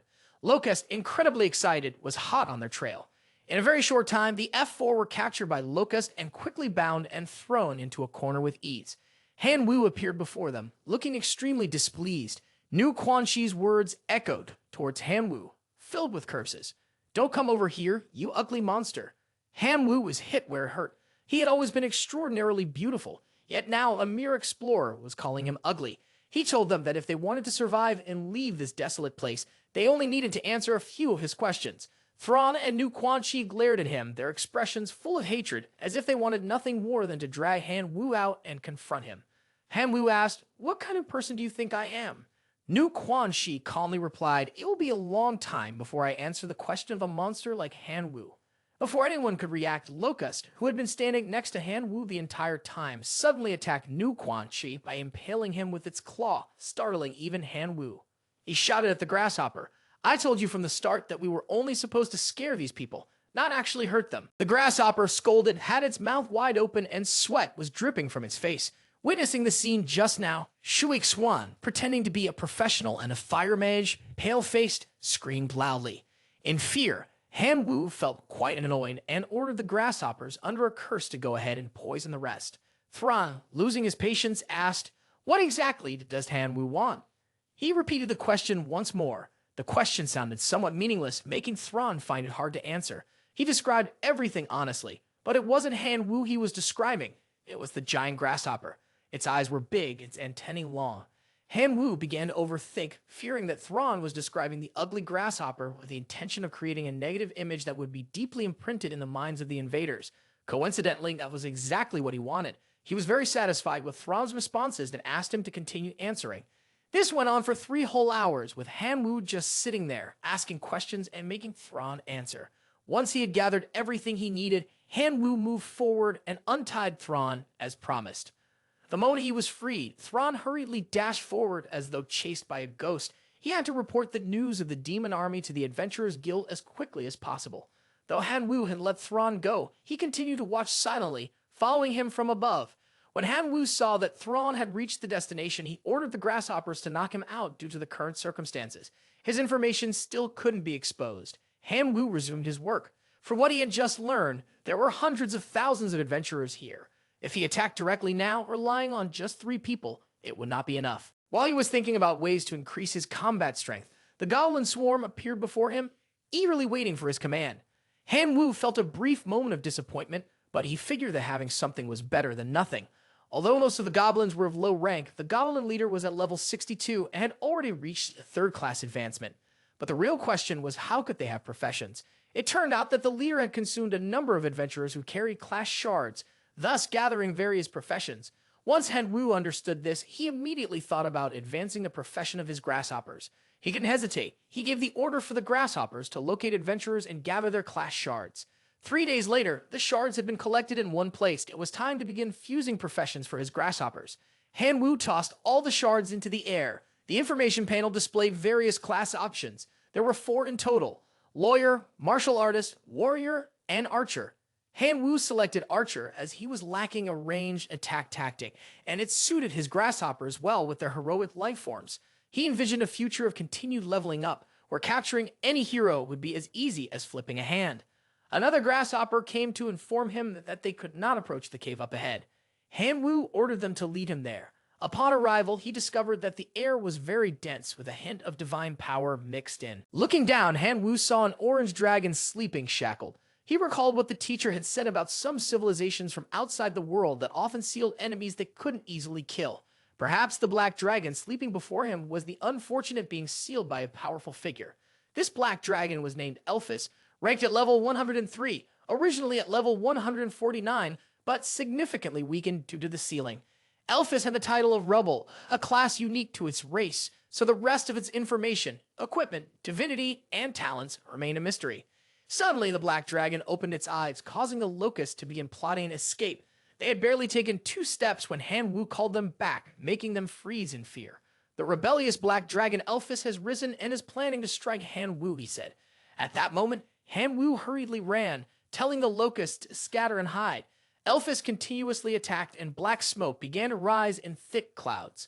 5 minutes later, Hanwoo peeked out and asked, "Has the black dragon used all its moves yet?" This only made Elphys angrier, and it resumed its attack. Elphys opened its mouth wide, and a ball of energy started to form, growing larger and larger. Hanwoo ran to the Vade, while the black dragon seemed to be posturing, throwing attacks that never landed on anyone. After 10 minutes of futile effort, the black dragon began to tire. Hanwoo reappeared again, saying he wasn't there to fight, but only to help. However, it was clear that Elphys wouldn't believe that. He believed he had seen through Hanwoo's schemes. "If you're not angry, leave here immediately. Otherwise, I will destroy your gang." Unable to converse with the black dragon, Hanwoo took out a bow and attacked with the first strike. The arrow barely touched the Elphys before it was deflected.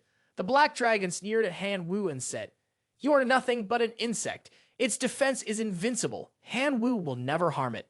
Seeing that using the bow wasn't effective, he switched to a sword. Hanwoo charged forward and delivered a powerful slash at the black dragon, but it didn't even flinch, not even a scratch appeared. He then changed his approach, using 1,000 points of divine power to strike near the black dragon's head. Without injuring it, there's no way to communicate.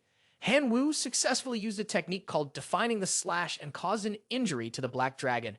The black dragon, enraged that Hanwoo dared harm a great and rebellious creature like itself, tried to intimidate him, but Hanwoo interrupted, threatening in return. "I still have plenty of weapons, and you might even log out permanently." At this point, the black dragon relented and agreed to speak with Hanwoo. It asked him what exactly he wanted. Hanwoo got straight to the point. He wanted to eliminate a hero in Long City, but he still didn't have enough strength to confront him on his own, so he needed the black dragon's help. However, Elphys had been sealed here for hundreds of years and couldn't leave. The chain binding it was a special creation made solely for it. Even its dark powers couldn't corrode half of it, let alone Hanwoo's weapons. Hanwoo looked at the chain lock on the black dragon's neck. Is this lock truly a divine artifact? That's right. The black dragon, rebellious and majestic, didn't bother to lie. Hanwoo conjured a fireball with his hand. He already had a method to break the lock on the black dragon's neck, but he wasn't sure whether his plan would succeed. His method was to cut the chain in the middle. He placed the fireball on the chain and sliced it in 2, all under the astonished gaze of the black dragon. Upon seeing the chain successfully cut, the black dragon raised its voice, demanding Hanwoo cut the remaining pieces for it, even arrogantly stating, "Great and rebellious black dragon, Elpha commands you to do so." Hanwoo was displeased with the dragon's words and asked, "What did you just say?" The mindless black dragon repeated its command. Hanwoo had cut the chain earlier to show his sincerity as he needed the dragon's help. He never expected it would dare to issue orders to him. The black dragon was ready to comply with Hanwoo's request. After all, it was just a matter of physically manipulating a hero and making him leg out. To it, it was as easy as flipping a coin. It continuously urged Hanwoo to help remove the chain.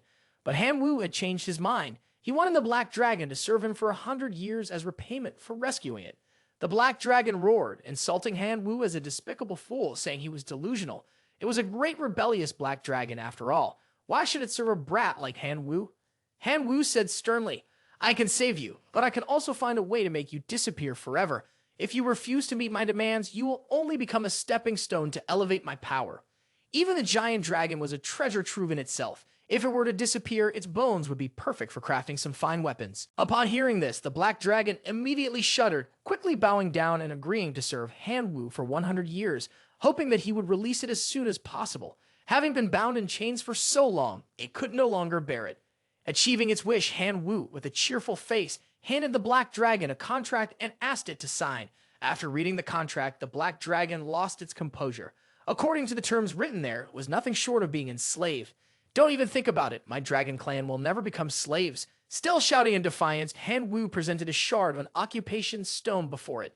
The Black Dragon immediately fell silent. Han Wu knew that the Black Dragon was currently very weak and needed to replenish its strength. That's why he had brought out the shard to lure it. As expected, the Black Dragon was completely captivated. Just a moment ago, it was loudly declaring it would never do such things, and now it quickly extended its claws to sign the contract. Han Wu kept his promise. Once the Black Dragon had signed, he released the little wolf to chew through the chains and restore the Black Dragon's freedom. After years of captivity, the rebellious Black Dragon, Elfie, was finally free, no longer bound by chains every day. Elsewhere, the multi-dragon city guild hall, the 5 heroes were gathered, having just heard the news that the rebellious Black Dragon had escaped its seal. They also guessed that the Black Dragon's current strength was very weak. This was the perfect moment for them to unite and destroy it. The heroic Saintess guessed that the Black Dragon would seek out a secret hideout to recover its strength, and since the area outside the city was vast, finding it would be like searching for a needle in a haystack. They would need help from the adventurers in Multi-Dragon City. Another person, the hero Icefire Swordmaster, dressed in a white outfit that exuded an elegant aura, said that they must take action first and gain the upper hand before the monsters start to riot. The dark power emanating from the Black Dragon would increase the strength of a large number of monsters. Hero Feng Xingzhe on the other side said calmly, "Those people are overthinking. After all, it's just a Black Dragon that has just broken free from its seal. There's no need to worry too much about it." Then he turned to Dulong Jie, who looked trustworthy. "What do you think, Brother Dulong Jie? Is that right?" Hiram Dulong Jie, with a serious face and sharp eyes like a blade, responded, "It's just a giant dragon. Why discuss it? I once killed a Wind Element 6 dragon by myself, but it did disturb the formation of all the adventurers in Multi-Dragon City." Hero Infinity Saint quickly reminded them, "This Black Dragon is different from the dragons out there. According to what is recorded in the ancient texts, it is a rebel of the Dragon Clan. Do not underestimate it." Hero Dulongji retorted sharply, his expression displeased. "Are you doubting my strength? After all, I am a Dulongji level 4, granted by the will of heaven. My purpose in existence is to kill dragons." His words left Hero Infinity Saint speechless, unable to respond further. Hero Dulongji decided to go after the Black Dragon, only asking the others to stay home and protect things well. It was clear from the heartfelt attention that the people here held great respect for him, and his words carried a lot of weight. Feng Xingji smiled and requested to follow and assist Dulongji.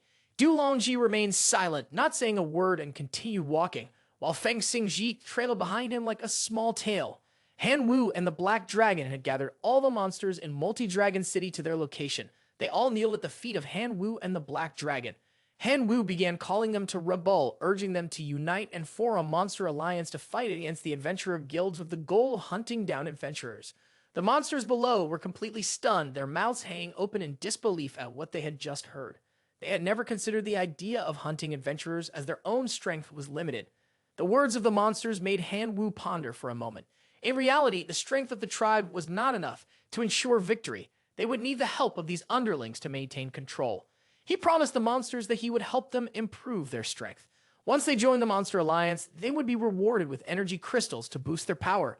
A few days later, it began taking the first steps of their plan. The Black Dragon was drawing its own blood and letting it drip down for Han Wu to bathe in, as the dragon's blood would help Han Wu break through the third transformation. It also subtly reminded Han Wu that he owed it 500 Black Star Stones, as it would soon feel dizzy from blood loss. Han Wu knew the Black Dragon was pretending to be weak, but even so, it had sacrificed a lot of its blood for him. So despite the fact that 500 Black Star Stones were quite expensive, he still promised to repay it in full. After having soaked thoroughly in the dragon blood, the system reported that Han Wu had leveled up to the 3rd tier profession, Black Dragon Warrior. His physical strength and resistance to various elements increased by 50%. His power had risen significantly, particularly in the skill of Black Dragon Transformation Mastery. Unable to wait any longer, Han Wu immediately activated the Black Dragon Transformation skill within his body. Purple smoke began to swirl around him. In the blink of an eye, 2 horns sprouted from his head and a pair of wings grew from his back. This was his new skill. His codename was now King of the Demon Emperor. His level had reached 125, with attributes such as Chosen One of the Heavens, Dark Element Sensing, Black Dragon, competes for Ancient Lake, and many other talents. Han Wu was now in a different position. He was confident that he now had enough strength to face the heroes of Multi-Dragon City in a one-on-one battle. But suddenly, the Black Dragon let out a loud roar. What's happening? Two beams of light, one green and one red, appeared in the sky. Two men landed. They were the heroes Dulongji and Feng Xingjie. They had tracked down the Black Dragon's hiding place. Hero Dulongji targeted the Black Dragon. Once we deal with the Black Dragon, my Dragon Slayer profession will surely reach new heights. He then ordered Hero Feng Xingji to protect the area, ensuring that no monsters would disturb his great undertaking. Hero Feng Xingji raised his hand to the sky, summoning a ball of green energy known as the Storm Barrier. The sky above Multi-Dragon City blazed with brilliant blue. Han Wu and the Black Dragon were trapped in the penalty zone of Hero Feng Xingjie. Upon seeing Han Wu, the king of the Demon Emperor at level 125, they'd never expected such a powerful monster to the outside of Multi-Dragon City. Han Wu originally intended to master his skills first, then come to Multi-Dragon City to deal with some hero, but fate had it that the heroes came to him instead. Hero Feng Xingji's real name was Smith, at level 131 with expertise in headhunting spears, sealed divine flame, light-stepping physique, and storm embodiment. In terms of level, Han Wu and the Black Dragon were clearly at a disadvantage in this battle. The fight began, with Han Wu attacking first. He flew up and launched two thrusts towards his opponent. He easily dodged the attacks, then leaped into the air and suddenly appeared behind Han Wu, launching an attack. It turned out he could create clones. Han Wu was struck by two attacks from both the front and the back, leaving him dazed. Meanwhile, a Black Dragon was also relentlessly launching attacks. The Locust Quyen Clan broke the barrier. It seemed to be trying to destroy the shield that had been set up earlier. The hero in the domain was fighting the Black Dragon. Though at a disadvantage, it was unclear when exactly the hero had appeared behind the Black Dragon, raising his sword high to strike down. The Black Dragon was hit, screamed in pain, and collapsed to the ground. The Black Dragon was completely defeated and was controlled by Dulongji. Dulongji ordered Dragon Soul to take the Black Dragon back to Multi-Dragon City, then turned to ask if Han Wu needed any assistance. He was confident that he could handle Han Wu, so he told Dulongji to leave first, assuring him that he would follow shortly after. The hero Dulongji said nothing more as the Sword Book and the two Dragon Souls carry the Black Dragon back to Multi-Dragon City. Han Wu continued relentlessly attempting to break the storm barrier. He had to succeed, no matter the cost. The Locusts charged in like a flood, breaking apart the storm barrier piece by piece. In no time, the wall collapsed under the onslaught of the Locust, catching him by surprise. However, he disdainfully remarked that Han Wu was overestimating his own abilities and began launching continuous attacks at him. But before he could settle into a rhythm, the Locusts surrounded him from all sides. It was then that he realized how close danger was. If things kept going like this, his strength would be depleted completely. Of the 36 strategies, retreat was the best option, but it was too late. At the blink of an eye, from a level 131 hero, he was overwhelmed and killed by the Locusts. They wrapped around him, gnawing away at him until only his skeleton remained. He had logged out of the world, which meant Han Wu's mission had been completed. The screen displayed a message from his mentor. The teleportation channel is now open. You can return. Yet the situation was ironically unfortunate. Han Wu did not want to go back yet. It wasn't hard for his mentor to understand why he wanted to stay.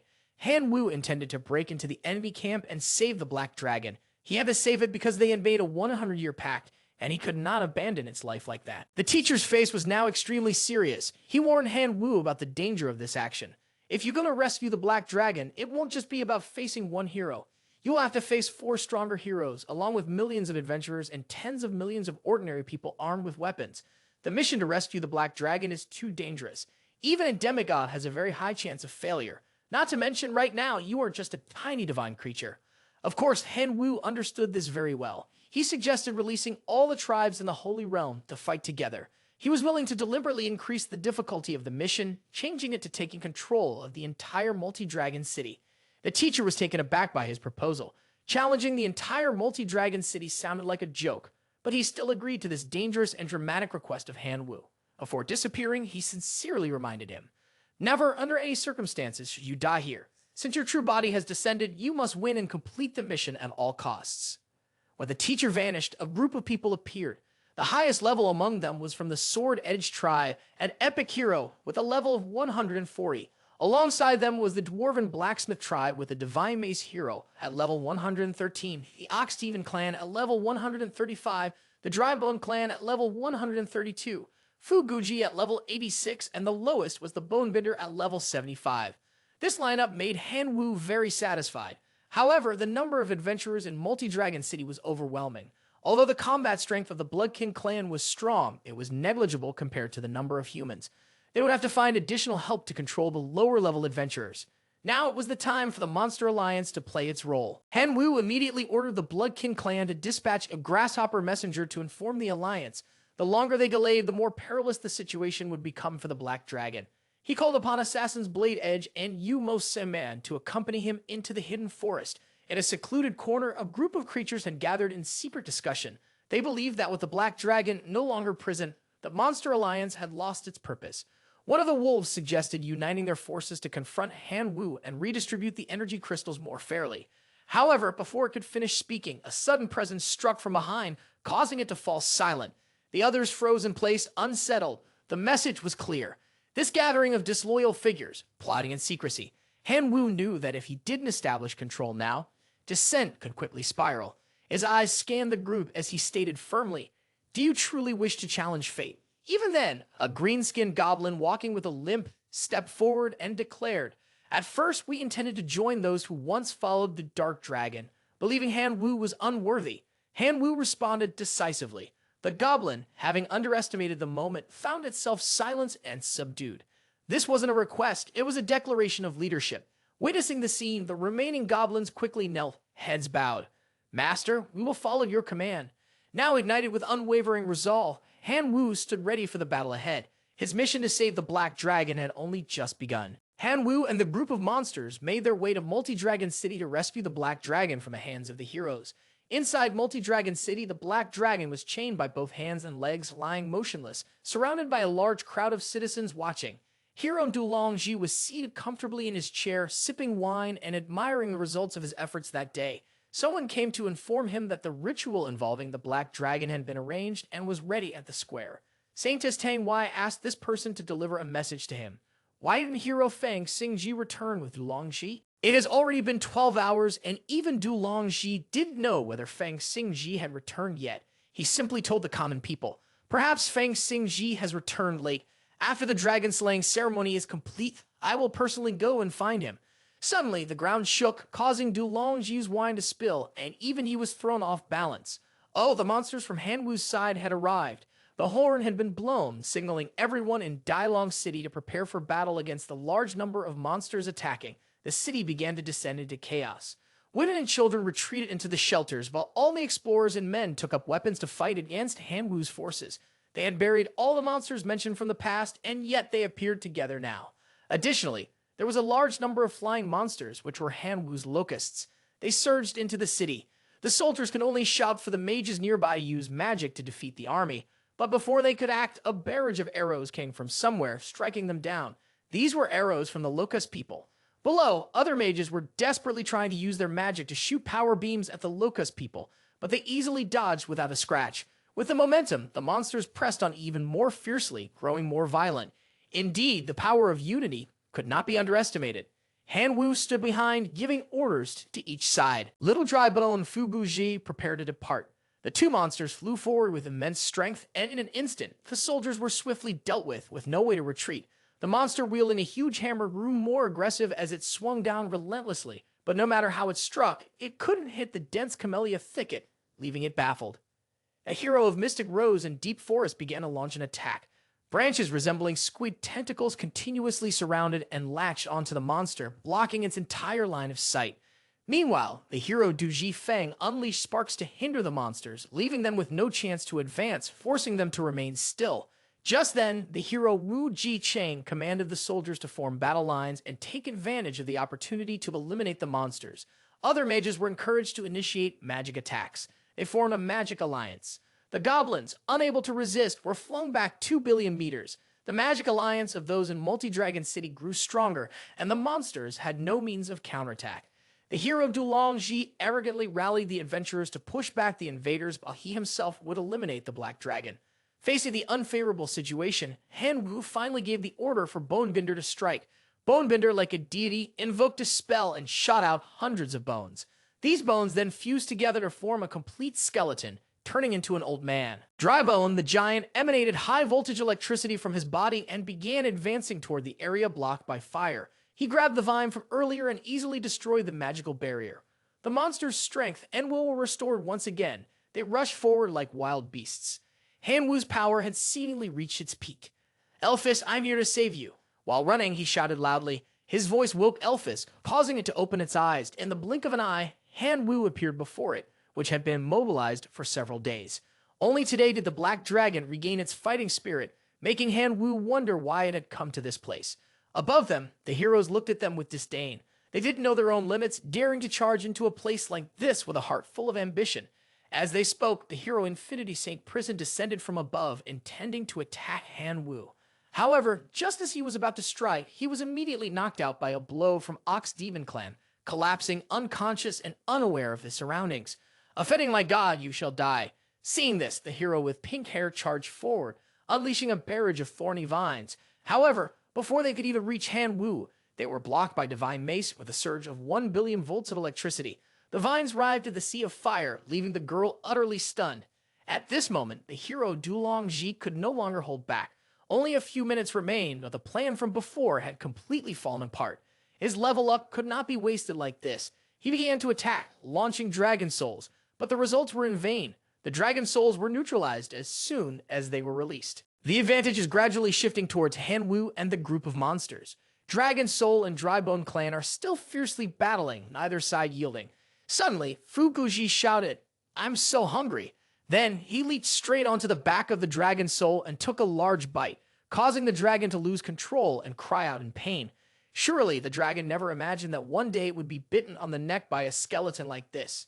Hero Dulong Ji, seeing his dragon being eaten, immediately flew into the air to demand justice for his beloved dragon. "How dare you eat my dragon soul? You're truly courting death. Since Drybone Clan is a skeleton, it's not exactly alive, so there's no fear of death." The hero Dulong Ji struck with a decisive blow, causing the skeleton to fall. There was a sharp cracking sound from the ground, but just a minute later, the limbs of Drybone Clan healed and had bounced back up.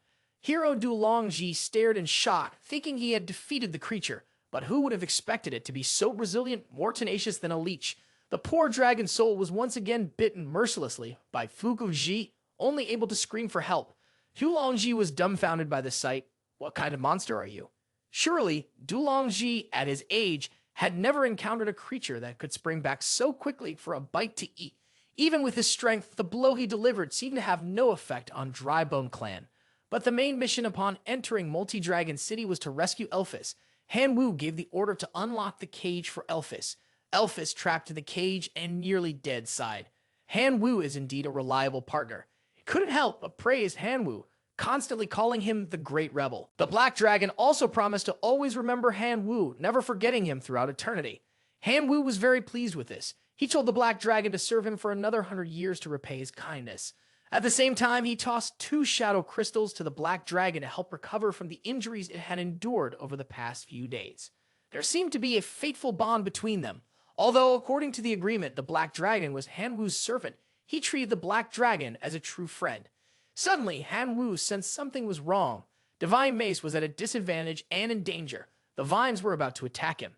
Hanwoo immediately ordered the locusts to go help Divine Mace. But given the current situation, it really wasn't good. They needed to escape their current state as soon as possible. Otherwise, what awaited them would be failure. The army on Hanwoo's side would be completely destroyed sooner or later if this situation continued.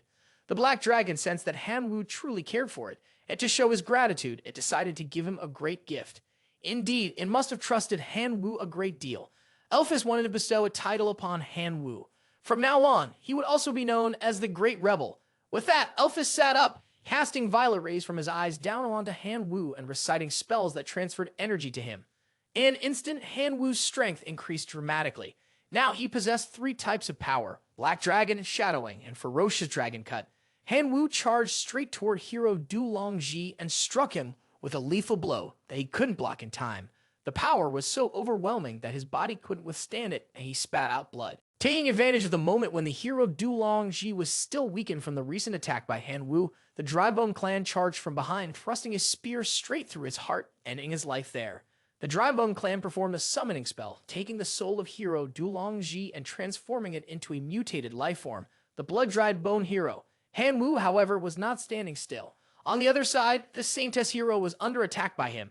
The Saintess hero refuses to submit. Do you dare?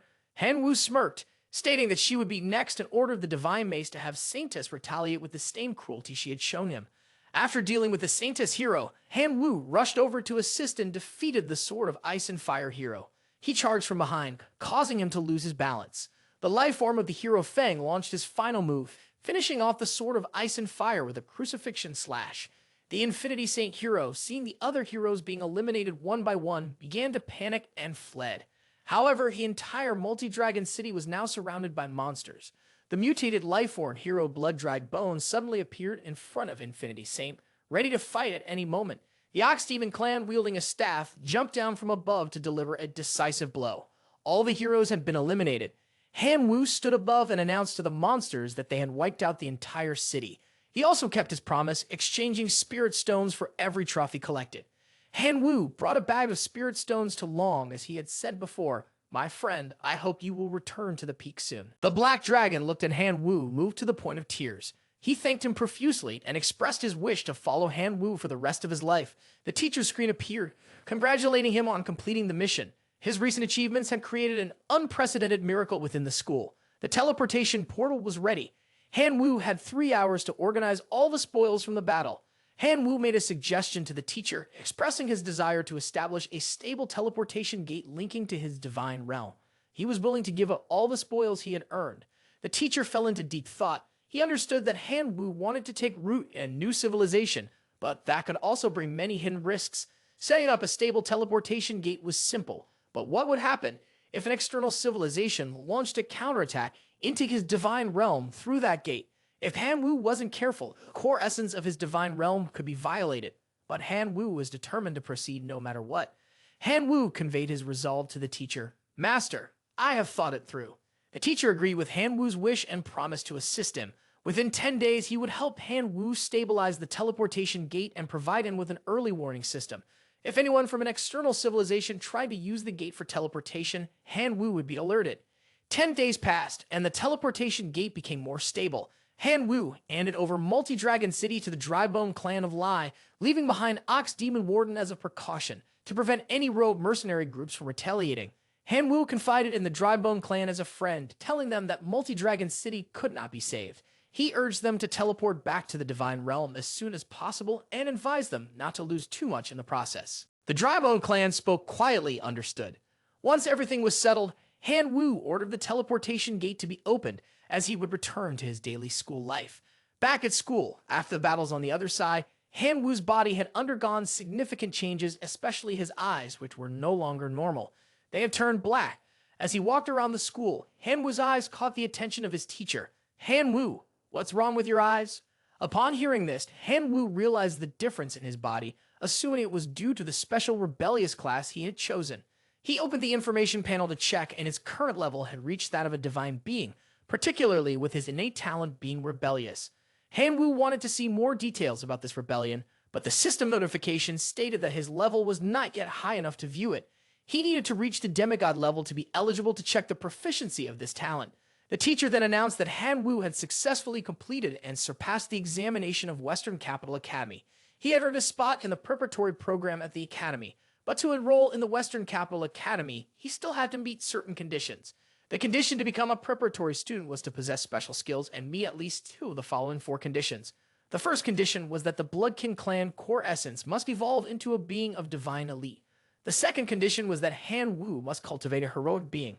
The third condition was that his divine attribute must exceed 4 points, and lastly, he must possess a sacred artifact. Under the current circumstances, Han Wu had fulfilled the second condition, but for the third condition, he needed to meet 1 more requirement before he could pass. But this message came to him too late, and it seemed that it would cause difficulties for Han Wu. After the teacher finished speaking, he went elsewhere, only encouraging Han Wu to keep trying, assuring him that the doors of the academy were opening before him. Han Wu turned to look at the teacher beside him, wanting to ask for help in obtaining a divine point as soon as possible. But the teacher shook his head and sighed, saying that it was already too late. If Han Wu had said this a day earlier, perhaps I could have left a divine point for you, but now they are all gone. The teacher suggested that Han Wu could also participate in the Academy's evaluation in 28 days with a reward of 1 point. Hearing this, Han Wu turned away with a skeptical look on his face. It was hard to believe that things could coincide like this. Han Wu, stop looking at me like that. I swear on my honor that what I have said is the truth.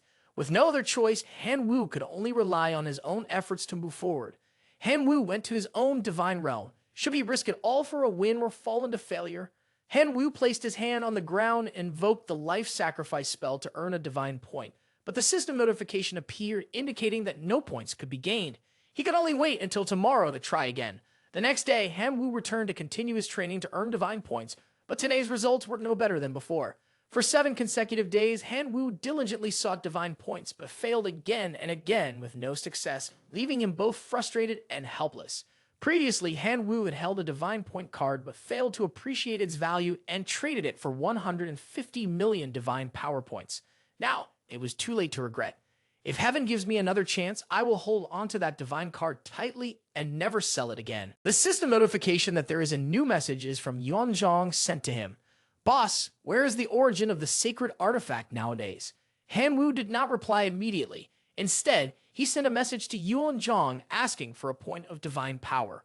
Although he thought that Yuanzhong was a true god, it was highly likely that he did not possess any divine power points. On the other side, Yuanzhong, upon receiving the message, was both skeptical and uncertain.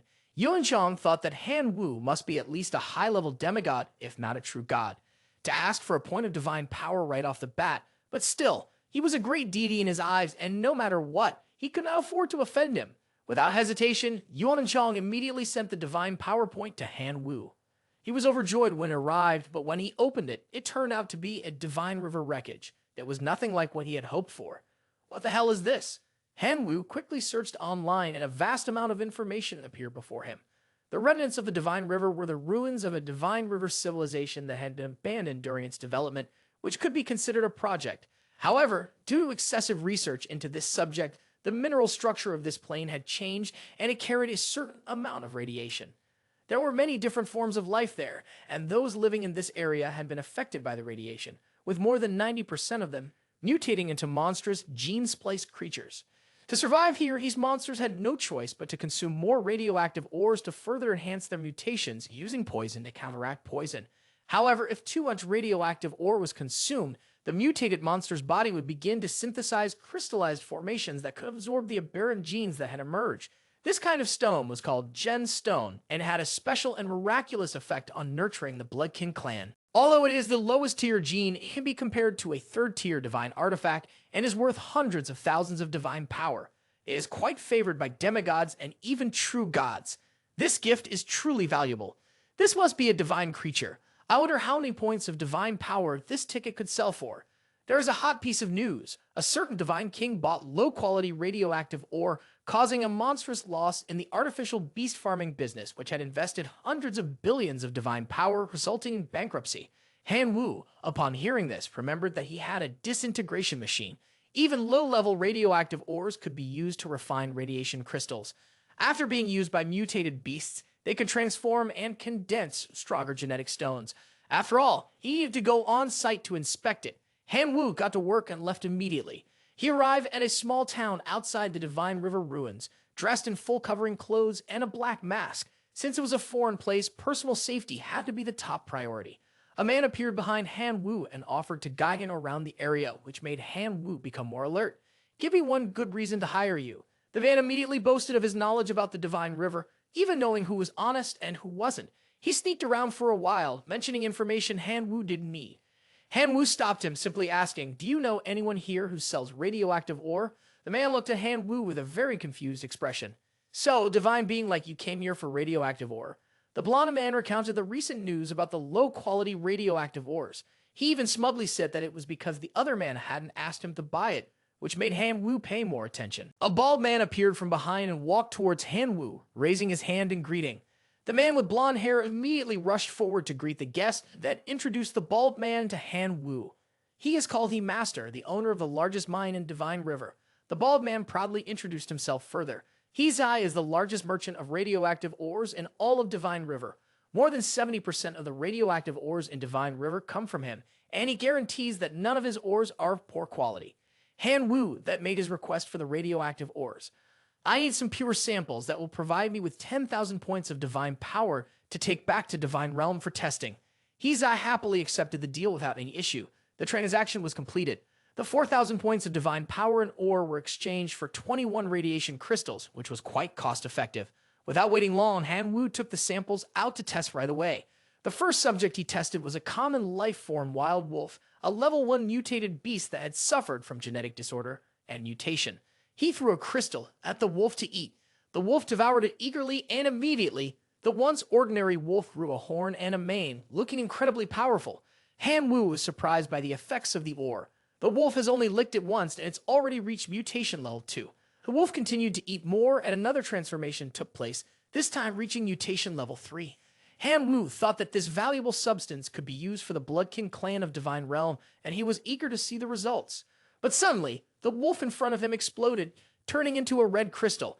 As expected, the radiation was dangerous. If not properly controlled, it could explode from its own power. The red stone, known as the Gene Stone, has the ability to induce genetic mutations in the Quyen Clan, granting them fangs. However, its side effect is that it shortens the mutated Quyen Clan's lifespan to just 3 years. Suddenly, a voice from behind threatened Han Wu to hand over the stone. It was demigod Zhang Gang. Han Wu defiantly asked him, "What if I don't hand it over?"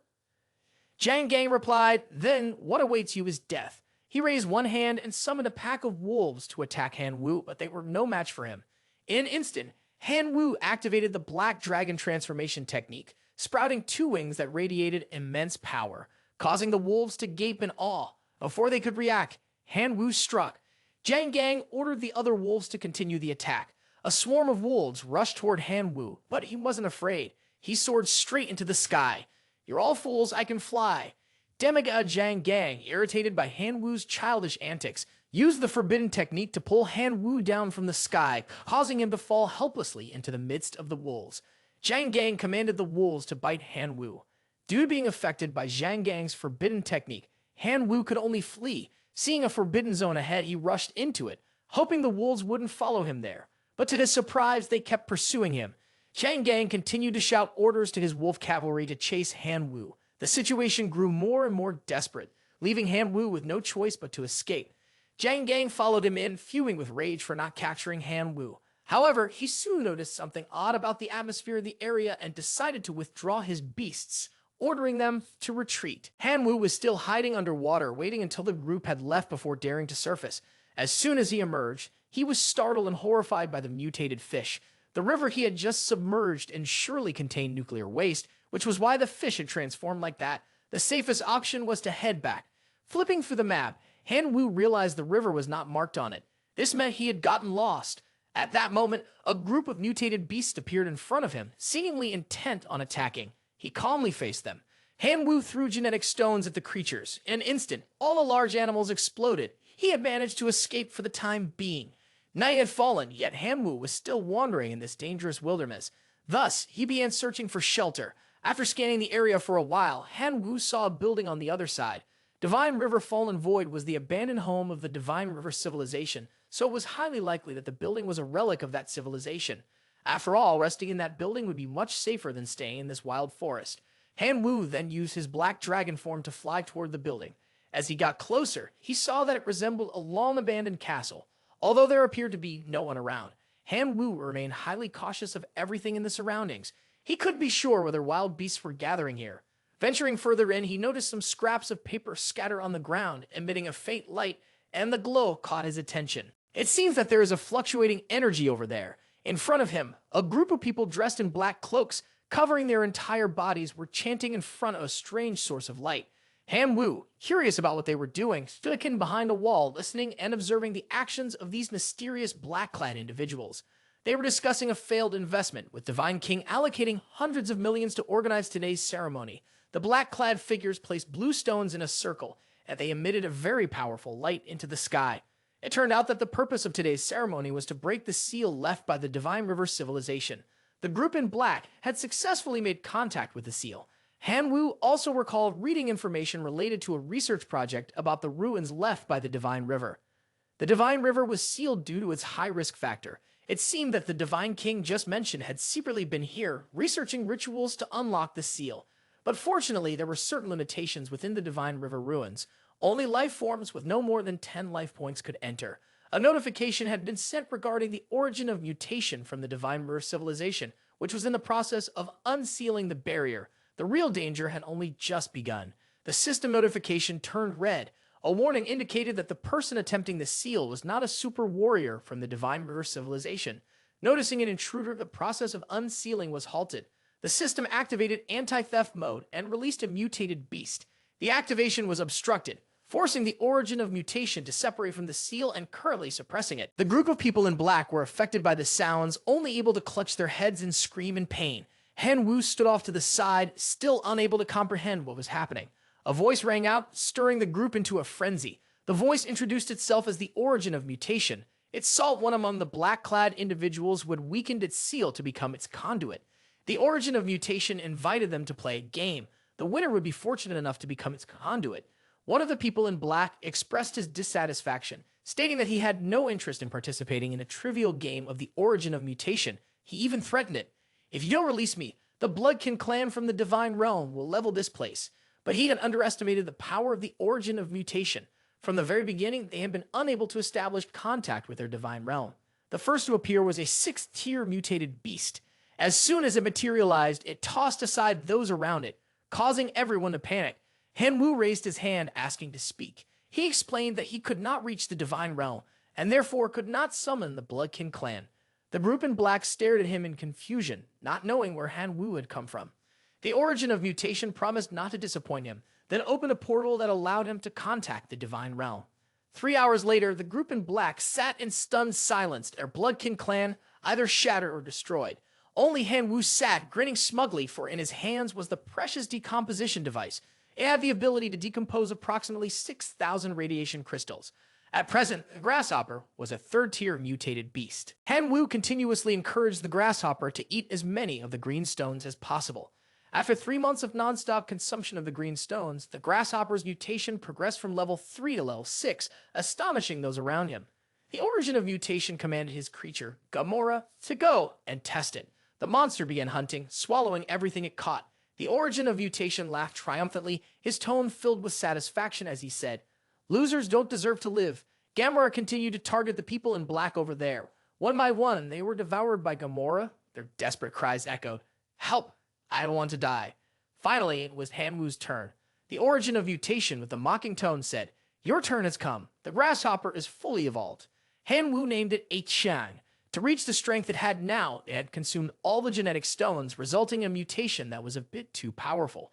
However, Hanwoo regretted that a Chang's lifespan had been shortened to just 1 day, but now was the moment for it to prove its worth.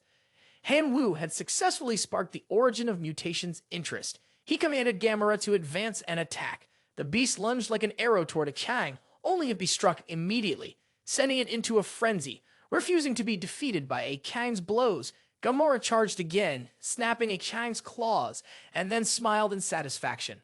But a Chang's claws immediately regenerated, causing Gamora to go mad.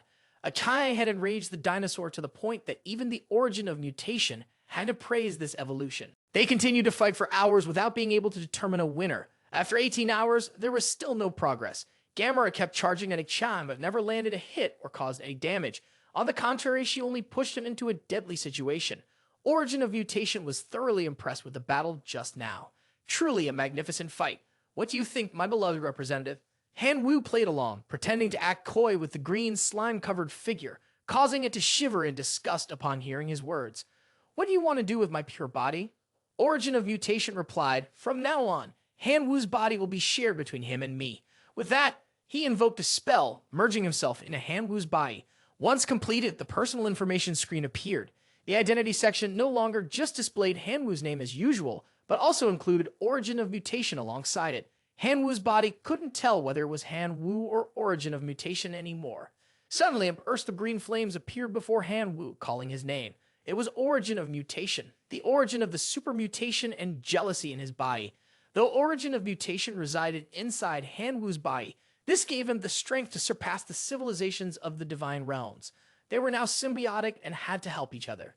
The green figures spoke a lot, but Han Wu just wanted to know how to get out of here. The current situation made it easy to leave, as the ceiling layer had already been sealed by origin of mutation, and the only mutated beast guarding it, Gamora, was dead. So now they were free. However, there was one issue. Once the seal was lifted, it would attract many demigods and true gods to block the ruins from the outside, waiting for the seal to disappear completely, and then they would rush in. After hearing this, Han Wu was startled. If those people charged in, he would have little chance of surviving this life, as he was alone and had no treasures by his side. The only option now was to run. Han Wu performed a spell and teleported to the bloodstained arena. A moment later, the seal vanished. As expected, the group of true gods and demigods rushed in to search for the treasure, but long ago, no one had been there. The only thing left behind was the body of a Chang, which raised suspicions in Zhang Gang's mind that Han Wu had once been here. One of the people wearing a crown-like hat angrily cursed, his treasure having been stolen. He ordered the entire Quyen Clan to send out signals day and night, vowing to find the treasure for him at any cost. Han Wu, now focusing on the blood-stained arena, realized that the last teleportation had consumed a full 1,000,000 points of divine power. If things continued like this, returning to the academy would not be feasible. A notification appeared on the screen. Han Wu had received a challenge from an heir of the evil dragon, a divine beast. He could either accept or decline, but if he refused the challenge 3 times, his qualification as an heir to the bloodstained arena would be revoked. He had barely arrived, and someone was already coming to challenge him. Without hesitation, Han Wu immediately pressed to accept the challenge. The battle was about to begin. Han Wu faced his opponent, exchanging words of defiance. In this fight, Han Wu used the Dry Bone Clan, which took the heir of the evil dragon by surprise. The opponent was incredibly arrogant. "Don't think meeting me this time will be easy," he said. "It's like running into an iron table." Han Wu released the Locust Swarm, and the people called out to the man, urging him to speak less and finish the fight quickly so they could go back. The half-dragons on the other side, having received his orders, were ready to charge into battle. Right now, they were fighting the Locust Swarm, not the Drybone. Han Wu had angered the red-haired man, who believed that Han Wu was looking down on him, which made him very angry. Han Wu sat back to watch the spectacle, telling him to defeat the Locusts first, then they could talk. The half-dragon breathed fire onto the Locust army. Han Wu could no longer stay still and began issuing commands like Abyss Worm and Heavenly Demon Insect. But the half-dragons continued to breathe more and more fire, killing many locusts. The heir to the divine evil dragon species warned, if Han Wu doesn't bring out his trump card soon, his locust swarm will soon be wiped out. Han Wu was extremely worried.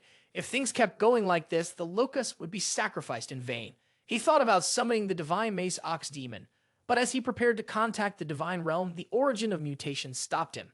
The origin of mutation advised, you must use the Quyen Clan locusts to show those half-dragon humans what respect is. Han Wu believed that the locusts were no match for the half-dragon humans at this point, but the origin of mutation immediately dismissed this thought. The locusts are not that weak. The origin confirmed. It was the locusts that devoured and destroyed the mutated Gamora of level 6. With them here, no race is weak. There are only those who submit and fall. Origin of mutation required Han Wu to immediately use the directed mutation ability he had granted him to eliminate those arrogant Dragonkin. Han Wu complied, but not because he was following the orders of origin of mutation. He simply wanted to see what this directed mutation skill was like.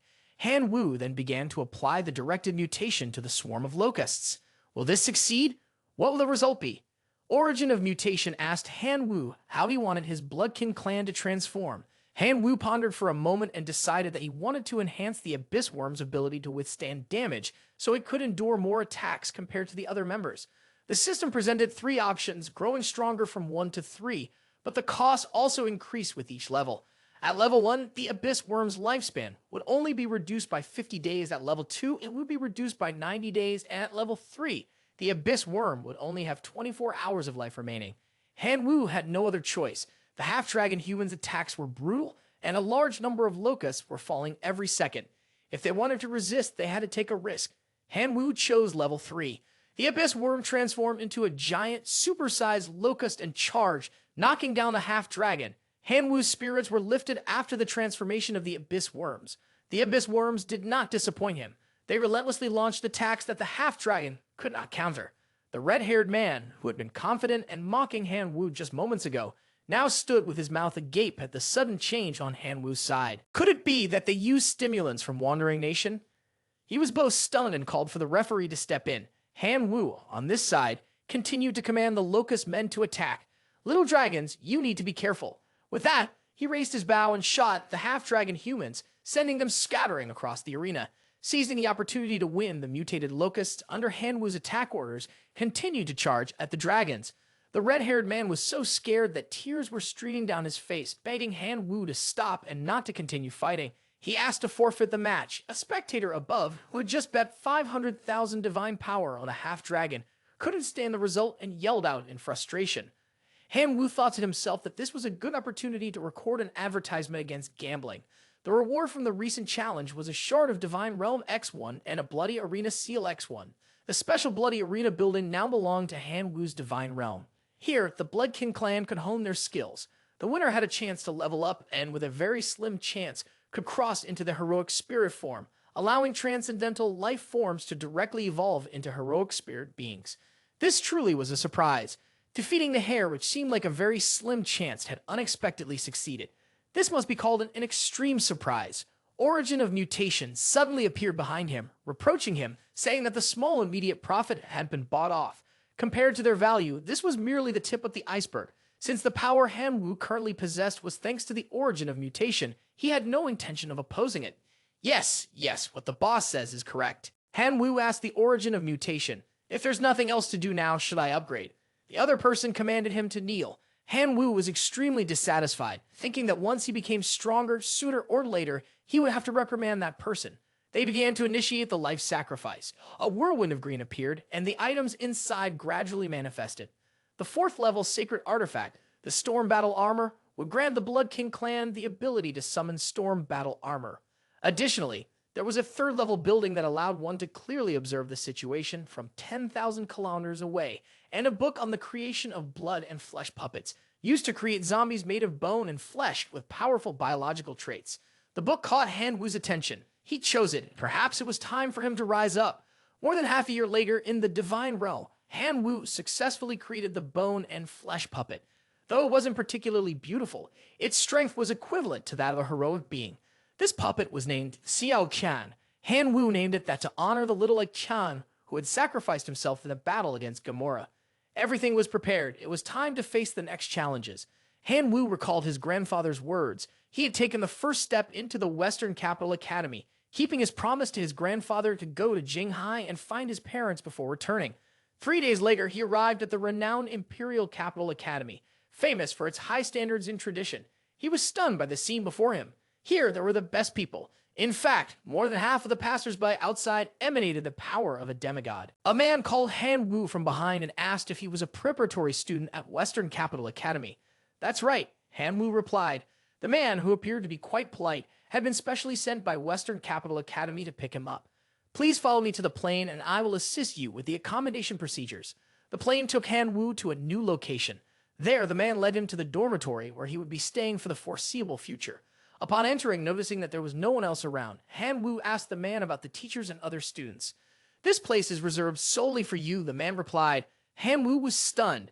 "This is a bit too extravagant, isn't it? It's just a place to stay. Do they really need to show off like this?" The man finished his task and left immediately, reminding Han Wu to remember to attend class the next day. Han Wu wandered around for a while.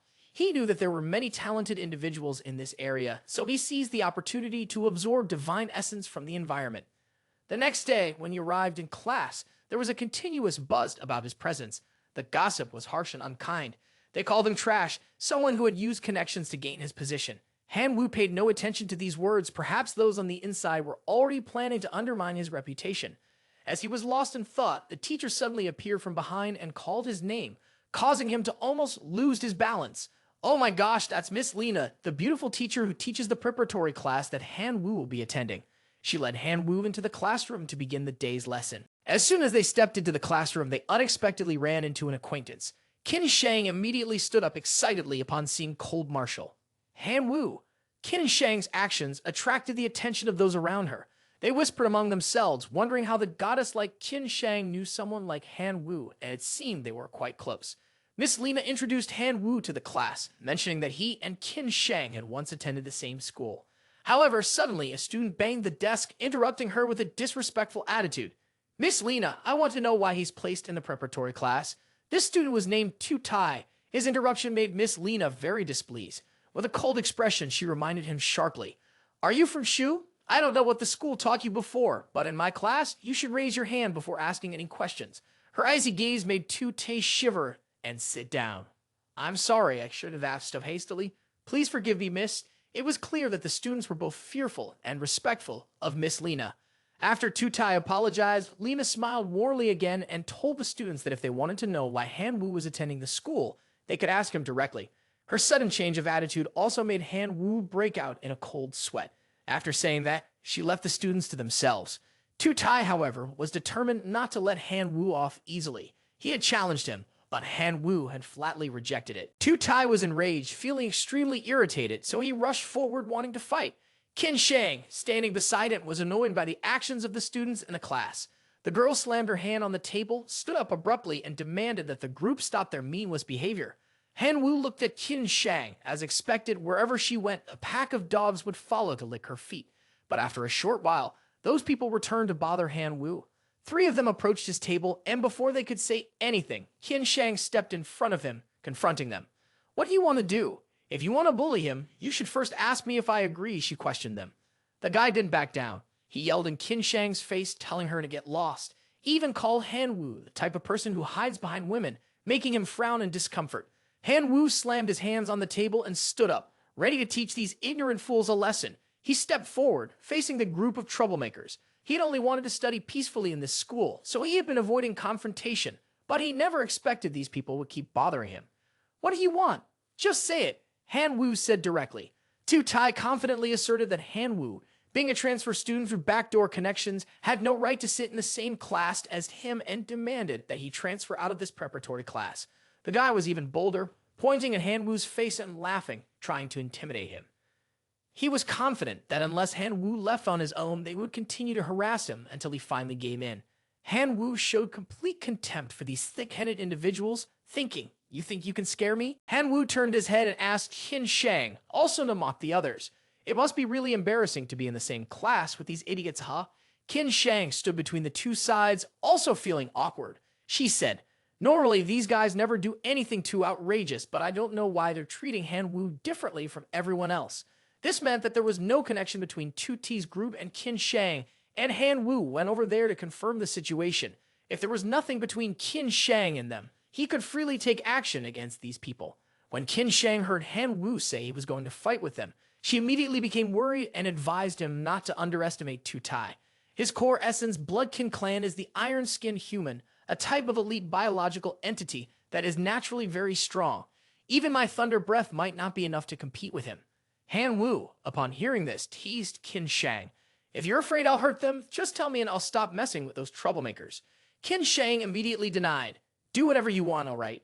Tu T's group, hearing Han Wu's words about injuring them, retorted arrogantly, My Quyen Clan will make you question the meaning of life. With that, they all made their way to the martial arts arena to settle the score. Han Wu smiled confidently, knowing he would win against the other guy. Qin Shang watched Han Wu's back as he left, not knowing when he had become so stubborn. No matter what, she would help Han Wu so he wouldn't lose his pride as a man. The system displayed various combat methods for Han Wu to choose from. There were 6 methods, but what immediately caught Han Wu's eye was the 1-on-10 fighting method. He immediately chose this method because he wanted to test the name Xiao Can, which had just been upgraded to the VIP Pro Max version. Tu T looked down on Han Wu, telling him that he was too stupid for choosing the 10's10 method instead of fighting in the Legion. He originally wanted to say that Han Wu probably thought his Quyen Clan was very strong, but before he could finish his sentence, the scene that appeared before his eyes made him stop laughing. Surrounding Han Wu were 10 Xiao Qiang VIP Pro Max, each with a physique of 8-pack abs, incredibly large and powerful. Now it was Tu Tai himself who was starting to doubt his own life. He never expected that a life-form hero would exude such a bizarre aura. It seemed that he couldn't underestimate the opponent and had to take the battle seriously, or else he would embarrass himself in front of Qin Shang. Truly, the vanity of warriors would never end. Tu Tai also began to send his Quyen Clan's elite warriors into battle. He was confident that with his lineup, even a powerful Lord-class expert would have to surrender before them. Their battle was being watched by everyone on the screen. Qin Shang, upon seeing Han Wu's formation, was also quite surprised. Since when did he have such a bloodkin clan that looked this ragged? The friend standing beside Qin Shang immediately provided some insight about the two sides' formations. The ones Han Wu had summoned were actually puppets, but they were equivalent to hero-level life-form puppets. However, fighting against 2T's iron-skinned humans would be a bit of a gamble. If they got damaged, it would be heartbreaking. This student is confident that the other person will easily win. I have to see how the person who switched classes will cry later. Everyone around is also talking about this life-size puppet. It took a lot of money to get them, but in the blink of an eye, Han Wu has brought out 10 of them. Qin Shang didn't understand why, when Han Wu was alone with no one to rely on, he had such financial power. But that doesn't matter now. The result will reveal everything. Anything can wait until after the match, and then Qin Shang can ask Han Wu about it. The battle began, and 2Tai struck first, ordering the iron-skinned humans to charge and suppress the opponent. The iron-skinned humans rushed towards Xiao Kan, landing blows on them repeatedly. Each punch echoed with deafening sounds. 2T joyfully displayed a face as though he were savoring his victory, but he quickly snapped out of his delusion. The Xiao Kan creatures were being beaten, yet they showed no signs of damage. They stood firm in place without even a hint of falling or injury. 2Tai shouted, "What is going on here? What have you done to their bodies, Mei?" Now it was Han Wu's turn. He ordered the Xiao Kang to retaliate, show them what courtesy is. The attacks of the Xiao Kang were so powerful that the iron-skinned humans had no chance to fight back. This left the onlookers utterly shocked by their strength. Even Qin Shang, the girl, was taken aback. She didn't know when Han Wu had become so strong. Not long ago, he had been just an ordinary person, but now, when they met again, everything had changed. Han Wu challenged and taunted 2Tai, provoking him into a fit of rage. 2Tai said, "Han Wu, don't get too cocky. I still have my ultimate move left, Iron Skin Human Fusion." Upon hearing this, Han Wu sneered, "You've been watching TikTok for more than 180 minutes, haven't you?" However, when he saw the Iron Skin humans fusing together, his smile faded. After the fusion, the Iron Skin human grew 10 times taller, and the battle grew increasingly intense. 2Tai began boasting about the power of his Bloodkin clan, confident that today he would show Han Wu a true power of the elite students really looked like. Han Wu pretended to be frightened, raising both hands to his chin and exclaiming, "Wow, that's so powerful."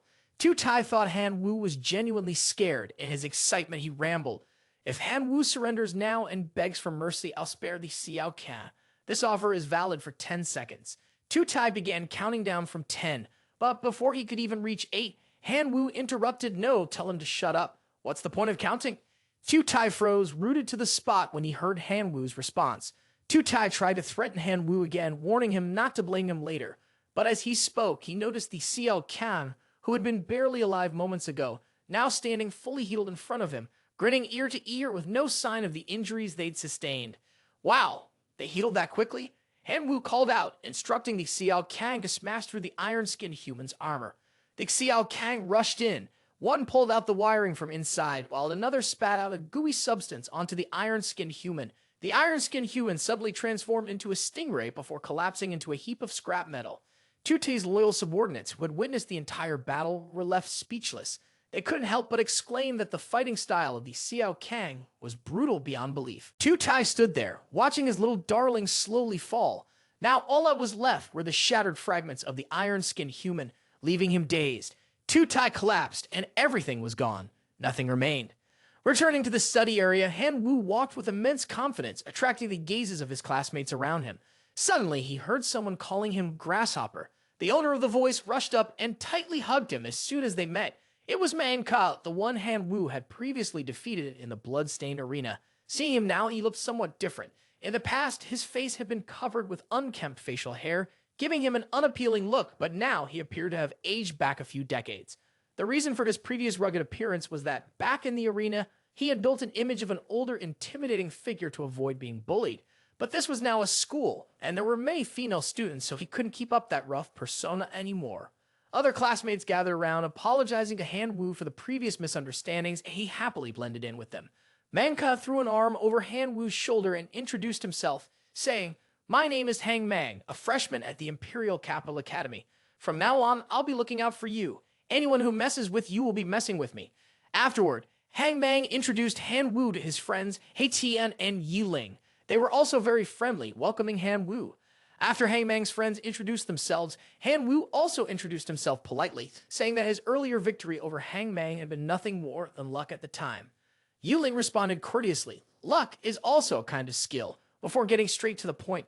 In the upcoming school exam, the preparatory students will enter a little-level secret realm, the Zen Tang Town, which the Imperial Capital Academy has collected to simulate survival in the outside world. They wanted Han Wu to help them take something out of there.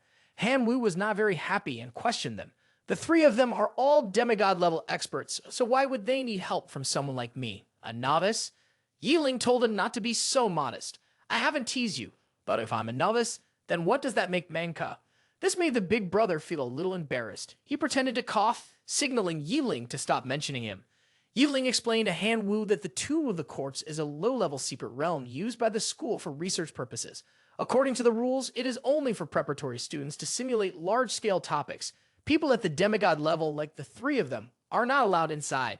Manga agreed with Yiling and raised his arm, showing off his muscles in self-admiration.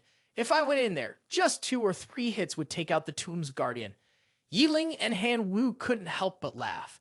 Yiling wanted Han Wu to retrieve a fruit of wisdom, which would help enhance the intellect of non-human beings. They were willing to buy it for 1 point of divine essence per fruit. When Han Wu heard about divine essence points, he felt as if he had struck gold. His heart exploded with excitement, filled with joy for this incredible deal, but on the outside, he still pretended to be reluctant. "Fine, I agree." Yiling took out a seed and handed it to Han Wu, saying that it would be useful for his next project. Consider it a fair exchange. At night, Han Wu stayed awake, thinking about the divine essence points. He originally planned to prepare for the demigod ritual once he accumulated 6 points of divine essence. But today, Lena had enlightened him with new knowledge. Indeed, accumulating 6 points would allow him to prepare for the demigod ritual. However, with only 6 points, a demigod would be limited to the lowest level of divine position, level 1. The students of the Imperial Capital Academy will not waste their potential like that. Typically, they will continue to accumulate divine power and gradually upgrade it. The highest possible level is 10 points. In the future, the highest achievable divine position may reach level 5. Han Wu was excited about everything happening right now. Miss Lena truly placed her hopes in me. Then I will do well in carrying out the commission from Senior Divine Sword Nature. A few days later, while in class, a classmate approached Han Wu and told him about the upcoming exam at the academy. It was just as the Manga Society had mentioned to him. Tu Tai came to their group, inviting Han Wu to bet with him. It seemed that after the previous match, this guy couldn't let go of his competitive streak with Han Wu. He wanted Han Wu to wager his results against his. "If my result is better than yours," Tu Tai said, "then from now on, you must stay away from Qin Shang. On the other hand, if your result is better than mine, then I won't have any thoughts about Qin Shang." Han Wu mocked him. "With an IQ this low, how did you even get into the Imperial Capital Academy? No matter what, Qin Shang has never paid any attention to you, Tu Tai, from the beginning to the end, so your bet is completely meaningless." But this guy was stubborn. He ignored Han Wu's words, determined that if Han Wu could stay away from Qin Shang, he would be willing to pay any price. Qin Shang appeared from behind, wanting to confirm once more what Tu Tai had just said. "Tu Tai, you said that if Han Wu's result is better than yours, you won't bother me anymore, right?" Tu Tai, frowning in frustration, asked Qin Shang, "Why does he like you so much, yet you won't agree to be with him? Who could possibly be with someone like that?" Qin Shang brushed the matter aside, only wanting him to answer the question from earlier. He had promised on his honor that he would follow through with it. Qin Shang asked for Han Wu's help, treating this as if he were doing her a favor this time. Han Wu agreed to help Qin Shang, but also reminded her, "The students here are all geniuses. If by chance we don't win, don't take it out on me." Qin Shang remained firm in her belief, truly trusting and confident that Han Wu would easily outperform that clueless Tu Tai. Miss Lena announced that it was time to start class. The students had already arrived at the ghost town. This place was a bit special. The friendly zombies would warmly greet visitors by digging out their heads to eat them as a form of welcome. Every night, they would go on a wild rampage. As soon as they arrived, 2 classmates complained about being hungry. But once they got here, items like spatial rings couldn't be used as everything had been blocked. Han Wu pondered, as gods, that they wouldn't feel hunger even if they didn't eat for 10 days or half a month. But now, in this place, their divine tools had lost their effectiveness. Could this be some kind of survival test? He opened the system to check its functions and saw that the key skills were all intact, so the problem couldn't be too difficult to solve. Han Wu invited Qin Shang to take a walk around the town. The girl, without hesitation, agreed to go with him. Qin Shang brought out a small peacock, for the bird would wait for her to fly over the town. The girl offered to help Han Wu across, but he declined. No need, I can manage on my own. Han Wu transformed into a black dragon, spreading his wings and flying into the sky, heading toward the other side. Qin Shang followed right behind him. The two of them, one ahead of the other, set out to investigate the ghost town, wondering what mysteries lay hidden there. After a while of flying, Han Wu and Qin Shang had ventured deeper into the ghost town. While Han Wu was marveling at the completeness of the town, Qin Shang's stomach suddenly growled, clearly showing that she was very hungry. Han Wu couldn't help but laugh and then suggested they try some nearby restaurants, which made Qin Shang feel so embarrassed that her face turned bright red. "You're not allowed to laugh," she said. They arrived at a shop that looked quite old. As soon as they opened the door, the shopkeeper warmly greeted them and invited them inside. Han Wu also hesitated a bit and explained to the shopkeeper that they were travelers from another town and that all the money he had was now gone. He had no more coins on him. Upon hearing this, the shopkeeper's demeanor changed abruptly. He pulled out a gun from beneath the counter, aimed it at them, and began shouting harsh words, threatening them. "You poor ghosts, get out of my shop immediately." Qin Shang was furious at the old man's actions and was about to rush at him to teach him a lesson, but Han Wu stopped her, advising her to stay calm and handle the situation wisely. At that moment, their physical forms were no different from ordinary humans. If this was discovered, they would be sent back to the present time instantly. Han Wu suddenly remembered the seed that his senior sister, Yiling, had given him earlier and told him it would be very useful here. He took the seed out of his bag, held it in front of the restaurant owner, and asked, "Are you interested in this?" Upon seeing the golden seed, the restaurant owner's eyes instantly lit up like car headlights, as though he had just discovered a precious gem. His expression changed in a blink of an eye, his face flipping back and forth like a pancake. Just moments ago, he had called Han Wu a poor, insignificant demon, but now he was addressing him as esteemed guest with great respect.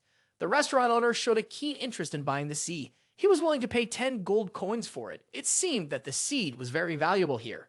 Han Wu then suggested, "Please prepare a meal for me and Qin Shang first." The restaurant owner eagerly agreed to his request. Not long after, delicious and appealing dishes were served on the table.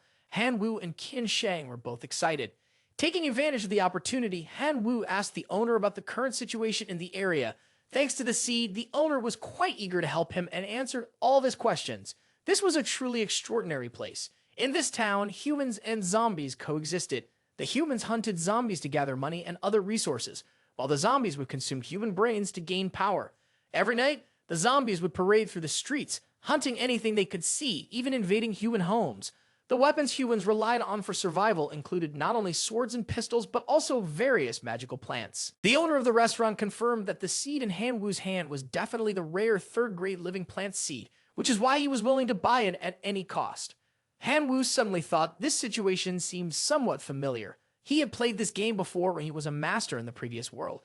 It seemed that a first-grade plant here would correspond to the common Bloodkin Clan life form. Therefore, a third-grade plant would at least have the power of a Bloodkin Clan life form of the extraordinary kind. These precious seeds could be bought at the town shop, but the price would be high, or they could be obtained by hunting down the zombies outside. Han Wu turned to look at Qin Shang, and with just a glance, they understood each other's meaning. It was clear that the nights here were too dangerous. They needed to find a place to settle down first.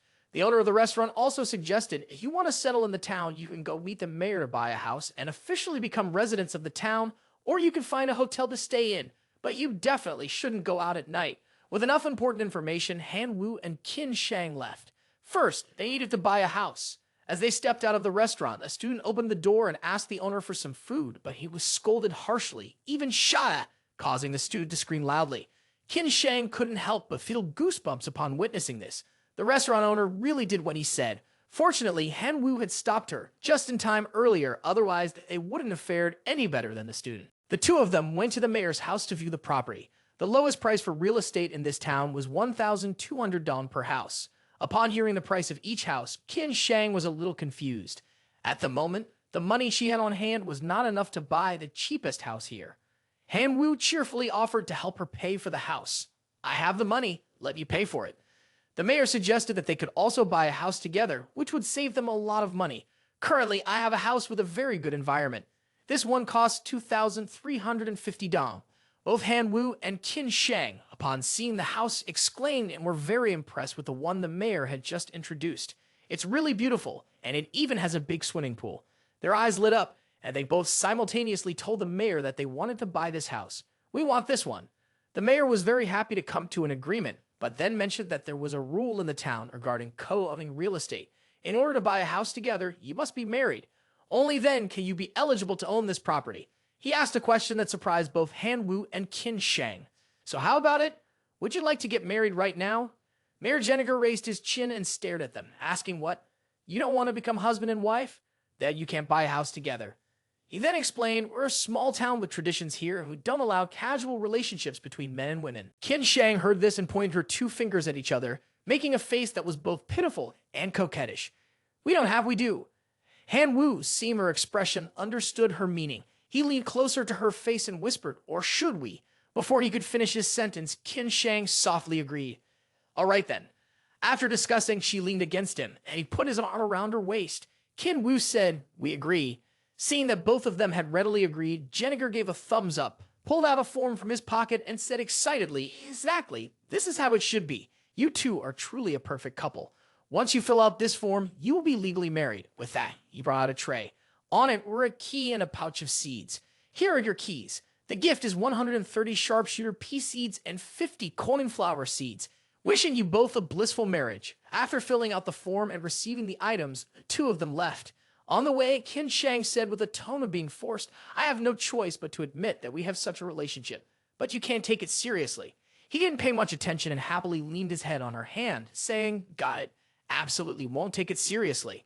Seeing the provocative look on his face, Qin Shang's cheeks flushed with anger, and she thought to herself, "I tell him not to take it seriously, and he doesn't take it seriously, always like this. Since when did he become such a well-behaved worm?" On the way, a sign appeared, "Obtain real estate and become an official resident of Tichfan Town, plus 1,000. Ranking in first place, Han Wu, Qin Shang, plus 1,000. Upon arrival, Han Wu's eyes lit up when he saw the enormous and luxurious house, exclaiming, "This room is way too big." Qin Shang crossed his arms in front of his chest, turned his head, and sneered, "You're really someone who has never seen the world." Inside, as Qin Shang climbed the stairs, he complained, "I'm exhausted. I'm going to take a shower and sleep for a bit." On the contrary, Han Wu held a bag of seeds in his hand, eagerly saying, "It's time to do the main thing now. 130 sharpshooter pea seeds and 50 flowers. Let's see what kind of special skills this coin can create." As time passed, evening approached, and the entire house gradually sank into darkness.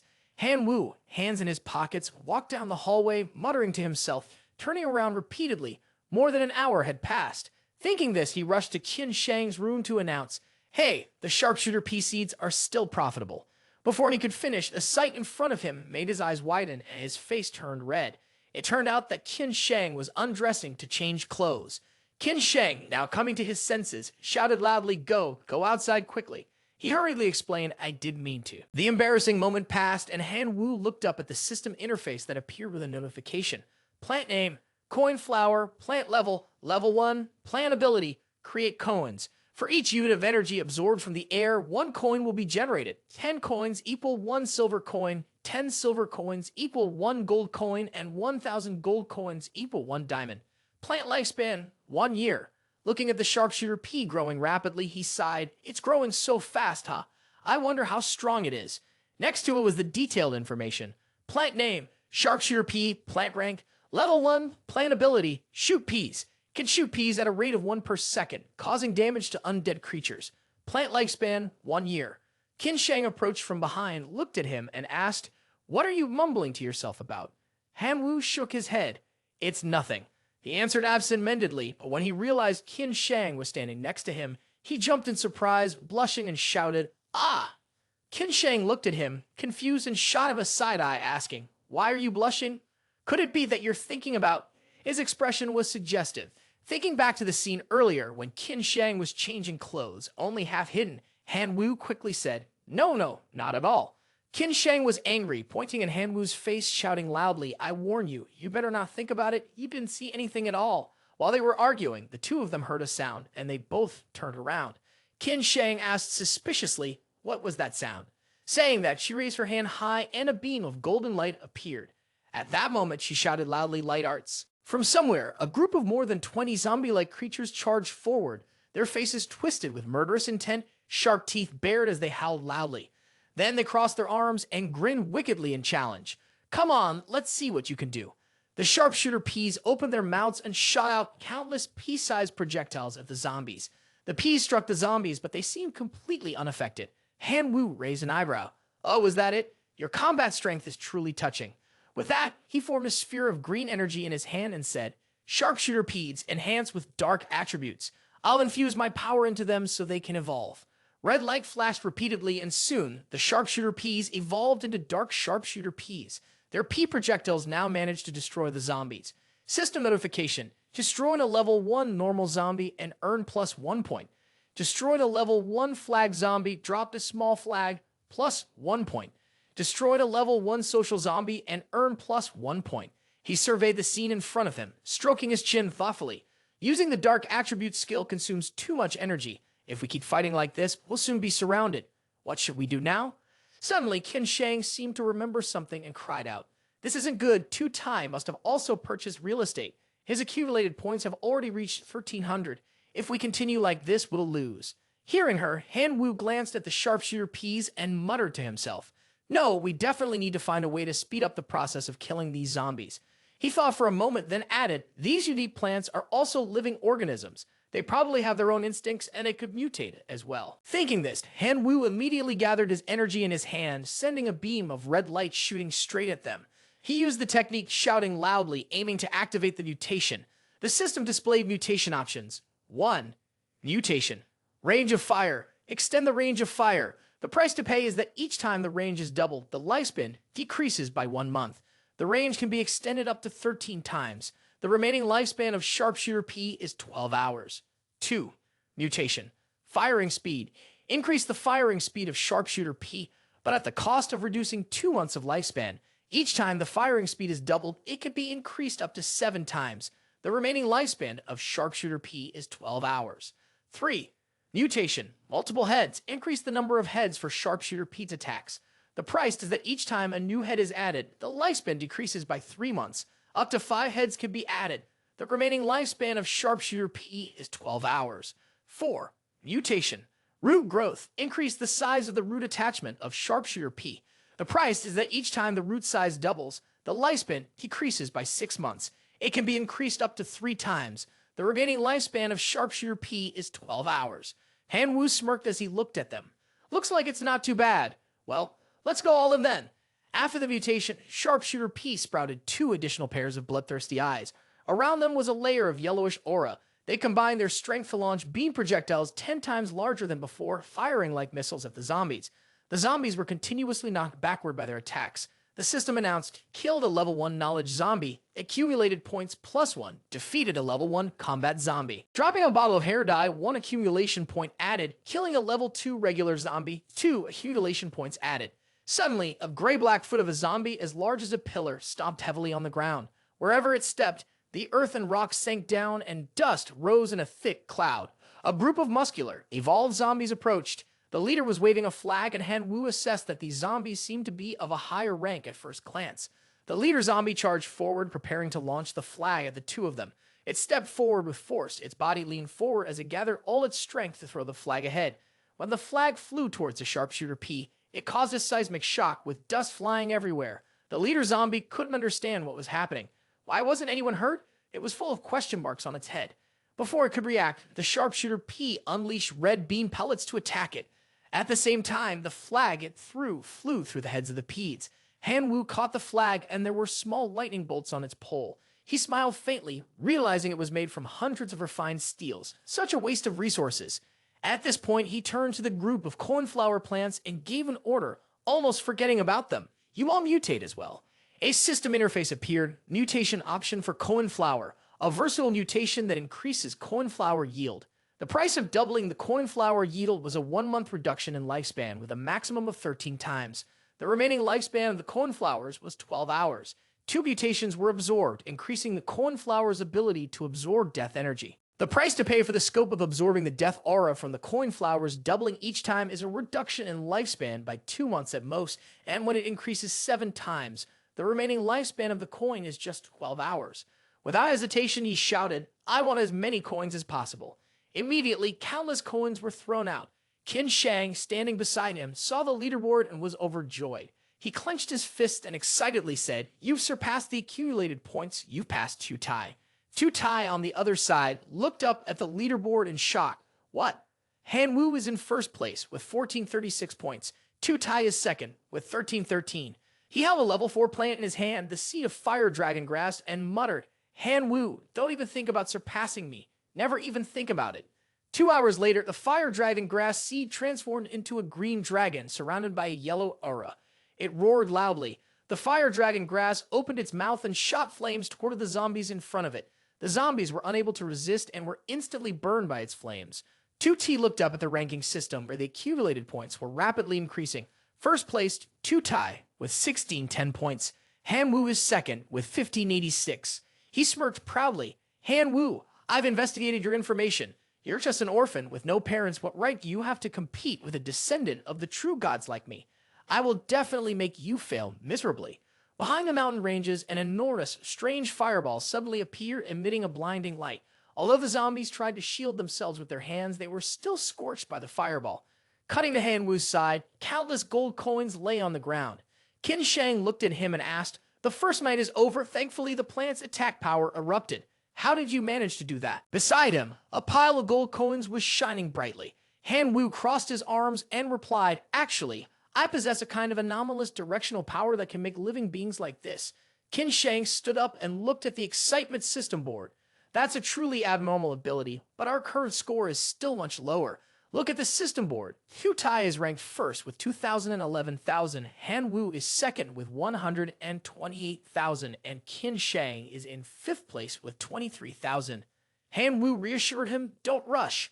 This is just the beginning. We'll handle these things to exchange for better seeds." Time passed and the sun set, giving way to the rising moon. Beside Han Wu, there were two massive, fierce-looking plants, and in front of them, a group of sharpshooter peas. He was proud. Having both second and third tier plants made this round a sure win. On the rooftop, Qin Shang used binoculars to observe the situation on the announcement screen. "We might run into trouble. These zombies don't seem quite the same this time." It turned out that from afar, a group of mounted zombies was slowly approaching. She was shocked to realize that these were indeed third-tier zombie knights and fourth-tier violent zombie martial kings. One of the zombies was wearing a red suit, and with its hair, Han Wu was stunned and exclaimed, "How is a fourth-tier zombie martial king even still playing like this?" Qin Shang didn't know how to handle it either, so he asked, "What should we do?" He thought for a moment, then instructed, "Turn off the lights. The zombies will be attracted to the electric lights. Turn them off first. Hopefully the fourth-tier zombie won't see us." Qin Shang received the order and nodded in response, understood. As soon as the lights were turned off, the surroundings immediately became pitch dark. The two of them hid to one side, observing the situation. Qin Shang said, "How is it? It seems like there's no movement." Han Wu looked at the group of zombies moving toward the faint yellow light ahead and breathed a sigh of relief. Luckily, they're heading toward Mrs. Sell's place next door. The two of them still didn't dare to take their eyes off the slowly advancing Martial King zombies. He smiled smugly, light arts illuminating the area, killing the zombies first to collect the accumulation points. Qin Shang heard this and agreed, replying, "Yes." Immediately after, she raised both hands in front of her and activated light arts. A yellow sphere appeared and shot straight at the zombies in a sudden attack. After seeing their comrade fall, the group of cavalry zombies turned around, charging toward her while screaming. Sharpshooter P, seeing this, activated a barrage of countless beam pellets to strike them. The pellets hit the zombies, knocking them backward. One of the mounted zombies charged straight at Qin Shang to attack. Just as its strike was about to hit her, unexpectedly, a punch from a third-level plant landed squarely on its face. Han Wu stood to one side, arms crossed, looking at the leaderboard. Tu Tai still held the first position with 232,000 points. Han Wu was second with 140,200 points. The third place was Sun King Nian with 99,000 points. He saw that name and muttered, "Sun King Nian, why is his growth rate so fast?" While he was lamenting, Sun King Nian's voice came from behind. "Haha, the transfer student is scared by my speed. Ha." Just as I turned around, I saw his hands gripping Hannah's shoulders, and Sel was laughing joyfully. He wondered, is Sun King Nian really leeching off of us? At that moment, the conscious zombies used a long wooden stick to spring into the air like high jumpers. Sun King Nian seized the opportunity and ordered Oakwood Archery God attack. The sharpshooters in the front line sprayed acorns like grenades, shooting directly at the zombie that had just jumped up. Kun In opened his mouth and laughed loudly. Ha ha, more, it's mine. First place is mine. Han Wu frowned at his smug expression, feeling displeased. She hadn't expected a leech to jump out, and Qin Shang was adding fuel to the fire. She asked, "So, are you jealous? Are you envious?" Seeing her mock him, he turned and delivered a fatal line that made her fall silent. "If you lose, you'll still be stuck with that idiot." Meanwhile, the zombie martial king clenched his fist, raised it to the sky, and cast the grand summoning spell. As soon as he finished, two zombies, one old and one young, with golden hair, appeared. The zombies reached the second level. The three zombies, working together, slowly advanced toward the house. Han Wu, watching from a distance, sneered. The level 4 zombies had broken through the leech's defenses. The zombie martial king stepped forward but suddenly stomped on something green, exclaiming suspiciously, "Huh?" Suddenly, the green object sprang up, pushing him back. The green thing was a spring trap. Han Wu's eyes widened, his mouth hanging open in disbelief when he saw the zombie martial king knocked flat by a spring-loaded punch. He exclaimed, "What the hell?" He cursed, then pushed himself up, pointing forward and ordering, "Pea shooter, focus fire on it. Take down that zombie martial king." At his command, they immediately turned toward the zombie martial king, launching a barrage of pea-shaped projectiles. However, the zombie martial king remained unfazed, a sound of crack, crack, crack echoing as the peas hit its body. It even smiled smugly, clearly enjoying the spectacle. Qin Shang, assessing the situation, quickly offered a suggestion. "We should retreat into the house. The plants here won't be able to hold off a level 4 zombie." But Han Wu disagrees, shaking his head. "No way, retreating means we lose." Then, in a flash, he transformed, wings sprouting from his back. He was not one to give up easily. He spoke firmly, "I'll charge in." With that, Han Wu charged at the zombie martial king, fists raised ready to strike. Before the zombie martial king could enjoy its victory for long, it was met with a powerful punch right to the face. After the thunderous blow, a wound appeared on its face, smoke rising from it. However, Han Wu wasn't satisfied. He gritted his teeth. "It didn't even hurt. Looks like I need to get serious." With that, Han Wu began fighting with full intensity. He crossed his arms in front of his chest and growled, "Feel my strike." He then unleashed a rapid series of punches to the zombie martial king's abdomen, shouting, "Mechanical cannon fist." The martial king zombie couldn't withstand the attack and fell backward, its bony neck making a cracking sound. His punch sent it crashing to the ground, instantly killing it. System notification: kill level 4 martial king zombie, drop 1 level 4 seed, a pair of crocodile leather shoes, a collection of dance material, and 500 accumulated points. He rubbed his sore hand and sighed. A level 4 martial king zombie is so hard to kill. My hand is almost dislocated, and I'd only get 500 accumulated points for it. In the distance, someone was using binoculars to observe his battle. The person smiled slightly and commented, "This kid is really interesting." The one watching in was Yiling. She spoke with a hint of regret. "It's a pity we can't see the ranking situation." Beside her, Hang Mang excitedly shouted, let me see too." He grabbed the binoculars to watch the fight and commented, "This time, he's got a good eye. Moreover, I didn't expect him to team up with the goddess of the reserve class. This kid has some skills. He has the same flair as me." Hey Tian quickly interjected from the side. "Stop flattering yourself," Yiling replied. "Do you think our juniors can find the wisdom fruit for us?" Yiling said, "Well, that depends on how far they've gotten in researching Gold Town. If they still think it's just a place to grow plants that eliminate goals to rack up points, then it's unlikely they'll gain access to rare resources like the Fruit of Insight." She turned, rested her hand on her hip, and smiled brightly. "But now I'm really curious, can they actually win first place? Or should we let Hang Mang challenge Miss Lena and earn permission to observe?" Haha. Just as she finished speaking, Lena appeared behind her and leaned in to whisper, "Why do you see me as someone so aggressive?" The familiar voice sent a chill down Yiling's spine. Lena stood confidently with her arms crossed, her striking presence hard to ignore. "I'm curious, who are you all betting on?" she asked with a teasing smirk. Yiling and Hang Mang stammered, It's Han Wu." Lena was satisfied as she turned and walked away. "Good, then let's show the others as well." Everyone followed Lena into the office, and then the door was firmly shut. Lena raised her hand, and a projection screen appeared. On the screen was the Battle of Han Wu. She crossed her arms over her chest and said to everyone, "This time you can watch to your heart's content." On the screen, Han Wu was attacking an armored zombie while giving orders. "Sharpshooter P, gather firepower, and shoot it dead." The others immediately followed the order, continuously firing at the zombie. Seeing this, he jumped into the air. The P's kept hitting the armored zombie. Yiling, witnessing such intense firepower, remarked that Han Wu's sharpshooter P's firepower was now on par with second-tier plants. Old Hang, it's not unfair that you lost to him. After a brief pause, she spoke again, slightly confused. What's going on? Why is a level 3 zombie attacking his territory? Logically speaking, the setup here shouldn't attract level 3 zombies or above. Looking at the screen, King Nian was standing behind Hannah Sal. In front of him were spring-loaded P-traps, and every time a zombie approached, it was knocked back. The group watched, slightly clicking their tongues. It seemed a bit shameless, as it was clear that they were bullying someone, but who was sponsoring this backup student? I didn't expect him to be this strong. Lena, with her arms still crossed, replied, This backup student's name is Sun King Nian. He isn't sponsored by anyone. Hang Mang, upon hearing this, immediately refused to believe it. It's impossible. Then how is he so strong? Yiling looked at the screen and saw King Nian and Mrs. Sal being affectionate with each other. She gritted her teeth in disdain. Disgusting. Among the reserve students this time, there's really every type of person. They'll sacrifice even their dignity for achievements. The system's ranking board appeared. At the top was Tu Tai with 314,000 points. Second was Sun King Nian with 213,000 points. And third was Han Wu with 198,000 points. Everyone gasped in surprise. First place is Tu Tai. Who is this person? He's way ahead of second place Sun King Nian and third place Han Wu.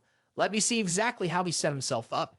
Inside the battle, Fire Dragon Grass was spitting fire, attacking the zombies. Tu Tai just stood off to the side with his arms crossed, watching and smiling smugly. Ha ha ha. Han Wu, let me see what you rely on to beat me. Yuling recognized Fire Dragon Grass and realized that Tu Tai was the competitor sponsored by Huang Shengjun, our bitter rival. Hangman clenched his fist and angrily said, Huang Shengjun once wreaked havoc all over Zombie Town, taking a lot of valuable items. He must be trying to take this opportunity to make a fortune off the reserve students. Leva nodded indifferently. That's exactly right. Tu Tai and Huang Shengjun secretly made an agreement. Huang Shengjun sponsors Tu Tai, and in return, Tu Tai will give Huang Shengjun 70% of the profits from Zombie Town. The group of people from Yiling, upon hearing this, each began to curse in a vile, shameless, and lowly manner. As soon as they finished speaking, the person being insulted appeared from somewhere. He lifted his chin to the sky and asked, Who are you guys cursing at? Hangman frowned and looked behind him, calling out the person's name, Huang Shengjun, as soon as he arrived. He wanted to place a bet with the three of them, seemingly confident of his victory. So, you guys are here to watch the students you're sponsoring, huh? How about a little wager? Let's see which student, sponsored by whom, can get a better ranking. Hangman wasn't so easily fooled. He frowned and rejected the offer. You think we're stupid? We already know that Tu Tai, ranked first, is one of your sponsored students. Shengjun stepped forward, grinning provocatively. Then it seems you don't even have the courage to face off. Oh, truly a bunch of incompetent fools at the Imperial Capital Academy, one of the top universities of the Divine Realm, and yet you still support and cooperate with each other, forming some kind of elite club just to amuse yourselves. Being students with you guys is truly embarrassing. Hangman could no longer contain his anger and charged forward ready to fight, but Yiling stopped him. He shouted loudly, Today, one of us must fall. Yiling reassured him, Calm down, he's trying to provoke you in front of Miss Lena. After holding him back, she turned to speak to the other side. We established our club to help some students from poor families gather enough resources. What right do you have to make a fuss? Don't you want to place a bet? Fine, let's wager and see which of our sponsored students performs better. Shengjun shrugged confidently and agreed. Fine, the bet is 10 divine points. Are you brave enough to accept it? Yiling's expression darkened and she pressed her lips together. Why wouldn't I accept it? With that, Shengjun turned and left, leaving behind his words. Then let Miss Lena be the witness. If you lose, don't try to cheat. At that moment, Hangman finally calmed down and turned to ask Yiling. Xiaoling, are you sure about this? The Tu Tai he's sponsoring looks pretty strong. Yiling, unfazed, responded, The more they say I can't do it, the more determined I am to prove them wrong. But the younger brother Han Wu we're sponsoring isn't any weaker. Leva spoke with certainty. If Han Wu is the first to uncover the truth behind Zombie Town, then he can win. Daily survival check-in on the second day with 2,000 accumulated points. Han Wu lay sprawled on the ground complaining, Oh, I can't move anymore. I'm so tired. I'm about to pee my pants. Next to him was a pile of food and gold coins. Qin Shang saw this and spoke up. All right, you've worked hard. Stay there. I'll clean up the battlefield. In his heart, Qin Shang secretly breathed a sigh of relief. Thankfully, Han Wu's abilities were preserved in this alternate reality. Otherwise, they would have failed last night. Han Wu cheerfully called out to his wife. Qin Shang, annoyed, stepped forward, kicked him, and scolded. What the hell are you calling out for? She kicked him repeatedly, causing him to cry out in pain. Yeah, isn't this supposed to be a legally recognized relationship here? At the very least, you should put on a show for yourself, she said. After kicking him, she turned and walked away, uncaring that he was still sitting on the ground. She raised her voice and said, I can't be bothered with you, shameless. King Nyan's mocking voice came from behind, still calm and relaxed, flirting and teasing. He stood there with his arms crossed, smiling smugly. Breaking a hand only gets you third place, not like me. Haha. Hearing him, Qin Shang opened the ranking system and saw that Sun King Nyan had reached second place with 356,000 points, which shocked her, especially since Tu Tai was in first place with 535,000 points and Han Wu was in third with 302,000 points. She anxiously said, What should we do? There's a gap of over 200,000 points compared to Tu Tai. Han Wu, unfazed, casually stood up, cupping his hands to his mouth to shout loudly as if afraid he would be heard. It's fine, I still have a hidden skill I haven't used. No matter if I break my hand, I'll still be better than that guy. That middle leg of his is about to snap, right? Qin Shang, standing behind, laughed and reminded him, You're disgusting. Hearing Han Wu's mocking tone, King Nian angrily shouted, Han Wu, just wait for me. He didn't bother with what she said and casually responded, whatever, as long as you're happy. Suddenly, a corner of his eye flicked toward the red seed on the ground, and he muttered in confusion. Han Wu Wengo Vuk speculated, a level 4 seed, and the seed information system provided it to him. The level 4 hypnotic mushroom has the effect of firing energy projectiles that induce sleep. Any zombie hit by the projectile will have a certain probability of being controlled by the hypnotic mushroom. Conversely, it would be used to deal with fellow zombies while also having a brainwashing effect. Any zombie that consumes it will be thoroughly brainwashed. The level 4 corn cannon uses exploding corn projectiles, which can instantly kill a level 3 zombie and also cause area damage. Hearing about the hypnotic mushroom, he sat down and grabbed it, excited. The hypnotic mushroom is amazing. Isn't this just finding a battle puppet beast for me? And the corn cannon is like a heat-seeking missile, a divine tool for earning points. Qin Shang didn't want to listen to him ramble, so she gathered all the items on the ground into a cart and urged, Let's go, we'll head to the loot store and see if we can buy some higher level seeds so you won't be so tired.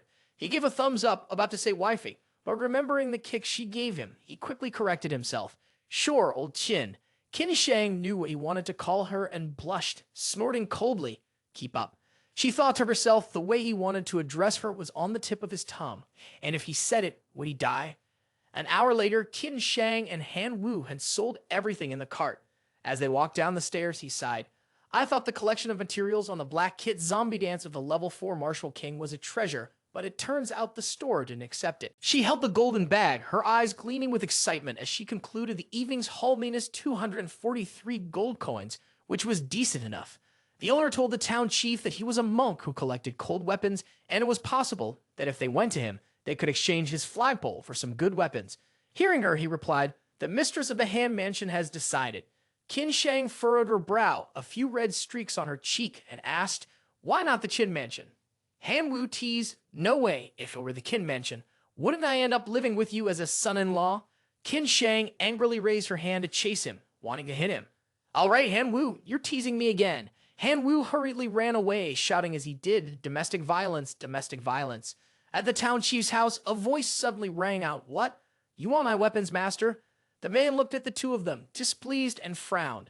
This of yours is indeed a rare item. I'm quite interested. You can exchange it for a weapon if you want. Go ahead and choose. Hearing this, he fell silent, the atmosphere growing awkward. Suddenly, he broke the silence as he felt the presence of a sword calling to him. Ah, it seems that sword is calling to me. Han Wu walked over, picked up the sword, and a red golden aura emanated from it. His voice was firm. It must be resonating with the black dragon blood in my body. With that, he turned around and said, Town Chief, I want it. The man generously nodded, adding a condition. All right, but your flagpole isn't enough to make the trade. Do you have anything else to offer? Han Wu immediately took out an item from his body and said, A collection of paintings on the Grekit dance and third-level seeds. These are all my valuable possessions. The town chief shook his head in refusal, making a request. The collection of paintings on the Grekit dance is useless to me.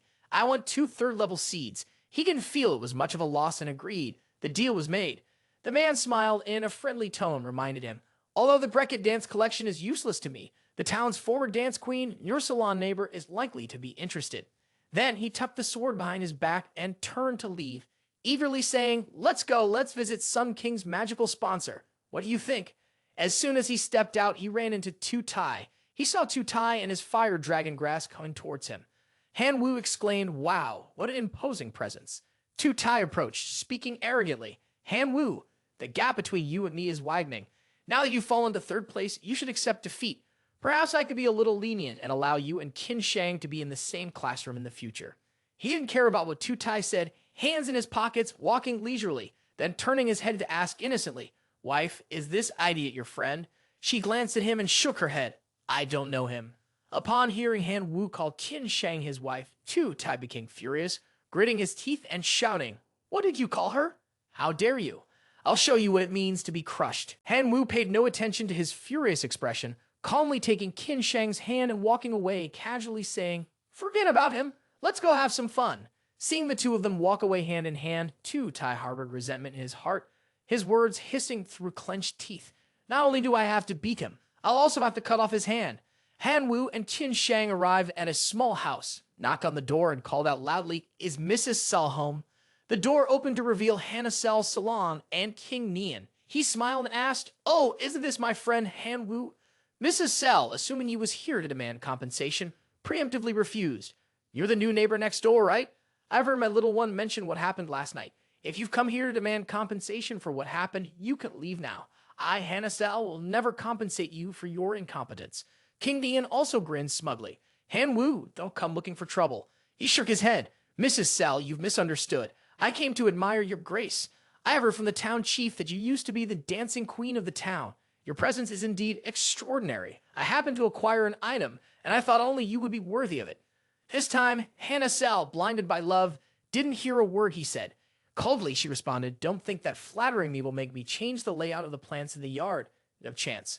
Upon hearing Mrs. Sel's words, he took a book out from his pocket and asked, "Mrs. Sel, will this item make you change your mind?" When Hannah Sel saw the book, she seemed curious, but on the contrary, King Nian furrowed his brows in displeasure and snorted coldly. "Humph," holding a torn notebook to make peace. "Han Wu, are you being a bit too lenient?" As if recalling something, her eyes lit up as if she had found gold, exclaiming, "This is the lost dance of the martial king. You name a price, even if I have to pay all my wealth, I don't mind." Hearing her so excited, King Nian's eyes widened, his mouth agape as he looked at her. Her expression made him consider something. "If Han Wu requires Mrs. Sel to expel me from the house, then wouldn't that be the end of me?" Thinking this, his attitude changed 180 degrees and he smiled cheerfully, saying, "Han Wu, we are classmates. What do you think?" Han Wu ignored his sycophantic expression, handing the book to Hannah Sel and saying, "Mrs. Sel, don't be polite. Please keep this dance safe. If I find any related materials in the future, I'll be sure to send them to you." She gladly took it, expressing her regret. "Han Wu, I truly thank you. Please forgive my rudeness earlier. From now on, you can call me Hannah Sel. I'd be happy to be your close neighbor." After handing over the item, Han Wu and Qin Shang waved and left. Hannah Sel cheerfully said goodbye and didn't forget to remind them, "Come by and visit when you're free." The system then displayed a notification. Establish a friendly relationship with the town's dance queen, Hannah Sel. Friendship level 99, unlock personal shop for Hannah Sel, plus 30,000 points. Seeing the score, he gasped and stammered. 30,000 points? How many zombies did I have to kill for that? Could this be the key to achieving this after killing zombies? Qin Shang, noticing his expression, curiously asked, "What's going on? What did you just do?" "I just received a notification that I've established a new close relationship with Queen of Dance, Hannah Sel, and opened a personal store related to her, which added another 10,000 points. Han Wu didn't answer, folding his arms across his chest and smiled at Qin Shang, thinking, "Looks like since we're married in this town, Qin Shang also gets points. This is so beneficial." With that thought, he couldn't resist teasing Qin Shang again. "This is something a husband should do, no need to be polite. Looks like you won't get a beating this time." Qin Shang blushed and walked away. "You really have no shame. I won't talk to you anymore." Seeing her leave, he opened the system interface to check if there was anything interesting in Mrs. Silent's store. The system notified, "Mrs. Silent's store offers level 3 clover seeds, 10 friendly points. Dance course, 20 friendly points. Power dance costume, 35 friendly points. Wisdom fruit, 90 friendly points." He happily said, "The wisdom fruit seems like it might be something the senior entrusted to me to complete, but it requires 90 friendly points. I'll wait until the test is over to buy it." Scene change, back at their house. Han Wu, rubbing his hands to warm himself, thought contentedly. Both of the level 4 seeds have undergone directional mutation. I'll be able to earn points strongly tonight. At this moment, a horde of zombies was approaching to attack. He was not afraid and immediately ordered the cannon, Ngofong Ho Tien, to create a yellow sphere. The yellow sphere shot straight down to the ground, causing a large explosion that sent the zombies flying in all directions. Han Wu, curious, spoke up. Hey, why are there no other higher level corpses today? These small ones aren't useful for gaining points, are they? Suddenly, his gaze caught something in the distance and he frowned, letting out a soft grunt. Far away, Mrs. Hannah Sell was standing by the gate, waving her hand.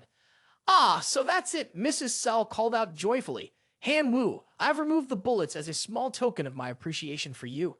He closed his eyes and sighed, feeling that tonight there was no opportunity to showcase his skills. It might be better to head out to the streets and take a look instead. Then he transformed and with a flap of his wings soared from the ground into the sky. He observed the situation from above. Han Wu slowly approached the zombies, realizing that he was about to score big. These weren't zombies at all. They were just points. With that thought, he drew his sword and rushed forward to attack. With a single swing, he slashed at the zombies. He used the fierce dragon slash technique. His strike landed on the zombie's face and golden coins appeared on its face. Afterward, Han Wu turned and flew off. The zombies below chased after him and he muttered to himself, "Time to find some level 4 beasts. These little ones aren't worth the effort." 4 hours later, Han Wu was standing on the rooftop of a tower. He opened the ranking system and looked at the top spots. Sun King Nian was first with 831,000 points. Tu Tai was second with 757,000 points, and Han Wu was third with 723,000 points. He smiled to himself, pleased. The point gap had narrowed, but there was still more effort to be made. On the third day of the daily survival count, he gained an additional 3,000 points. Han Wu returned home and saw a man standing at the entrance. He asked curiously, "Hey, who are you?" The young man turned and introduced himself. "Hello, I'm Eric Green, a resident of the town and the captain of the town's defense team. Last night, I saw you courageously fighting off a group of zombies, so today I came to personally invite you to join our defense team." Placing his hand on his hip, Han Wu asked, "I've heard of the Milky Way Guardian Squad, but what exactly does the town's defense team do?" Eric Green replied, "We protect the town, of course. We stand guard at the town's entrances, preventing level 5 and higher zombies from infiltrating. Without the defense team, Zombie Town would have been surrounded by a powerful zombie army long ago." Upon hearing this, Han Wu felt immense satisfaction. Level 5 zombies and above. Wow, that's a high-level battle. If he could just keep killing those, his points would shoot up in no time. With that thought, he said, "Captain Eric, please let me join your team." He cheerfully patted his shoulder and said, "The Town Guard Squad really needs young men with your intellect. Welcome to join the Town Guard Squad." As soon as he finished speaking, the system notification appeared. By establishing a friendly relationship with the captain of the Town Guard Squad, Eric Green, you have unlocked Eric Green's personal shop and received 60,000 points. Joining the Town Guard Squad has unlocked the squad's achievement shop and granted 50,000 points. Then the system ranking board opened and the ranking had changed. The first place now belonged to him with 836,000 points. The second place was Sun King Nian with 834,000 points, and the third place was Tu Tai with 761,000 points. He was astonished, stuttering, I'm in first place now." After recruiting a new member, Eric Green turned and walked away, waving his hand in farewell, saying, "You must come tonight." As he entered, Qin Shang joyfully ran up, wanting to give him a big hug, exclaiming, "Wow, you're in first place now. That's amazing. Tell me how you did it. What big event happened last night?" Seeing her hug him, he replied, "I just suddenly heard a noise at the door, glanced over, then feeling irritated. I opened the door and asked, 'Who is it so early in the morning?'" A blonde girl with a seductive expression raised her hand to her lips and said, "Han Wu, you were so strong last night." Han Wu rummaged through his memory, recalling that he didn't recognize this person and asked, "Oh, you are." She still leaned forward, teasing aimlessly with no beginning or end. "Seeing how you looked last night, I was so excited." From behind, Qin Shang's sharp gaze stared at him. "Han Wu, what on earth did you do last night? She's come all the way here." Hearing Qin Shang's words, he broke into a cold sweat. Upon seeing Qin Shang, she immediately interrupted. "Oh, this is Qin Shang," she said, patting her chest and introducing herself a bit awkwardly. "I'm Han Wu's wife, and you are." She didn't bother paying attention to Qin Shang's words, instead leaning in close to him and asking, "Han Wu, you're so young, and you're already married. Doesn't it feel suffocating? If Han Wu agrees, I could be your mistress." Having said that, Jessica hurriedly left. Before leaving, she didn't forget to remind him, Han Wu, see you tonight at the town's guard team. Seeing Han Wu still waving goodbye to her, Qian Shang's face darkened, feeling a little jealous. Look at you, so reluctant to part. Seeing that he wasn't listening to her, Qian Shang, furious, pinched his ear and interrogated him. You're a scumbag, aren't you? Did you sneak out in the middle of the night to cause trouble with some other girl? Is that why your points have increased so quickly? Did you learn from Sun King Nian to mooch off others? Han Wu yelped in defense. I did. This is such an injustice. That girl, she's what, an older sister or something? What kind of nonsense is that? Last night, I went out to hunt monsters and earn points. Then the captain of the small town guard team noticed me and invited me to join. The points increased because of the reward for joining the guard team. Hearing his explanation, Qian Shang immediately let go, feeling guilty. But he didn't say anything while she had come all the way here, confirming how strong he was and saying she was very excited. When he was released, he rubbed his ear and cried out, Ah, so you're jealous?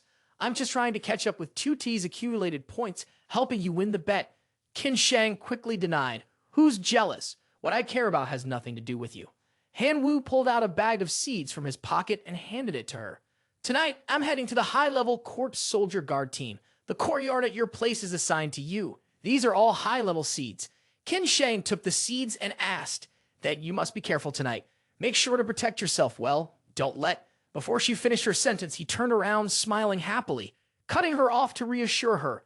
Don't worry, last night I tested the black sword. It can kill a level 4 corpse soldier instantly. Nothing will happen. With that, he walked away. Qian Shang realized he misunderstood her intention and shouted loudly, I mean, don't let the fox spirits outside seduce you. That night in the town, a quiet atmosphere covered everything. Han Wu leisurely walked forward, and ahead was Jessica's group. She spoke up, Han Wu, you're here. As soon as he approached, Jessica rushed to him and hugged his arm, whispering, Han Wu, it's been a few hours. Did you miss me? The muscular young man with 2 large axes on his back crossed his arms and said, Hey, Jessica, not again. Han Wu is already married. He then introduced himself, Han Wu, I am Johnson. David stood beside him, holding a sword, and asked, Han Wu, what is your specialty in combat? Hearing this, Han Wu didn't say much. He immediately transformed and unleashed his power. Then he turned in midair and answered, I can transform into 2 stages. Jessica, seeing him transform, had her eyes turn into heart shapes, admiring him. So amazing. This is definitely the type I like. Captain, how about you let me lead him? I love working with handsome guys. Eric Green agreed. All right, tonight, Jessica will guide Han Wu. Han Wu looked up at him and said, the battle with the zombies is very dangerous. You must follow Jessica's arrangements. Jessica stopped her mischievous demeanor, took out 2 guns, 1 fire and 1 ice, and also a level 5 plant. She shouted loudly, prepare for battle. Han Wu was stunned and thought to himself, I didn't expect 2 level 5 plants and 1 is a fire sniper while the other is an ice sniper.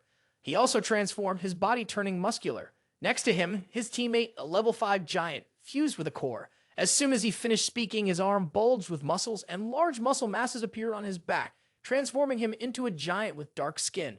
David, holding a golden sword in one hand and a green spear in the other, stood beside 2 high-level plants and shouted. Kim Guest's Swordland guards accompanied the fusion. Eric Green also transformed, his legs emitting a green aura and his whole body radiated a jade-colored energy. He announced that the zombies were coming. With that, he frowned and shot straight up into the sky from the ground. Jessica, holding 2 automatic pistols, taunted, Come here, come eat some bullets. 3 fierce zombies were blocked by her, and the bullets pierced through their bodies. Johnson from behind charged forward with his weapon and said, Leave it to me. The hammer in his hand struck straight at the zombie's head, but suddenly his eyes widened as he saw the scene in front of him. The zombie's head was completely unharmed, and instead, tentacles began to sprout from its head, growing in all directions. The tentacles lunged forward to attack, and he froze, unable to react in time. Eric Green yelled from the side, Johnson, get out of the way. Then he launched a wave of blue energy at the zombie and shouted, Die. David, holding his spear, thrust it straight at one of the zombies and shouted, Leave this side to me. Han Wu, still hovering in the air, observed the battle and muttered quietly, Is this the highest level? It's so impressive. I can't fall behind. After saying that, he dove down from above, punching the zombie directly, thinking to himself, I'm Han Wu, a god killer. Han Wu drew his sword and slashed, calling out, This is how death is truly escaped. Suddenly, Jessica's voice came from behind, warning, Be careful. He glanced back with suspicion, only to see her rushing towards him. After pushing him down to the ground, Jessica raised her gun to attack while he was pinned down at the point of struggling to breathe, letting out a groan. "Oh, I can't breathe. What's going on?"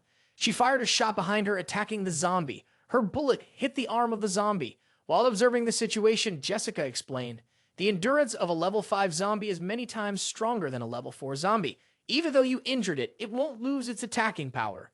Han Wu finally regained his composure, smiled, and spoke. "Thank you for saving me." She turned to reply, "Don't mention it. Just support me for now. Stay close." With that, holding two guns, Jessica charged into the group of zombies, firing continuously. He also got up and began attacking his points acutely. Plus 3,000 contribution points, plus 3,000 contribution points, as he received a level 4 sunflower seed. 3 hours later, Han Wu's body felt drained. He wiped the sweat off his forehead and sighed. "I'm so exhausted." On this side, the town's guard team was still engaged in battle. Seeing this, he couldn't help but feel suspicious. Are they using stimulants or something? Seeing his tired expression, Jessica teased him with a smile. "Handsome young man, you're already tired just after the battle started. Physically, you're not strong enough to beat my boyfriend." Hearing her speak, he thought to himself if he could still maintain the physical form of a divine being, how could he be this tired? It wouldn't be a problem if he were to fight until morning. Suddenly, a voice appeared by his ear. "Representative, guess who I am?" He was brought into a white space with a green dot beside him. He said, "Origin of mutation, it seems you finally found time to visit me." It replied, "I seem to smell the stench of that spiteful woman. I just heard someone say your health isn't that good, is it?" It spoke with a mocking tone. "As the representative of my origin of mutation, how could you let a woman talk down to you like that? I've decided to grant you a certain authority so that you may stand before that woman with a large chest and a fat bottom." After finishing the sentence, chains and a lock appeared out of nowhere. Origin of Mutation explained, "This authority is called the Jealousy Lock." "All right, sit down. Let's get to work," it said. As soon as the words were spoken, the chains snapped. The lock was open, and Han Wu felt a surge of power flowing into his body. A golden light surrounded him. His eyes shot out golden rays as he excitedly said, "This feels incredible, like boundless vitality." It further explained, when the Jealousy Lock is open, you can cause your body to undergo a temporary transformation by drawing from any powerful biological cells. He held the sunflower seed in his hand, thinking the combination of them and plants is incredibly strong and resilient. If I can, I might try it. Without any hesitation, Han Wu swallowed the sunflower seed. The seed was absorbed by his body, and golden light spread everywhere. He shot upwards, carrying with him the power of the sunflower. Then Han Wu spread his arms wide, creating a golden sphere that surrounded his body. The sunlight from the sunflower shone directly onto the zombie, burning them and causing them to scream in pain. Jessica, standing below, shielded her eyes from the blinding light and shouted, "The light is shooting in all directions from that man." Someone next to her, unable to tell who it was, sighed in awe. "Is that an angel appearing?" The town's guard team seized the opportunity to rush in and attack. Eric Green leaped forward, shouting, "Attack harder." He charged along a path, smashing through the zombies with ease. Suddenly, a zombie recklessly charged at him, trying to crush Han Wu with its hand. Seeing the danger, Eric Green shouted, "Protect Han Wu, stop it." Before he could finish, Johnson rushed in but was struck by the zombie's powerful arm, sending him flying, and he yelled, "Ah!" Eric Green, realizing the situation was critical, shouted, "This is bad. The defense of this level 6 zombie is too strong. Han Wu, get out of there." Han Wu, however, stood his ground, watching the zombie's punch coming closer. His eyes glowed brightly like the sun, and he smiled provocatively. "Come at me." The zombie's fist hit his body, and a burst of light erupted. The light scorched a large portion of the zombie's body, and it screamed in agony. After burning it, the golden light from his body slowly faded away. Johnson widened his eyes, his mouth hanging open in disbelief, and exclaimed, "You did it! Han Wu, you're incredible!" Han Wu was hailed by everyone. The system displayed a notification. Establish a friendly relationship with the residents of the town. Town Guard Squad Jessica Smith opened Jessica Smith's personal shop and gained 50,000 points. Establish a friendly relationship with Dark Johnson, a member of the Town Guard Squad. Open Dark Johnson's personal shop and gain 50,000 points. Establish a friendly relationship with David Ham, a member of the Town Guard Squad, a resident of the town. Open David Ham's personal shop and gain 50,000 points. Eliminate level 6 zombies and gain 23,000 contribution points. Seeing his joy, the Origin of Mutation asked, "Representative, how does it feel to unlock jealousy?" He eagerly replied, but was cut short when it appeared before him, saying solemnly, "Well then, it's time I bring you some bad news." Han Wu, curious upon hearing about the bad news, asked, "Bad news? What else do you want from me? I've got nothing left to give you. My divinity wasn't easy to obtain." It scoffed, interrupting him. "Who would want that from you? How petty. The bad news is that the genetic lot has side effects." Hearing this, he patted his chest and sighed with relief. Oh, so it's not the lion's roar technique after all, just a side effect. But suddenly thinking of something, Han Wu widened his eyes and shouted at it. "What are you joking about? Are there side effects? Why didn't you mention this earlier? What will happen to me? How will it be?" Origin of Mutation chuckled and tried to smooth things over, calmly replying, "You are the one who carries my supreme Origin of Mutation. Why are you so nervous? The side effects won't threaten your body." It shrugged and answered, "It's just that you won't be able to use the gene lock as you were instructed by us. That's called a cooldown period, and you need to wait for it to recover." He frowned and said, "You sure know a lot, don't you? If the side effect is just waiting for the cooldown, then that's fine. But how long is my cooldown period? What happens if I don't follow it?" It explained to him, "With your current weak physical condition, it will be difficult for you to use your gene locking ability for the next 10 days. If you keep using it, genetic disorders will occur and temporary mutations will become permanent ones. So, what do you think? Are you brave enough to try it?" Upon hearing that, Han Wu immediately waved his hand, shaking his head frantically. No, I don't want to turn into a giant light bulb for the rest of my life." Aragreem walked over from behind, concerned, and asked, "Han Wu, are you feeling uncomfortable anywhere?" He turned and smiled brightly, replying, "I'm fine." Jessica continued to flirt, gently lifting his chin with her finger and saying sweetly, "You're such a handsome boy. Your performance just now completely won me over. Now you've earned the right to be my boyfriend. Would you like to spend a wonderful night with me?" He blushed and exclaimed, "Ah!" Johnson saw that he was about to be pinned down and immediately spoke up. "Jessica, please stop teasing Johnson. You still want to drain him dry? Johnson, if you're tired, feel free to rest. I can easily handle the remaining level 5 zombies on my own." He did reject the goodwill of others and smiled as he said, "Actually, I do feel a little tired, so I'll leave the rest of the battle to you. I'll go to the back and rest for a while." After saying that, Han Wu left. As he walked, he observed his surroundings and thought, "From now on, I can't use the jealousy lock for the next 10 days, so I must definitely work on improving my basic combat power. Right, isn't there still a healing item for team members in the protection team? I should go check what I can buy." He stopped, opened the shop on the system, and happily said, "Call me little overlord who suppresses golden tiles." Half an hour later, after opening it, he looked around and then chose Plant Fusion Technique. He smiled and said, "The Plant Fusion Technique happens to replace the cooldown time of the Jealousy Lock skill." Origin of Mutation, standing next to him, squinted and laughed. "Ha ha! Is this little thing enough to satisfy you? Plant Fusion Technique is just a superficial method of fusing different life forms together." Han Wu frowned and glanced at it. "This cost David and me 70 friendship points. You're calling it useless, isn't it, because your jealousy lock has such a long cooldown?" Hearing him speak, it opened its mouth and laughed loudly. "Isn't it because your tiny body is too weak? Do you believe it? With just a few adjustments, I can take this plant fusion technique to a whole new level. I'll only charge you 2 divine points. What do you think?" He raised an eyebrow, refusing. "No money? Forget it. If you're not paying, then we won't meet again." Seeing that he wouldn't cough up the money, it began to pout. "Look at you. You're really too stingy. Well then, just 1 divine point. It couldn't get any easier than this." He sneered inwardly. "What? Trying to bargain with me? The king of bargaining in the small market of Huanbai? You're just an alien species from a haunted land, still far from being on my level." But on the outside, he still agreed to its request, pretending to accept the loss.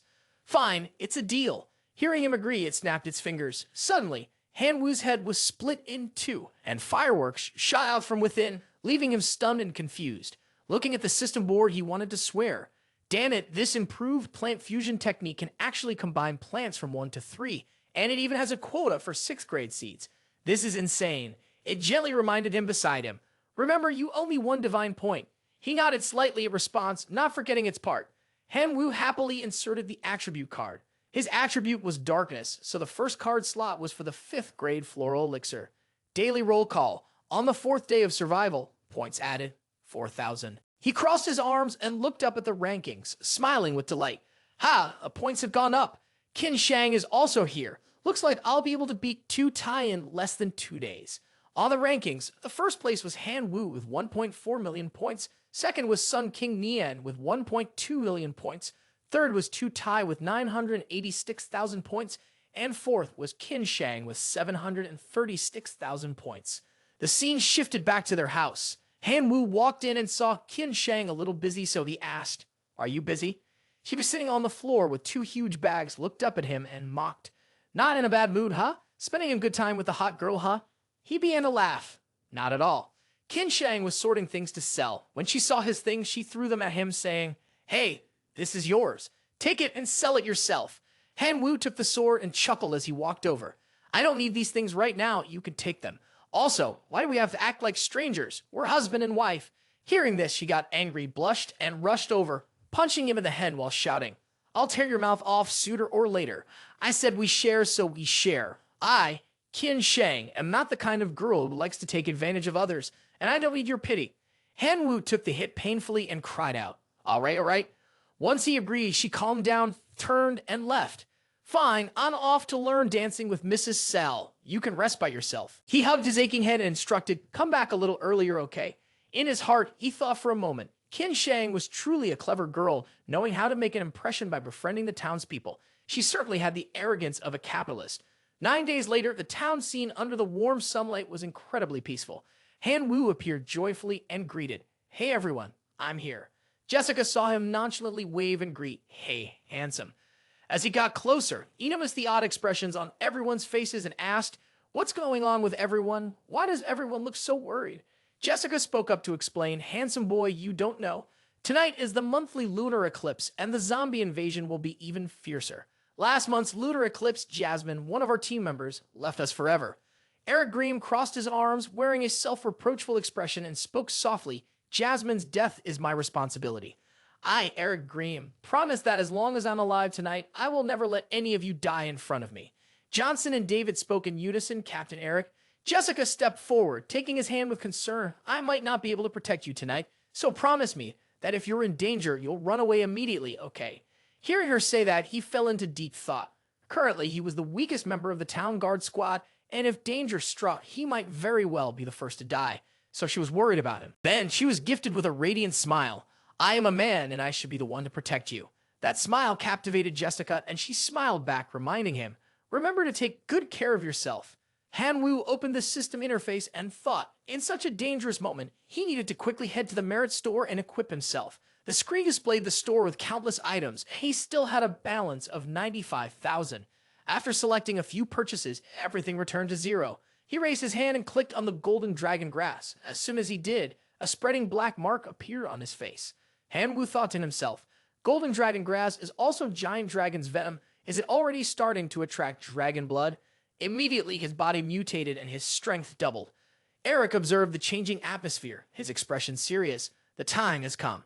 After speaking, he looked up at the sky, which seemed to be devoured, leaving only darkness. As he saw the sun obscured by something, the zombies below began to stir and scream as they started to mutate from their frail, bowie bodies into a group of six-pack zombies. Eric Green floated in midair, watching the situation unfold, and spoke. "The zombies have mutated, their levels have risen. Everyone, get ready for the fierce battle." Jessica held her gun, her eyes full of determination as she responded, "Understood, Captain."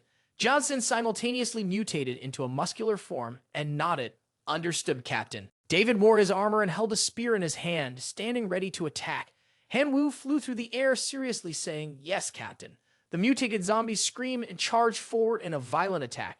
Eric Green created a blue energy spear and shot it directly at the zombies, shouting, "Get them!" Meanwhile, Jessica fired her guns at the zombies' bodies, but they were unaffected. She continued to shoot in all directions with her two pistols, striking at the zombies' heads, gritting her teeth. "Watch me." The giant zombie remained unscathed. Johnson held its arm tightly while speaking to his teammates. "Captain Jessica, you two keep shooting. From a distance, we'll hold them off." Han Wu swiftly dashed from a distance, thinking to himself that he couldn't fall behind. He drew his sword and swung in a fierce dragon slash, cutting across the giant zombie's body. The smaller zombies beneath saw him and charged toward him. Without hesitation, Han Wu raised his long legs and used the skill Shun Shit to kick the zombie in the face in front of him. Eric Green, who was behind him, praised Han Wu, "Well done." An hour later, the zombies Han Wu killed were scattered all over the ground. Seeing that the zombies were still attacking, the captain ordered Jessica to find the town chief for Jenniger and have him send reinforcements. She received the order and left, running while turning her head to shout loudly, "Everyone hold on, wait for me." On the other side, David was being attacked by a zombie, with blood streaming down from a wound on his shoulder. He cried out in pain, "Ah." Seeing this, Johnson rushed over and clashed hands with the zombie. He anxiously said, "Johnson, just leave me." Noticing the precarious situation both of them were in, Eric Green charged forward, firing at the zombie to help. "I'm here. Hang in there." Upon seeing him, Johnson said, "Captain." Eric Green gathered his strength and threw a punch directly at the zombie's face. In the midst of this emergency, the system suddenly notified that 10 days of cooldown had passed. Han Wu smiled upon seeing this, just in time. Then he rushed forward in front of the three of them and said, "Captain Eric, let me buy some time for everyone." Seeing this, Eric Green hurriedly warned Han Wu, "Don't overestimate yourself. If it gets bad, just run." Han Wu turned his head and smiled reassuringly. "I'm also a member of the town's guard team. Of course, I'll do my best to protect the citizens of the town." With that, he opened the system and pressed a button. His body began to glow with a faint blue energy after unlocking it. Han Wu unleashed his maximum power. This force transformed into sharp spikes that pierced through the zombies, killing them instantly. Eric Green, witnessing this power, widened his eyes and gasped, "That's so strong." After a moment seeing the zombies all lying motionless on the ground, he exhaled in relief. But before he could rejoice, a zombie suddenly appeared out of nowhere and charged towards him, causing him to gasp in surprise and exclaim, "Why are they still here?" Jessica ran from a distance and shouted, "Han Wu, hang in there." A group of people followed behind her. She raised her voice, "We're here." The mayor signaled Jennifer to charge forward and shouted, "Push forward, kill them all." Behind them, Jessica was also rushing forward with all her might. Just then, Eric Green from above warned the two of them. "Everyone stop, there's something wrong up ahead." The mayor immediately handed Jennifer a pair of binoculars to observe the situation. He looked around and noticed that the fog seemed unusually thick, and he anxiously assessed, "This fog doesn't seem right." Eric Green quickly made his way up to him and instructed, "Mayor Swayzinger, the fog has risen. We can see through the darkness, but we can't see through this fog. Do you have any plans that might help? Get them out as soon as possible." Upon hearing this, the mayor quickly took out a strange seed from his bag, the seed of a fourth-tier wind-blown clover. He then placed it into a pot and continued to nurture it. A second later, the seed sprouted and pushed through the soil. The clover immediately appeared in front of everyone.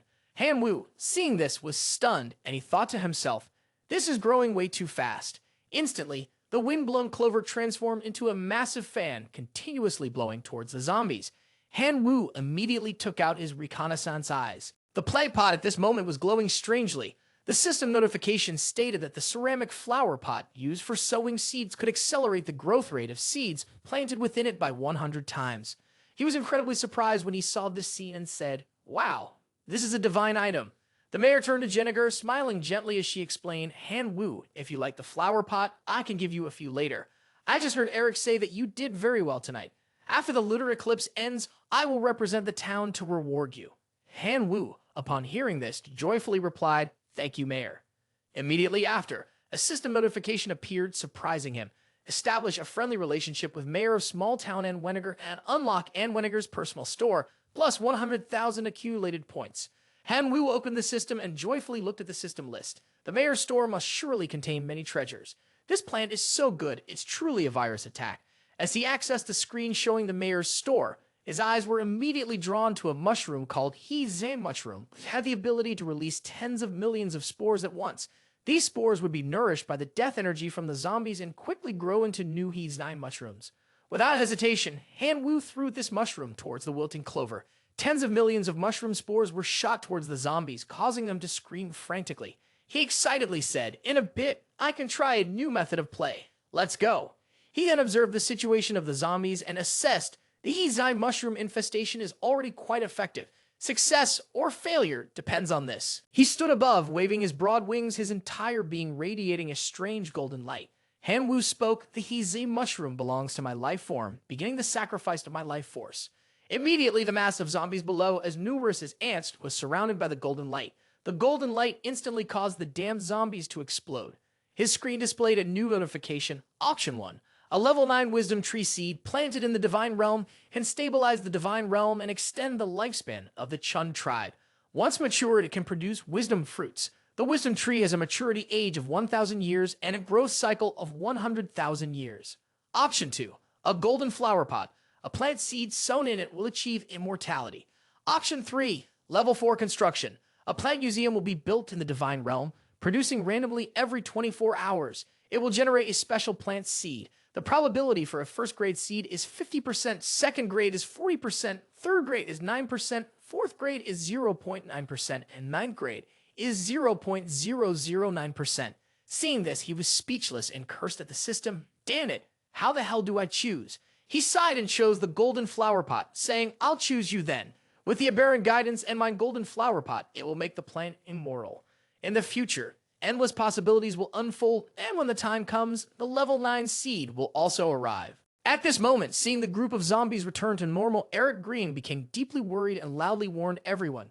This is bad, the zombies are rising again.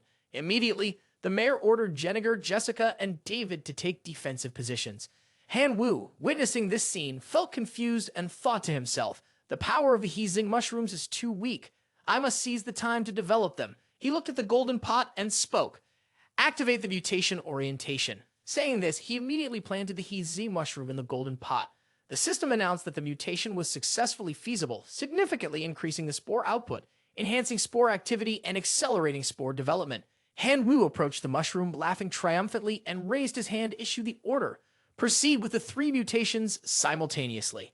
At that moment, the clover grass immediately grew enormous. He tightly hugged the stem of the clover and shouted, Tens of millions of spores are spreading towards the zombies.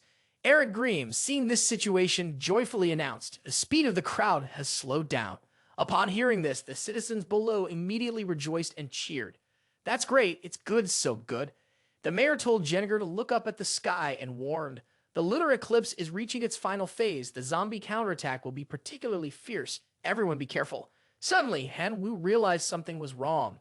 As the lunar eclipse approached, the zombies immediately grew horns. They had already been strong, and now they were even stronger, like tigers growing wings. Mayor Chonager immediately raised his hand and gestured for everyone to fall back, focusing on the entrance. Seeing this, the crowd panicked and scattered in fear. The murmur of voices was loud.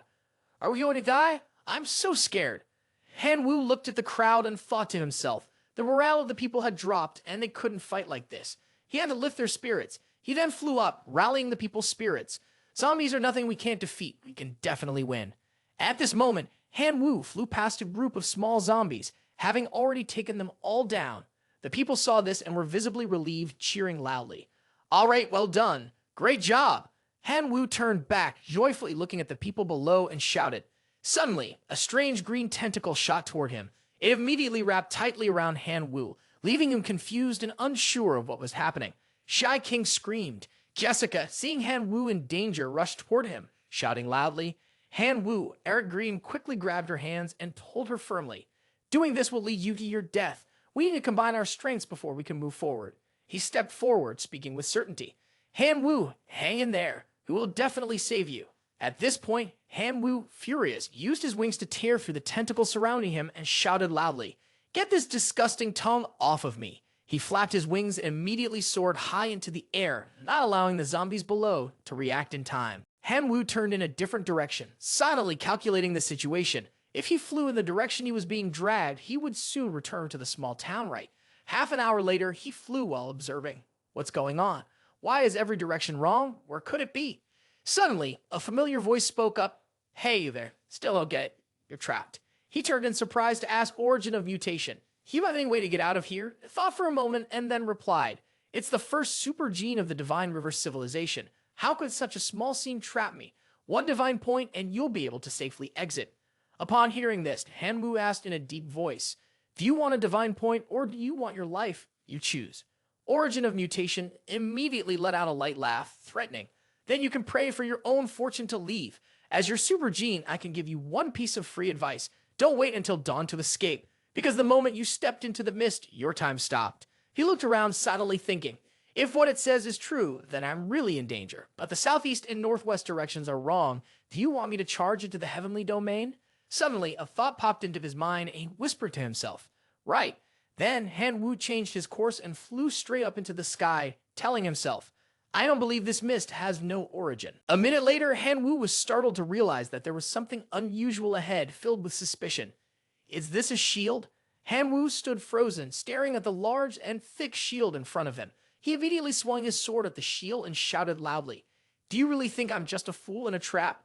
At that moment, the shield he struck only cracked a small piece. Han Wu was surprised to see this, and without hesitation, he swung his sword several more times at the shield, shouting, "Is this thing that tough? Let me see how long you can hold up." The shield immediately cracked into another small piece, and then it continued to break into more and more fragments, scattering everywhere. Han Wu looked at the scene outside and wondered in surprise. What is this?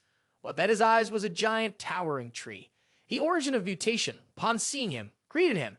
"Welcome, outsider, to my domain." Han Wu gripped his sword tightly, on guard, thinking, could all of this be caused by this ancient tree? And how does it know I'm an outsider? Didn't I already reveal my identity in the Outer World Survival Simulation assessment to fulfill a requirement? Seeing his cautious demeanor, the tree immediately reassured him. "Outsider, don't worry, I won't kill you." Han Wu then asked, "Then why did you bring me here? What do you want?" The tree sighed and replied, "Because I need your help with something to save this world." Han Wu was surprised when he heard this, lowering his sword and softening his voice. "You want me to deal with all the zombies, right?" At this moment, the giant tree suddenly spoke loudly as if slapping him in the face. "No, it's to drive all the inhabitants of the small town away from here." He immediately sat down in front of it, thinking there was something hidden in this matter. He calmly asked, "Could you explain it to me?" The giant tree, hearing this, slowly began to tell its story. "I am the Tree of Wisdom, a guardian of this secret realm, and I have existed here for tens of thousands of years.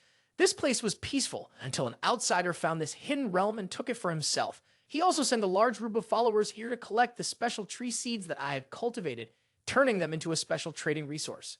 I witnessed my own descendants being turned into commodities. How could I bear that?"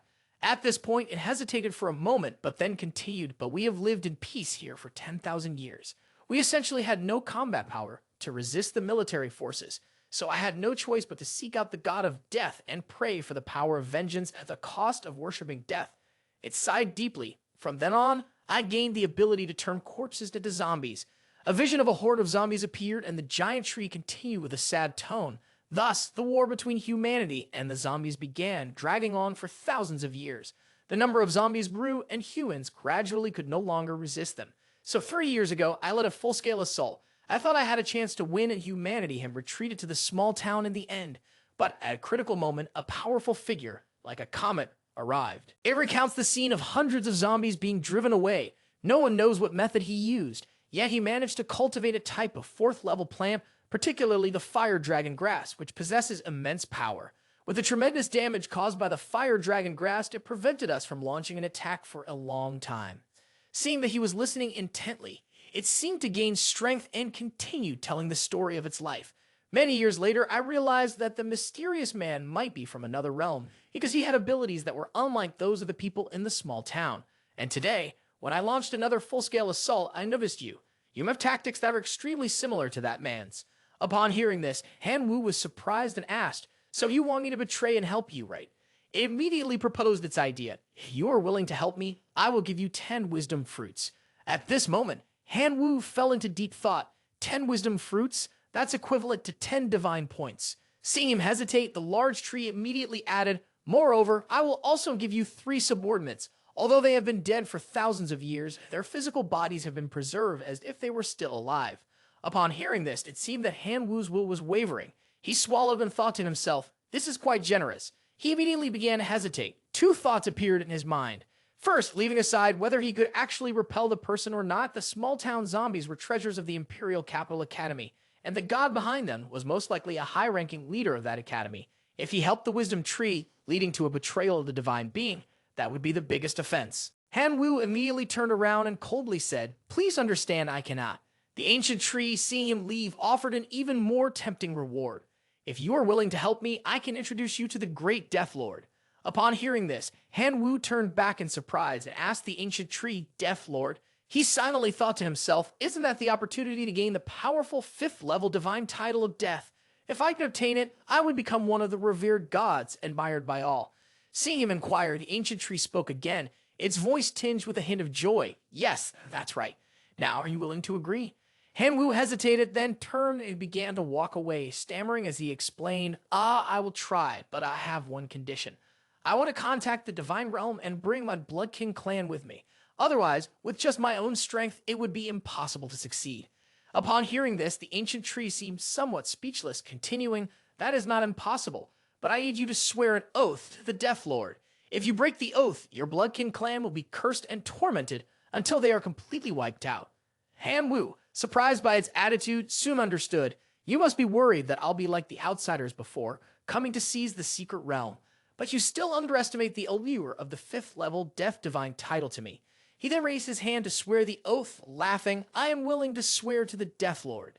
Immediately after, a mystical seal appeared on the back of his hand. Han Wu looked at his hand in confusion, and then exclaimed loudly, "Hey, does this mean it's already stamped?" At that moment, the giant tree immediately connected its branches, forming a small circle. Hundreds of reconnaissance eyes shot out. He happily closed his eyes to bask in the sunlight, thinking to himself, "Ah, the aura of the divine realm is hidden. I should have reached the level to become the lord of the life form by now." The tree gently spoke to him, "All right, the people from beyond the realms hope that you will quickly fulfill our agreement." After that, it pushed him down to the lower world. "Go ahead." Startled by being pushed down, he called out in confusion, "Get out of here." At that moment, Han Wu successfully landed among the zombies. He looked up at the sky and angrily cursed, "This old tree is really rude, not even bothering to have a coffee with me." He then sighed and continued, "What should I do about the residents of the small town? I'll just fly back first and figure it out." Immediately afterward, Han Wu flew back to the old location and gathered with everyone. Eric Green saw him and joyfully said, "It's Han Wu. Han Wu is back."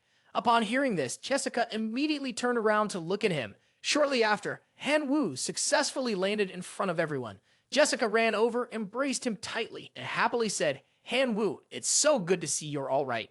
While he was still blushing, Johnson and Eric Green also happily ran over.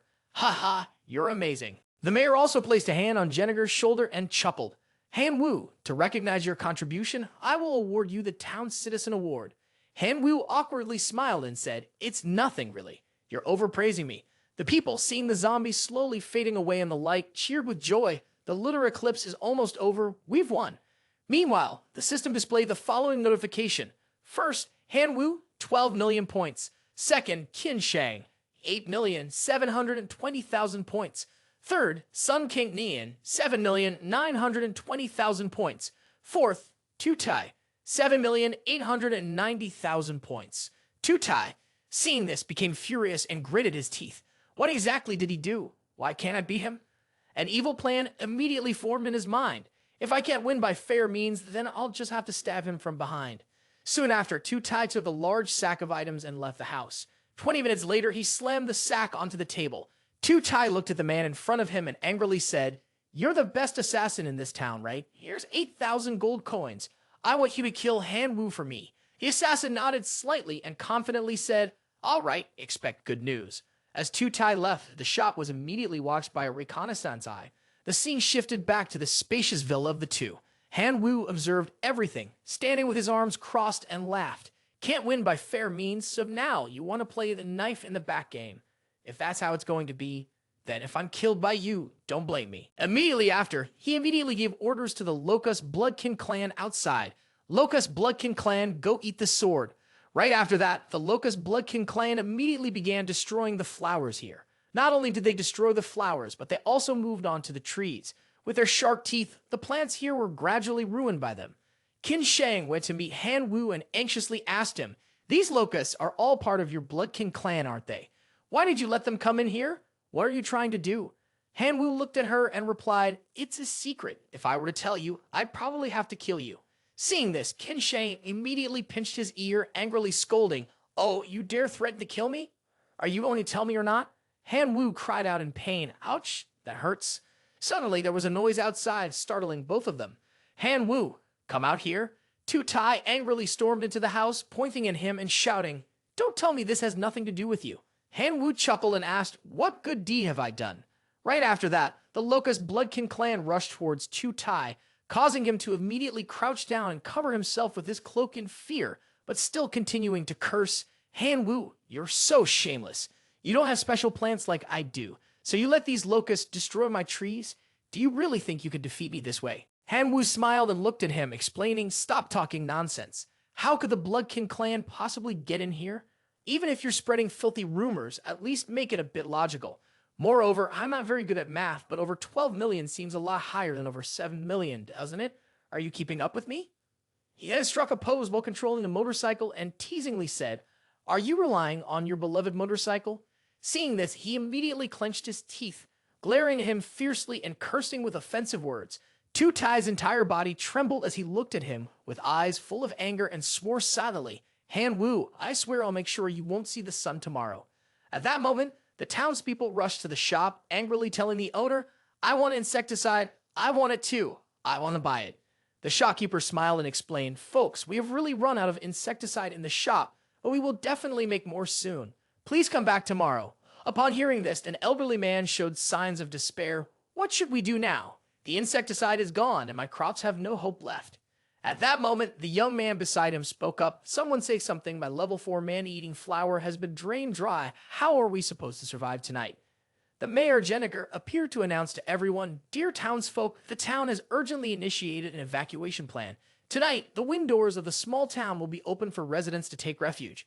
Everyone, please rest there for the night. Han Wu looked at the man who was gleefully whispering and calculating in his head. He thought to himself that while the townspeople were running away from their homes, he had to let the locusts quickly devour the remaining special plants. That way, all the special plants would be eaten up, and the townspeople wouldn't be able to resist the zombies. By then, even if they didn't want to, they would have no choice but to move elsewhere. The scene shifted to another area in the town.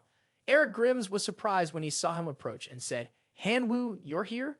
Today's mission is relatively easy. The zombie army suffered heavy losses last night, so you can rest comfortably today. Jessica immediately ran over and hooked her arm around his, saying, If you want to come by and hang out, we're always happy to have you. Han Wu pointed behind him and replied, Well then, I'll just wander around and pick up any leftover items. At that moment, a reconnaissance eye flew over to report. Two Tai and the assassin are preparing to make a move. Upon hearing this, Han Wu immediately stepped forward, saying, In that case, I'll find a place where no one's around and wait for them. At this point, Han Wu calmly sat there, watching the two people quickly approach him. He spoke, You two have finally arrived. He looked up at the two of them. You've made me wait a bit longer than expected. Two Tai angrily turned to look at the assassin and asked, Did you say something? The assassin responded coldly, You can insult my personality, but you cannot insult my professionalism. Two Tai spun around and shouted, Forget everything else. Han Wu, this ends for you today. Han Wu stayed composed. Are you sure you want to go through with this? The university monitors every incident. If something happens to me, how will you explain it? The person beside Two Tai added in a cool voice. If anything happens, it'll just look like a mercenary's work. No one will trace it back to us. You're wasting words on someone who's already lost. I'll handle this now. He then shifted into position, activating his phantom shadow technique. A thorned whip flew toward Han Wu as the attacker lunged, dagger drawn, aiming directly at his face, laughing with confidence. But in an instant, a burst of energy from Phantom Shadow clashed with the strike, forcing the attacker to step back. What is this? He exclaimed in shock as the tip of his dagger snapped off, broken by the Golden Dragon transformation technique. Han Wu gave a calm smile. Was that all 8,000 gold coins got you? The attacker turned angrily toward Two Tai. Two Tai, you tricked me? Two Tai, just as stunned, shouted back, Han Wu, how did you find out? Remaining calm, Han Wu looked at both of them. He raised his hand and summoned the Quyen Clan. Now it's my turn. Then he turned and commanded, Children, greet our visitors. Two T's expression changed to one of complete panic. No way. How can you summon the Quyen Clan? Not wanting to waste much time, he pointed at the name of the assassin and ordered, Kill him for me. Upon hearing this, all the Quyen Clan members simultaneously charged toward the man, throwing him into a state of frantic despair. Han Wu, holding a sword, stepped forward toward Two Tai and growled, As for you, I'll deal with you personally. Terrified, the man screamed loudly as a threat, You can't kill me. The Academy will definitely record this. If you kill me, how will you explain it to the Academy? Han Wu was momentarily stunned by this, then a smug smile spread across his face. Ah, you're right. In that case, I'll just leave you barely breathing for the zombies. Once the zombies kill you, this won't have anything to do with me. Seeing the situation going south, Two Tai immediately turned and ran as fast as he could, shouting, Don't come here, don't come near me, someone help. A second later, Han Wu effortlessly soared toward him, grabbed him by the collar, and with a single move, slammed him down to the ground. Two T's face was swollen as he pleaded, Please don't hit me anymore. My family will never forgive you. You'll be waiting for the revenge of the true god. Han Wu casually lifted him up and smiled, All right, Whoever doesn't come will be the grandson. Without hesitation, Han Wu tossed him toward the group of zombies standing outside. Elsewhere, Han Wu was sitting at the war table, issuing orders to his subordinate. Brutal. Investigate if there's anything left. Not bad. Leave some soup for me to enjoy. Immediately after, he flapped his wings and flew swiftly forward, giving instructions. Rest for now. I'm here to take over. As time passed, the sun was slowly setting, casting a reddish hue. The scene shifted to a high-level meeting in the town. Voices of the people intermingled. It's over. My trees are all gone. There's nothing left at all. How are we supposed to live from now on? At the meeting, Mayor Jenniger was sitting dejectedly, listening to the complaints of the townspeople. Mayor, I can't live like this anymore. That's right. The church doesn't have enough space for all the residents. The mayor, now slightly losing his composure, responded. I understand the current situation is tough, but before he could finish, Han Wu interrupted. I have another idea. Surprised, the mayor asked. Han Wu, what do you have in mind? Han Wu smiled and suggested, we'll go to another world. The townspeople were shocked by Han Wu's words, and one of them turned to the mayor and asked, can we really go to another world? I've long been unable to endure life here. Exactly, with zombies constantly attacking, I haven't had good night's sleep in ages. Mayor Jenniger, too, was taken aback by what Han Wu had said. He anxiously replied, Han Wu, it's not that we don't want to leave, but the teleportation gate was destroyed in the battle against the zombies. Besides, we don't even know where we could go. Han Wu placed his hand on his chest, smiling confidently, then spoke with conviction. I'm only afraid that people might not agree to the move. If that's the case, let's do this. Multi-Dragon City is perfect for everyone. I have a way to rebuild the teleportation passage to another world. Just give me some time. Upon hearing this, the man immediately became excited and said loudly, all right, Han Wu, if you need anything, just let me know. I will definitely give you my full support. The scene shifted to a vast area where Han Wu stood before a giant tree and spoke. Here's the situation. The people in the town have agreed to move. As long as you can restore the teleportation passage, I can find them a place to live. Hearing this, it laughed and looked at him before speaking loudly. This is great. Finally, I can wait for this day. Thank you, outsider. I will definitely fulfill my promise to you. Tonight, the moon will be full. Just bring them to the entrance of the secret forest and it will be done. As night fell, the scene shifted to the entrance of the secret forest. The mayor's group, along with Jenniger, arrived at this location and they asked him in surprise, will the teleportation gate really appear at the full moon? Jessica stared blankly at the giant tree and then asked, everyone, look over there. Is that the tree of wisdom? Everyone looked where she pointed, and there was a tree with a vast canopy, with the full moon coincidentally shining behind it, casting a strange light that dazzled everyone's eyes. It really is the tree of wisdom. Immediately after, the teleportation gate began to activate. The crowd cheered loudly. The teleportation gate has appeared. Wait until everyone had completely stepped inside, and he waved his hand to bid them farewell. Ladies and gentlemen, may we meet again by fate. The villagers, moved by his words, waved back at him. The mayor, touched to the point of tears, spoke, thank you, Han Wu. You are truly our benefactor. Jessica, seizing the opportunity, kissed him on the cheek, causing him to exclaim in surprise. Ah, she quickly covered her mouth, turned, and blushed as she said, Han Wu, see you again. Please remember me. Immediately, the teleportation gate slowly closed before his eyes. Han Wu sighed. Finally, it was over. This evaluation had been quite long. In an instant, Miss Lena looked at everyone seriously and spoke. Dear students, the evaluation on the minor zombie labyrinth comes to an end here. Then, both she and everyone instantly appeared in the classroom. She scanned everyone once before speaking sternly. First, congratulations to all the students who have successfully returned from this survival evaluation. 2 students have died in the labyrinth. I hope they will have stronger strength to face the evaluation in their next life. Upon hearing this, Han Wu whispered to himself, so those who died in the labyrinth also perish in the real world. This kind of evaluation was indeed too cruel. Tu Tai, don't blame me. Right after, he was startled to see Tu Tai glaring at him with eyes full of rage. He was astonished. How was this person still alive? How could he have come back to life? Miss Lena smiled and announced the results of the battle. Please take a seat, everyone. Now we will read the class results. In first place is Han Wu with 16 million points. In second place is Qin Shang with 12.03 million points. And in third place is Sun King Nian with 10 million points.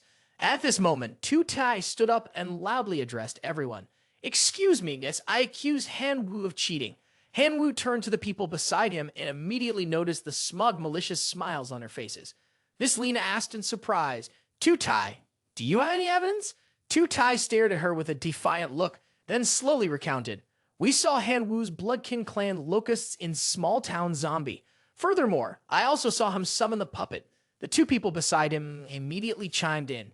That's right, I also saw it happen. She smiled gently and spoke softly. The topic of this lecture was survival simulation in the outer regions, and it did not specify that summoning the Bloodkin Clan was forbidden. Hanwoo summoned the Bloodkin Clan into the secret realm through his own efforts. There was some luck involved, but mostly it was due to his skill. Upon hearing this, Tutai immediately became furious, grinding his teeth as he said, Miss, it seems like you're covering for Hanwoo. I will report this to the authorities. At this moment, Miss Lena immediately looked at him with a strong presence. Who did you report this to? That is your right. However, as your instructor, I have the authority to punish you for not respecting your teacher. He felt somewhat confused upon seeing this. Why did her attitude suddenly become so overwhelming? After that, she pushed him into the time door and instructed, I will punish you by sending you to the hell prison and making you do forced labor for a year. Upon hearing this, Tutai screamed in despair. What? I don't want to. She immediately turned to Tutai's two disciples, smiling, which caused them to feel a bit bewildered. Does anyone else want to join Tutai? One of them, seeing this, spoke fearfully, Miss Lena is right. The other, scratching his head, smiled gently. How could one not respect their teacher? He really deserves it. She cheerfully continued her announcement. Now for the awards. Hanwoo will receive a jade flower vase and Qin Shang. The awards ceremony ended. After class, while he was walking down the corridor, a voice called out, Junior Hanwoo over here. He was surprised when he saw 3 people approaching and said, Brother, sister, I did not disgrace the mission of bringing back this wisdom fruit. Hangman smiled upon hearing this. Already in hand? Did you get 1 or 2 fruits? Hanwoo silently thought, before the evaluation ended, I exchanged all my friendship points for intellect fruit, including the points from the intellect tree. So I have a total of 12 fruits. I have used 9 of them earlier to exchange for divinity points. Outwardly, he extended his hand, apologizing. Sorry, this is all I can do. But 9 divinity points were not a small amount. Tian, without letting him finish speaking, gave a thumbs up and praised. You got as many as 9 fruits? Junior, you're impressive. Yiling also smiled, looking at him, and spoke, Luckily, because Junior earned first place, we were able to get 10 divinity points from Huangsheng Jun, so just keep these 9 divinity points. Now let's go enjoy some delicious, spicy food. Ha ha! Suddenly, a voice came from behind, eating ha. You really know how to enjoy life. Huangsheng Jun walked up and spoke. You're Hanwoo, right? You caused me to lose 10 points, didn't you? Hangman immediately rushed forward, shielding Hanwoo, and angrily asked, Huangsheng Jun, what do you want? He still didn't understand what was going on and asked, Mangbro, what's going on? Yiling smiled and explained someone lost and got furious. Tian stepped forward to explain to him. His name is Huangsheng Jun. He's never gotten along with us. Before the assessment started, he kept provoking us, so we had a hard time with him. The person who has the most support will win first place in the assessment. Junior, do your best to help us win 10 divinity points. Hanwoo looked at the person in front of him and asked in surprise, Senior, may I ask who it is that you're supporting? Tian smiled and answered for him. It's the kid using fire driving grass. Upon hearing this, Hanwoo chuckled mockingly. Tutai, huh? Then your senior Huan must be really blind. Huangsheng Jun glared at him angrily and shouted, Say that again if you dare. At that moment, Hangman and 2 others rushed toward him and laughed challengingly. Say it 10 more times, then let's see what you'll do. Seeing the situation was getting worse, Huangsheng Jun immediately turned and fled, shouting as he ran, Watch out! The next focus class for you all is a battle with seniors. You've offended me and I'll show you what hell looks like. Hangman looked at him and spoke, Junior, sorry about this. We made a bet, but now you've offended Huangsheng Jun in the focus class. We won't be able to protect you. Hanwoo heard this and placed his hand on his shoulder, saying ambiguously, Main bro, it's fine. These past few months, I've been threatened a lot. Didn't I still grow strong and healthy? This subject will end today and I've gained a lot from it. I'm going back to focus on improving myself. At this moment, Yiling also spoke up, Hanwoo's juniors, if you need anything, feel free to come to us. Tian nodded slightly, we will definitely support you. The scene shifted to a large, expansive area where a voice was heard. Divine King, there is a demigod requesting an audience. Following that, the voice of the Divine King gave the order for the person to be brought in. The Divine King sat on his throne and asked, Demigod, what is it that you seek of me? The person immediately reported, Greetings, Divine King, I am Zhang Gang, and I have come to report a lead related to the ruined items at the River of the Gods. I have a suspect. Upon hearing this, the Divine King immediately stood up and urged, If this is indeed true, there will be a generous reward. Jiang Gang then stood up and opened a box, inside of which was a grasshopper from Hanwu. He reported, "Divine King, I discovered the remains of this grasshopper in the ruins at the River of the Gods. I happen to know someone who plays the Divine Realm Grasshopper, named Hanwu. I believe this matter is connected to him." The Divine King, upon hearing this, asked in surprise, "Hanwu, how much do you know about him?"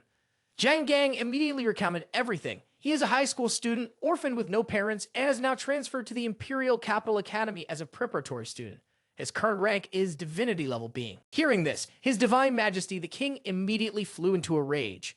"Do you think that a mere student of divinity, still young, could enter the ruins of the River God and simultaneously defeat the 6th Megan's ascent?"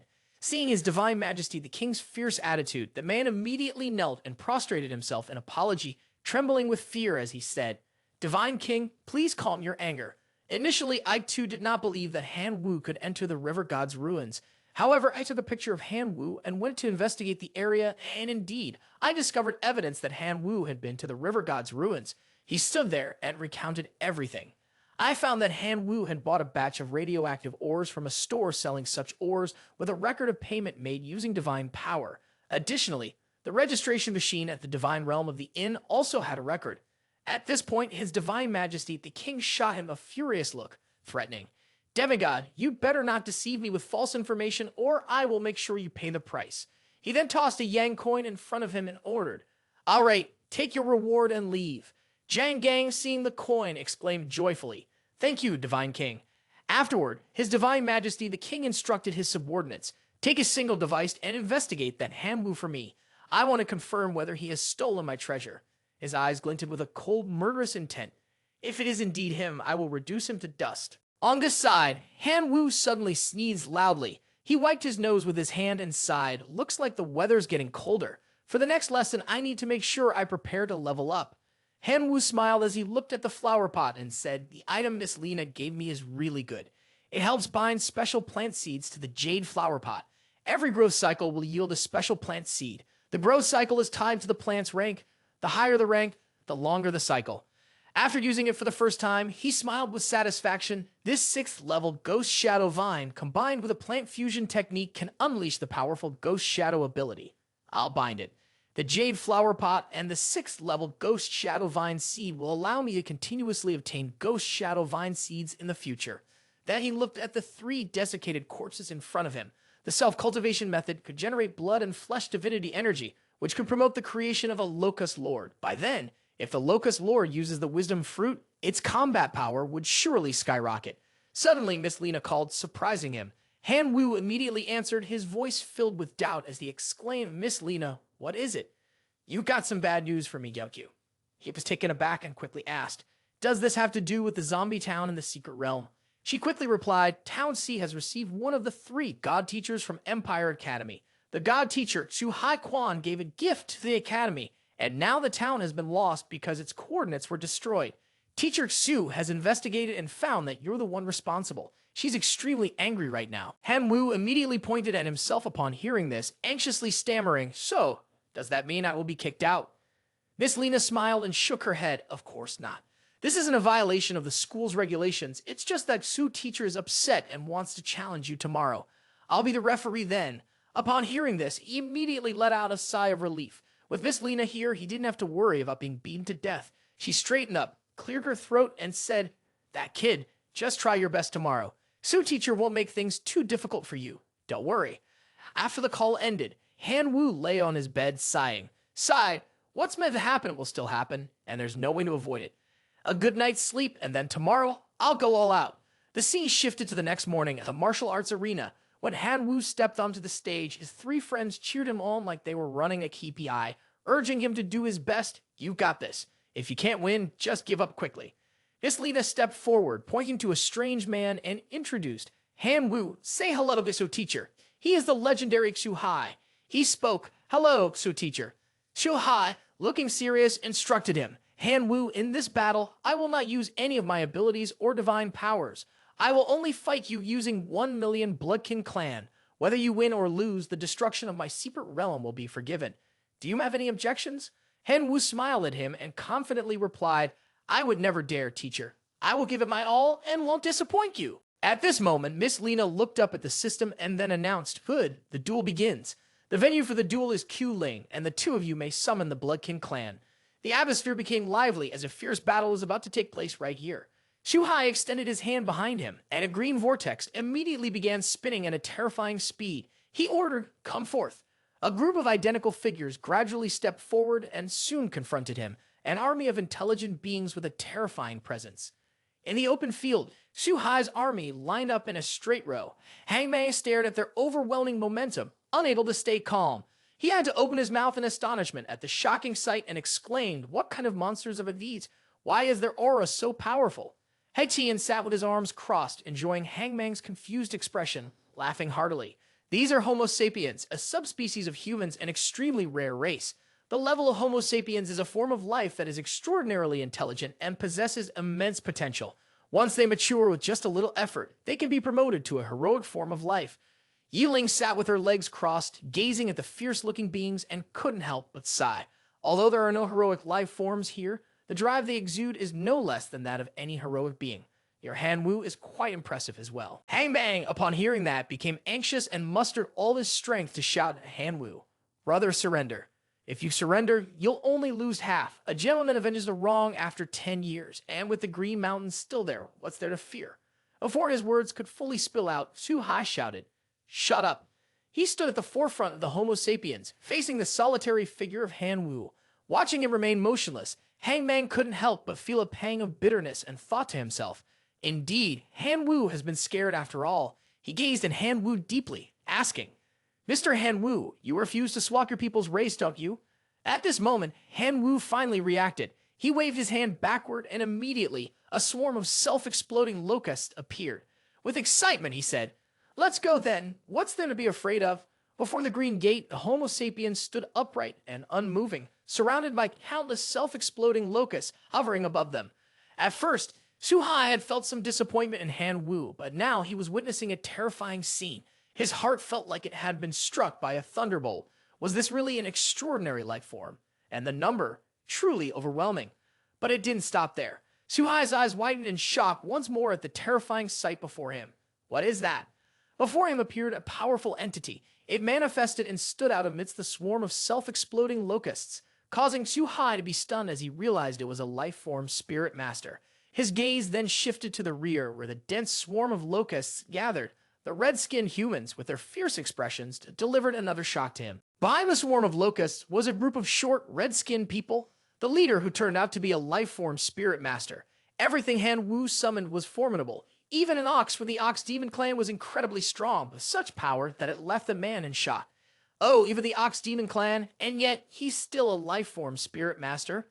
Following them, the mighty iron-cutting sword edge appeared. He was summoned by Hanwoo, creating a shockwave that made Suhai exclaim, "Life-form spirit master of the Sword Edge clan, and what about the Bloodkin clan?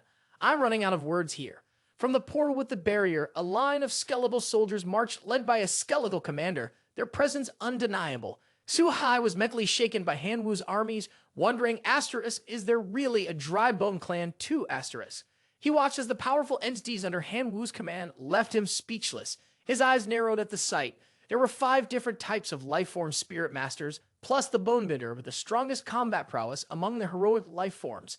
Even demigods couldn't muster such an army. Could this kid really be just a mere divinity creature? Hangman, who had been casually watching from the sidelines, was also stunned by Hanwoo's impressive summoning abilities.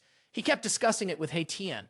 "Damn it, I thought I was going to end up with a miserable defeat in the bloody arena, but now that I think about it, I didn't even stand a chance." Haitian, who was also spectating, comforted him, trying to boost his confidence. Who knows? Maybe not many first-year students can create such a formation like Hanwoo did. Unlike the 2 troublesome guys, Yiling watched him fight with an admiring look on her face. She couldn't help but continuously praise him as she thought about him. If he could officially enter the Imperial Capital Academy, he would definitely skyrocket to success, she told herself. Although the 3 of them each had their own thoughts, they all ultimately supported and encouraged him, cheering him on.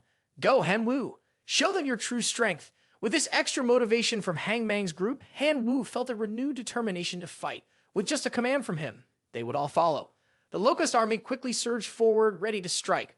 Receiving their master's orders, the Locust Army immediately flew toward the Homo sapiens, who stood motionless. Sword dance, attack! On this side, the Homo sapiens remained calm and unmoving.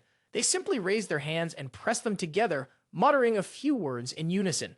From their murmurs, a defensive shield was formed. The attacks from their enemies immediately became ineffective against this shield. Seeing that his counterattacks had no effect on the opponent, Han Wu became flustered and shouted in disbelief. What? After creating the shield to block the Locust army's assault, the Homo sapiens began their counterattack. Fireballs were launched, targeting the airborne locusts. Immediately, these attacks struck Han Wu's army, overpowering them and causing him to panic and grow fearful. He couldn't let his side suffer too much damage, so he quickly issued an order. It's bad, the grasshoppers are retreating. Send the stone grasshoppers for support. Immediately, another group of larger and stronger grasshoppers appeared.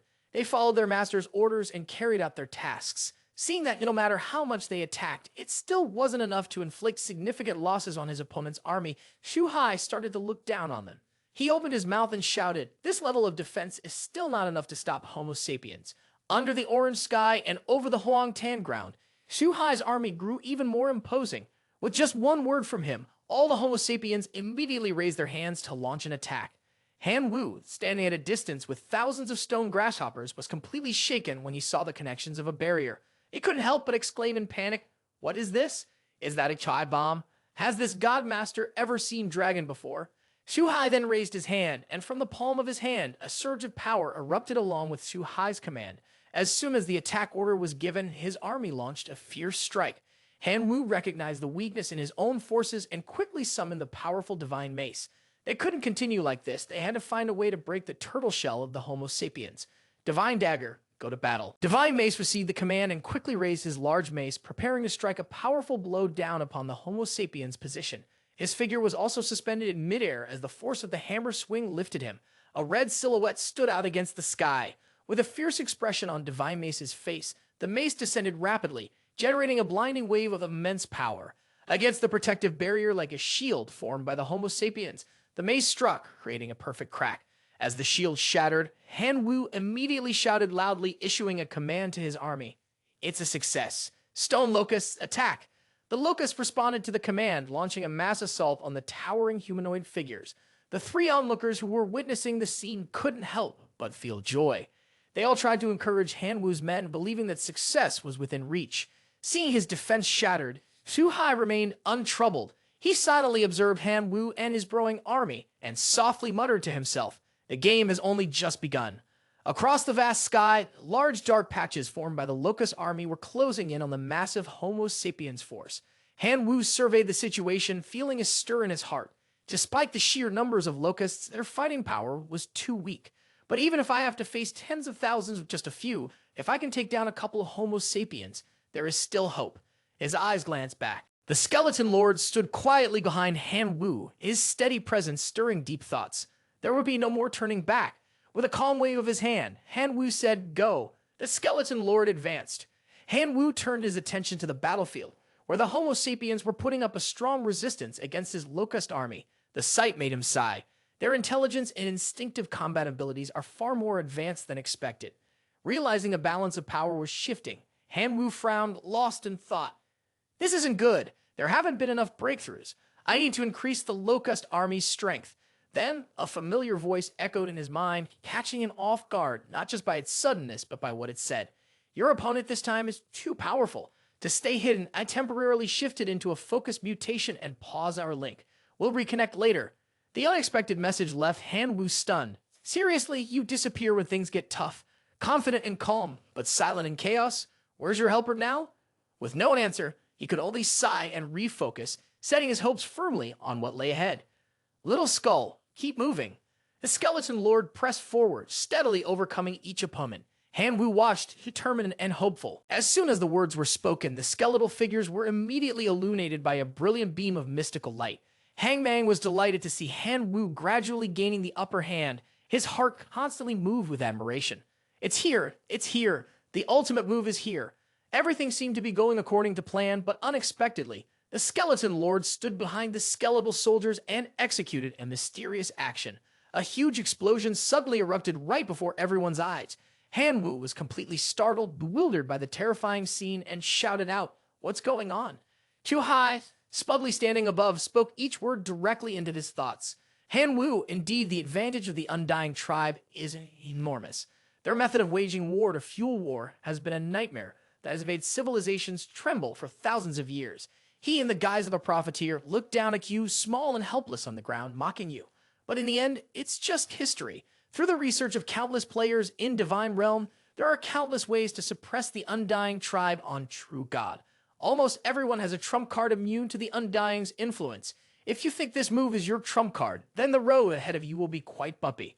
Upon hearing this, Han Wu had to pause and reconsider the situation.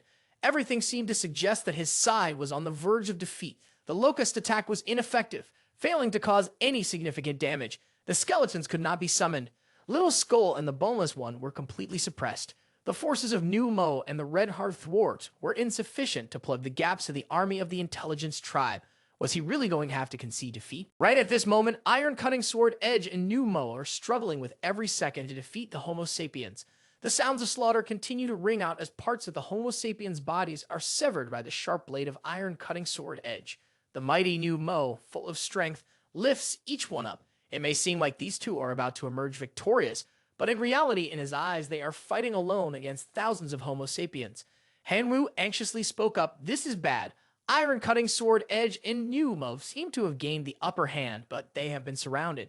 If this continues, they will only die from exhaustion." Seeing the situation becoming unstable, Han Wu released his most powerful individual. The Locust Yuan soared into the air armed with a bow and arrows, following the command of its master, Dark Emperor's strike. An arrow imbued with immense power was shot by it. The arrow flew straight into the sky, rushing toward the rays of the sun, drawing the attention of the Homo sapiens. Immediately afterward, the arrow transformed into countless other arrows and changed direction, flying directly toward them. Obsessive arrow rain. Each arrow, dark in color, carried the corrosive properties of darkness and the binding properties of immobilization. The intelligent army struck by this attack would suffer from corrosion and immobilization. Han Wu couldn't help but admire its overwhelming power, continuously expressing his amazement. Indeed, the intelligence is completely different.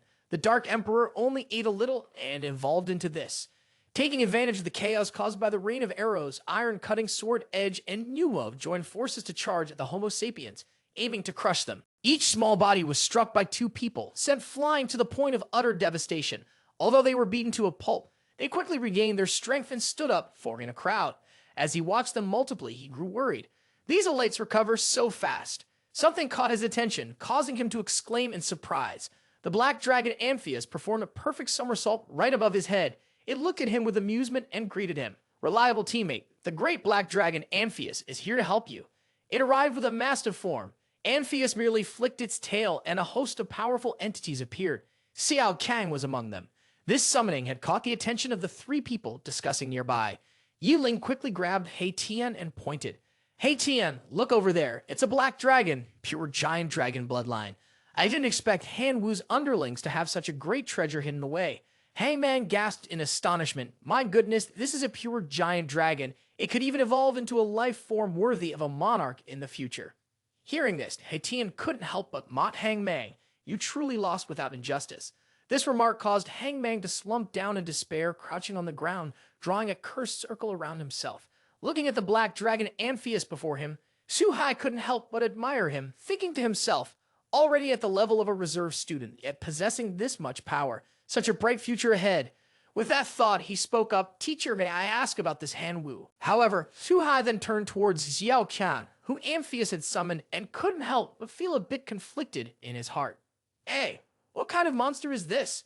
The new and unfamiliar species that appeared one after another in front of Su Hai widened his view, but in the end, he couldn't keep fighting endlessly. After all, they were his students, so he felt somewhat hesitant. The combat power was strong, and the recovery ability was even more terrifying. At this rate, it was hard to tell who would win or lose. In the end, he proposed a plan for reconciliation. "Han Wu, why don't we stop fighting?"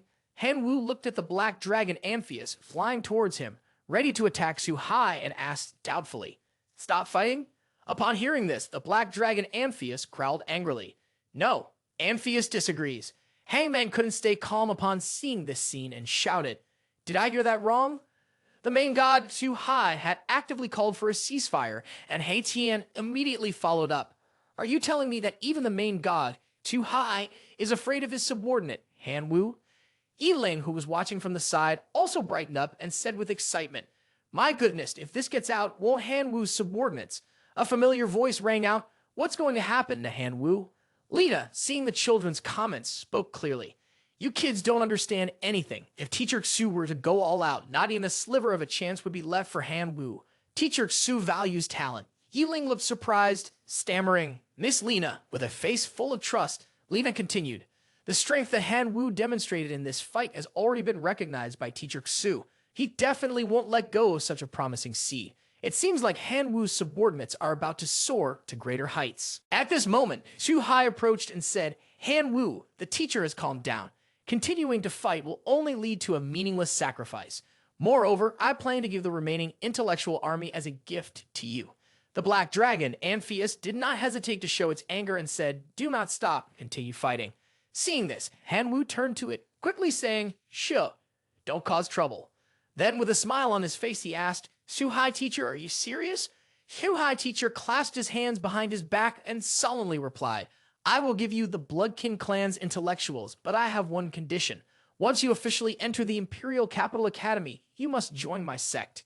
Hanwoo was taken aback upon hearing this, pointing at himself in surprise and saying, "Ah, join your sect."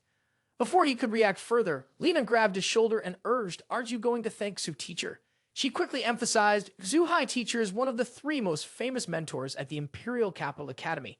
Not only is he powerful, but his teaching ability is also unparalleled." She gave a concrete example. Each term, the number of students wishing to become Xu Hai teacher's disciples could form a line 500 meters long.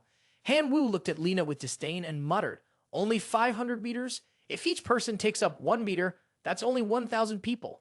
But hearing his words, she lifted her chin proudly and said, "That's right. Every year, the Imperial Capital Academy accepts no more than 2,500 students." Hanwoo seemed convinced and immediately bowed 90 degrees, respectfully saying, "Teacher, I agree to become your disciple. If necessary, I can start learning from you right now." Xu teacher Han then sternly spoke in a serious tone, "Good student, I'll consider your agreement to my terms. Take the remaining 820,000 Quyen Clan elites into your divine realm as a small favor from me. However, as for becoming my disciple, that will have to wait until you officially join the Imperial Capital Academy." He raised his head proudly and continued, "I don't care about others, but if you wish to become my disciple, you must set high standards for yourself. Before officially joining the Imperial Capital Academy, you must reach the level of a perfect demigod. Do you understand?" At this point, Hanwoo, still in a respectful bow, carefully replied, "Understood, teacher. That means his divinity must reach the level of a divinity creature with 10 points. Then Xu Hai teacher's voice grew more serious. "Moreover, you must obtain a clue related to the death god's divinity from the god of death. This is another challenge. Once you complete these 2 tasks, you will officially become my disciple." Immediately after, the group of hangmen rushed forward and said loudly, "Junior Hanwoo, congratulations." Before they could rejoice, Xu Hai teacher spoke with a serious expression, "Enough with the gossip. What you've witnessed here today must not be revealed to anyone, especially not to your own teacher. Understand?" Hetian smiled slyly and replied, "Xu teacher, you know our personalities. If our teacher asks, how could we dare not say anything?" Seemingly understanding his meaning, Xu Hai teacher threw 3 golden tokens into their hands and snorted. Seeing this, the 3 of them exchanged secret smiles. Hetian smiled flattering. Got it. I won't say a word, even under torture." Lena couldn't help but interject upon witnessing the scene. "You 3 really are bold, even daring to take advantage of the Lord God." The scene shifted to a building the next morning, where Qin Sheng continuously twisted the hem of her skirt, shyly saying, "Hanwoo, could you help me with something?" She seemed hesitant, continuing, "My family wants to arrange a marriage alliance with the Tu Tai family, and I'm the unfortunate pawn in this." Hearing this, Hanwoo replied in discomfort, "What era are we in, and you're still playing these games? Do your parents agree to this?" At this, Qin Sheng showed a sorrowful expression and recounted, "My parents have only just obtained the demigod status, and they can't change my great-grandfather's decision.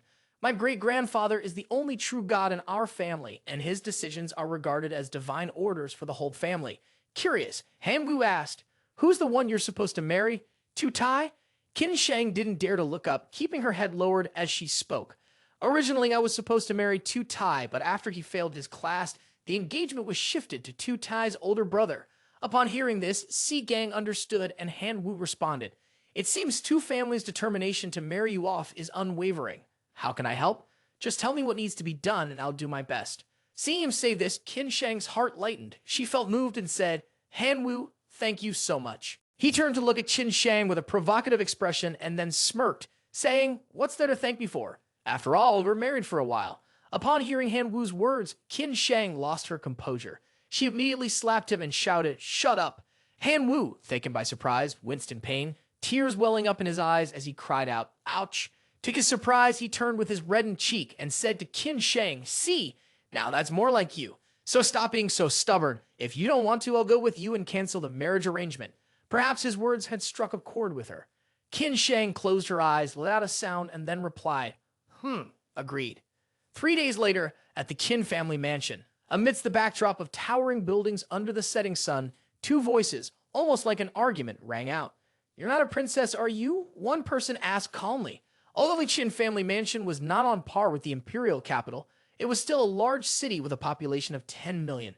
At this moment, a servant entered respectfully and said, "Young lady, the old man and madam specifically ordered me to come get you.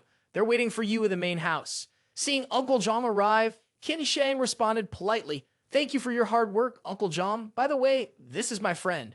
Han-Wu, upon hearing the introduction, showed a surprised expression. "Oh, so this is a classmate of the young lady. In that case, you must be a talented youth from the preparatory class of the Imperial Capital Academy. I'm honored, truly honored." Seeing his demeanor, Han-Wu also replied politely, "Uncle Zhang, you're too kind." Without delay, they quickly reminded each other, "Let's get in the car and head out." Inside the car, Qin Shang sat quietly in one place, her eyes flashing with a hint of sadness. Noticing her mood, Han-Wu, sitting beside her, patted her back to comfort her, saying, "It's all right. If anything happens, I'll protect you." Hearing him, Qin Shang gradually relaxed. Although her face couldn't show any joy, she still managed to utter a word, "Nem." After a while, the two of them looked out the window. Qin Shang, with a worried expression, said, "We're here." The car stopped in front of a tall iron gate. Deep inside, a brightly lit villa could be seen. From within, a loud voice echoed, "Last year, the family distributed profits, but there was nothing for my wife and me. Now they want to form an alliance by marriage and push my daughter aside. That's not how it works. Whoever wants this marriage alliance can go ahead, but my daughter won't be a part of it." "Old Six can't speak like that," another voice retorted. "Shang'er has enjoyed the family's resources since she was young, and she's in the position she is today because of it. She should share the family's burden." Behind the large door, the two of them could clearly hear the argument inside. "Old Third, has any child in your family not benefited from the family's resources from the start? Why don't you share for once? Your daughter used resources to get into a second-tier university and into a prep class. I think that girl is suitable to be a marriage partner. Marrying her off would save resources for the family." Another voice interrupted, "Old Sixth, don't talk nonsense. You should speak properly to your third brother." Han-Wu couldn't help but comment, "This family is really a mess, treating children like commodities." Unable to keep calm, Qin Shang rushed in, shouting loudly, "I don't want to marry that damn Xu family."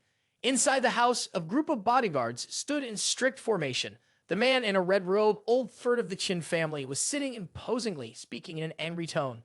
"This is nonsense. The elders are discussing important matters. How can a junior like you interrupt? Where are they? Miss Shang is tired. Take her to her room to rest." Seeing the situation getting tense, the man wearing glasses spoke up, trying to mediate. "Style Shang, you are a member of the family. You should contribute to the family's cause. The Xu family is also a lineage of true gods with abundant wealth. After you marry into their family, you will certainly not lack resources." Hearing Old Third's command, a group of bodyguards rushed toward Qin Shang. Fortunately, her father quickly stepped forward and stood in front of his daughter, shouting loudly, "I'm right here. Let's see who dares to lay a finger on my daughter." At this moment, Old Third stood up, holding a cigarette, and said, "Old Six, you spoil your daughter and you're only hurting her." Qin Shang's father, far from heeding this advice, made his displeasure clear, shouting, "My daughter, I spoil her, and I'm willing to do so. My daughter is a preparatory student at the Imperial Capital Academy, with a future that could see her promoted to true god. I will never allow you to ruin her future."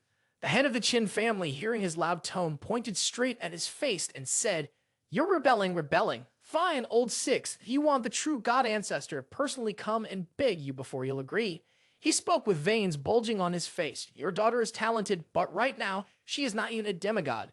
Becoming a true god could take decades or even hundreds of years. Right now, the Qin family only has one true god. No matter what the cost, we must protect this true god." Imagine the scene of being trampled underfoot by those aristocratic families. The old man, terrified, said, if the Qin family no longer has a true god, what will those families that are eyeing them like hungry wolves do? I think you understand better than I do. That's something you can't bear. Outside, Han Wu, having overheard everything, asked curiously, Uncle Zhang, what does Qin Shang's intermarriage have to do with the only true god? Uncle Zhang sighed and said, when the only true god of the Qin family was traveling in outer realm civilization, causing a forced incident and being detained for execution, it was in that civilization where only a true god could intervene. The Qin family searched high and low, and only the true god of the Xu family agreed to act. That's why they got the answer. Han Wu tapped his chin, thinking to himself, the potential of Qin Shang to become a true god in the future is very high. The Xu family is using this opportunity to pull Qin Shang to their side. Quite a deep strategy. Wait, true god, isn't that fool Yuan Zhang a true god? With that thought, he took out his phone and contacted Yuan Zhang. On the other end, Yuan Zhang was sipping tea while talking on the phone. Are you lacking divinity again? He shook his head and said, no, this time I'm contacting you because I need your help with something, to go to the Outer Realm civilization and rescue the Divine Realm true god player who has been detained by their true god. Before he could finish his sentence, Yuan Zhang quickly interrupted. I've heard of that Outer Realm civilization. I know that true god is very strong, just a bit weaker than me. Hearing him speak like that, his expression immediately brightened as he replied, does this mean you've agreed to the matter? On the other end of the line, he did not answer directly but instead spoke. How much is your fee? If it's too little, I won't go. Afterward, Han Wu stepped outside and thought to himself, the cost of hiring a true god is certainly not cheap. If the Qin family were to pay this fee, a large sum would surely provoke objections from Qin Shang, so if I'm going to help, I might as well go all in. After some thought, he replied, the payment will be in the form of the holy artifact, the Origin. How many holy artifacts, the Origin, do you think would be enough to cover your fee? Upon hearing this, the other side smirked and said, simple. To repair my god gun, the total cost was 30,000 holy artifacts, the Origin. This time, let's settle a fee at 30,000 holy artifacts, the Origin as well. Agreed then. 30,000 holy artifacts, the Origin in exchange for rescuing a true god. I'll send you the coordinates to sign the contract. Inside the living room, Old Third was still glaring at Qin Shang, angrily shouting at him, Style Shang, you can't be so selfish. Suddenly, a voice attracted everyone's attention in the room. Wait. Han Wu walked in boldly, and upon seeing him, Old Third angrily shouted, Kid, Goryu, why are you at the Qin family's main residence? Where are the guards? Get out of here. Sensing that Han Wu was about to be in danger, Qin Shang stepped in front of him and said loudly, he is my classmate, here to help me. Seeing her speak like that, the man wearing glasses immediately showed an expression of displeasure and said, a student helping you? I see that your lover at school is here. No wonder you refused to marry into the Xu family. Upon hearing this, she did not hesitate to retort, Uncle, you're lying. The boss on this side was not one to back down either, speaking in a tone of advice, Sao Shang, you're a descendant of true God. If you're looking for someone, it should be someone of equal standing. Kid, let me ask you, does your family have a true god? Not letting them argue further, Han Wu quickly interjected, my family only has me, no true god, not even a demigod. As to the sixth divine flower dew, there are a few men, and hearing these words from him, Qin Shang could not help but exclaim, Boss, hearing you say that, I can't help but comment as well. Your family doesn't even have a true god, so what do you have to raise me? If I marry him, wouldn't I be eating dirt every day? This divine power storage card has 500 million, enough for you to live comfortably for the rest of your life. Take this divine power and leave the little Shang behind.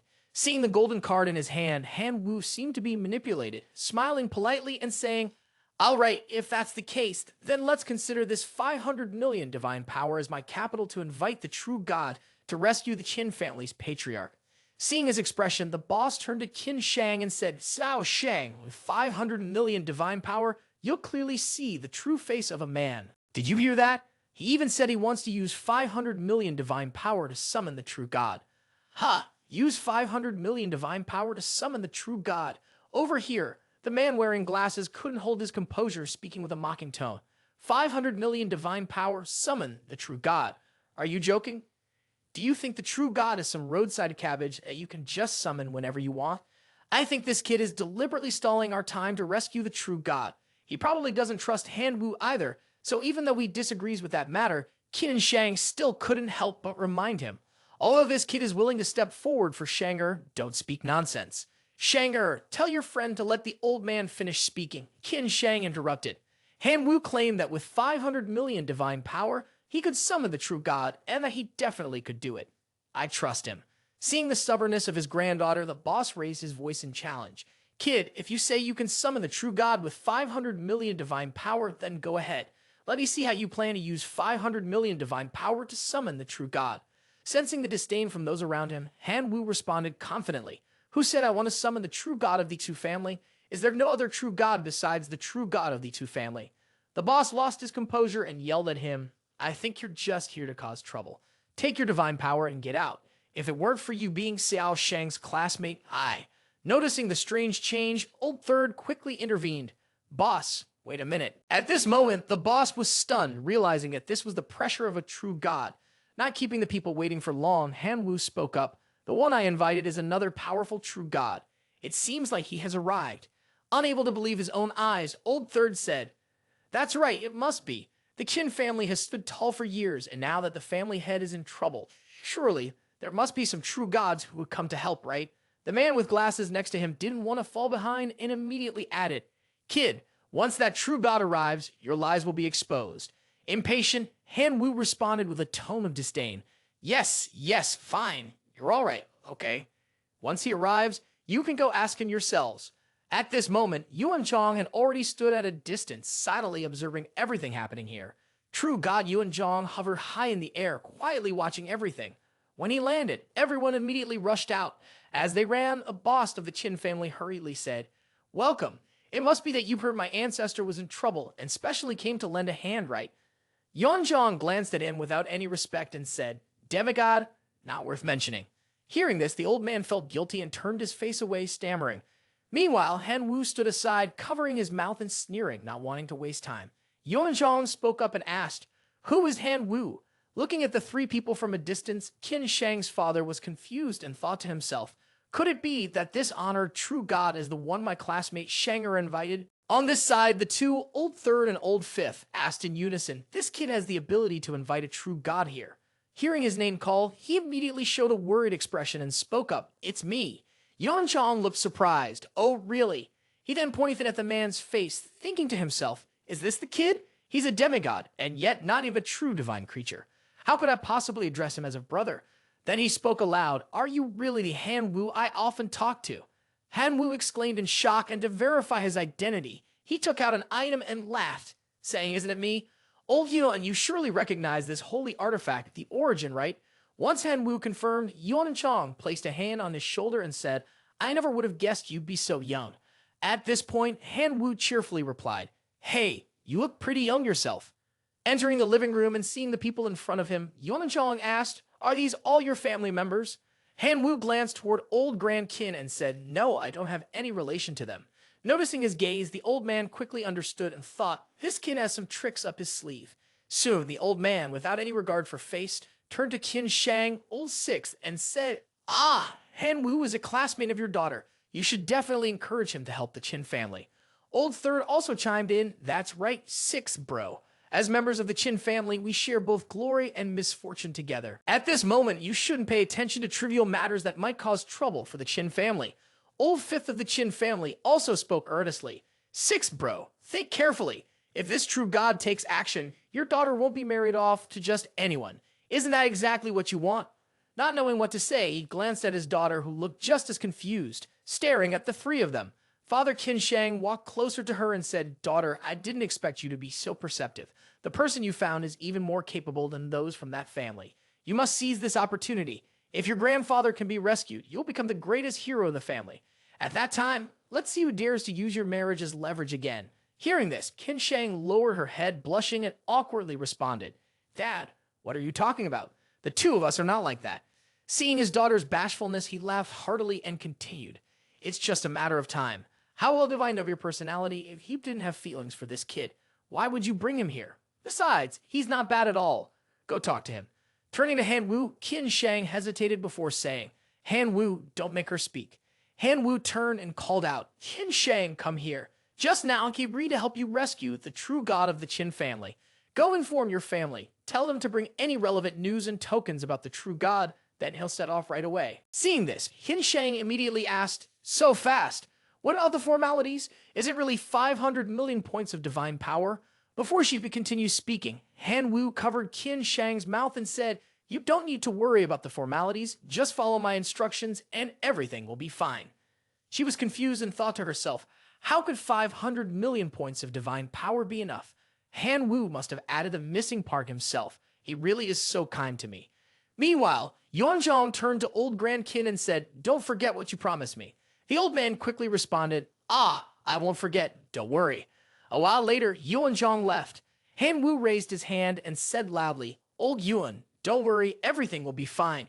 On this side, the three members of the Qin family were all smiles. The boss said, "Brother Han Wu, you've worked hard. Are you hungry yet?" Old Third also warmly said, "Han Wu, my brother, since you're visiting the Qin family this time, let me show you around." Hearing this, Han Wu pulled Qin Shang inside and said, "If it weren't for Qin Shang asking me to come, I wouldn't be here. So it's actually her who's been working hard. You should be thanking her." From afar, Qin Shang's father looked at Han Wu with pride and said, "Good, very good. This kid is really something." Now fast forward 2 days later at the Imperial Capital Academy. At this moment in the corridor, Tu Tai stopped some other students and asked, "Have you seen Han Wu and Qin Shang?" The person on the left spoke up, "I can't see anyone over at the sports field either." The person on the right continued in a panic, "I don't see anyone at the cafeteria either." Hearing this, he angrily cursed, "Damn it, it's been 2 days and these two still haven't shown up. They've definitely gone to the Qin family. I won't let them get away with this." Switching scenes to the Xu family, an angry voice rang out, "Mother, I'm sure Qin Shang must have taken that brat Han Wu back to the Qin family. What they're doing is a blatant disrespect to the Qin family." Xu ancestor, along with his 2 sons, were filled with rage. "Your fiancé went off with another man. What if this news gets out? Tu Tai, Si Gang, both of you come with me to the Qin family." The two gritted their teeth and responded clearly, "Yes, father."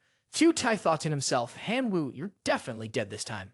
Meanwhile, Han Wu and Qin Shang were sitting in quiet meditation, practicing. Looking over at Qin Shang, Han Wu thought to himself, 500 million units of divine power for a total of 103,000 the origin sacred objects, with 30,000 kept by Yuanzhong. The remaining 73,000 will upgrade the law of devouring to level 4. It seems I'll soon have a heroic locust army. Noticing something strange, Qin Shang also glanced over at him. Han Wu's expression was incredibly excited, and he even laughed out loud. "Ha ha."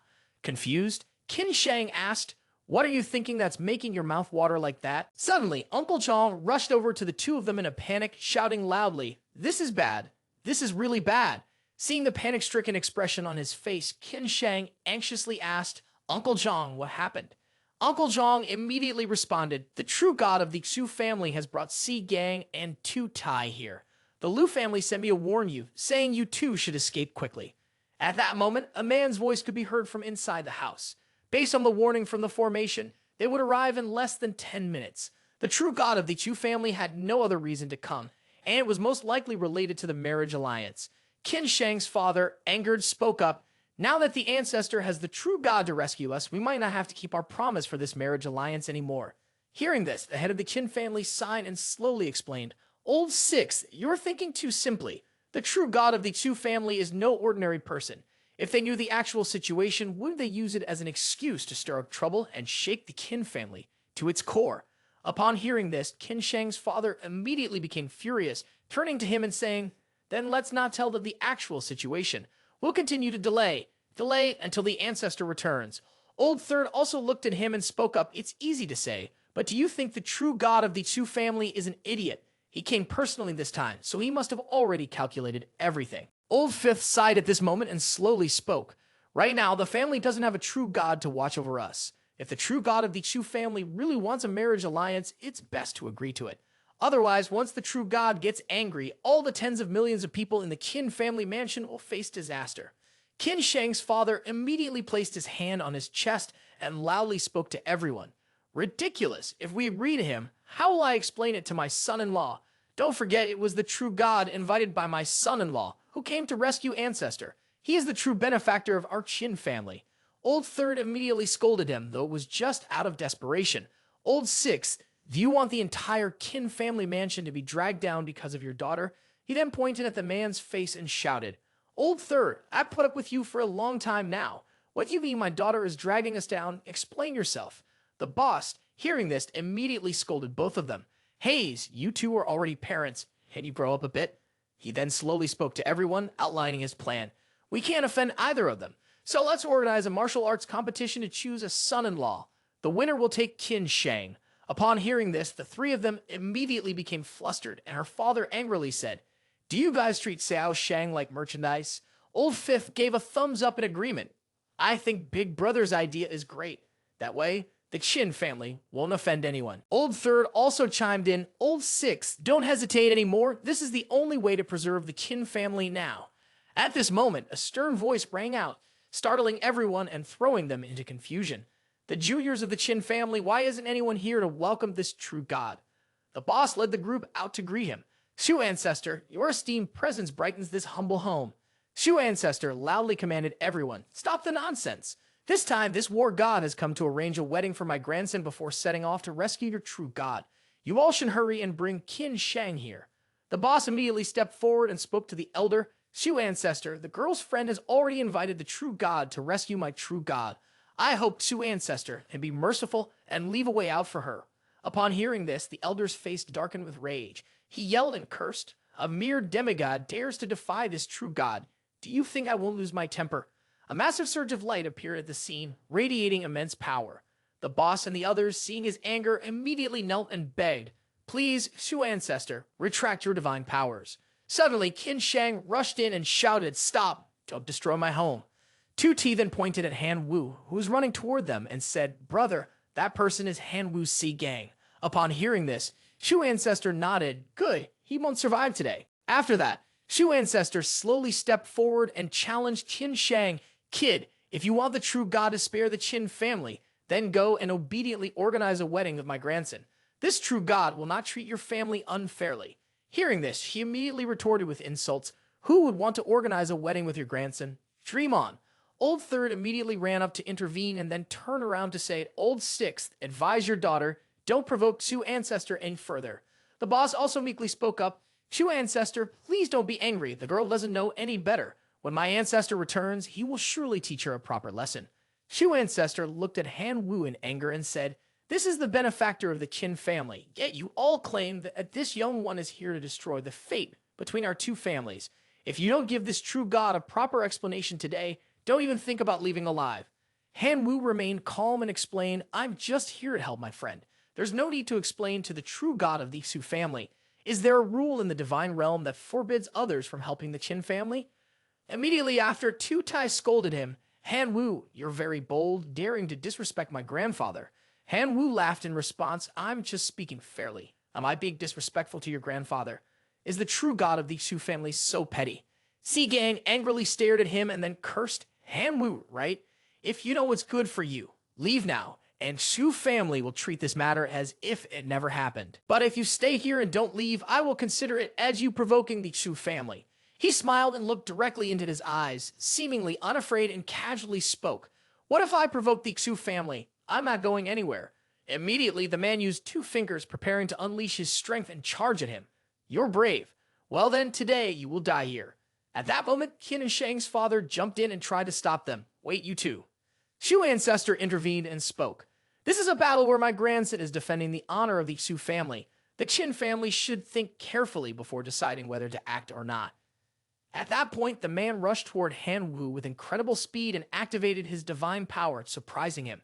His next move was to open a teleportation portal towards him and then laugh smugly.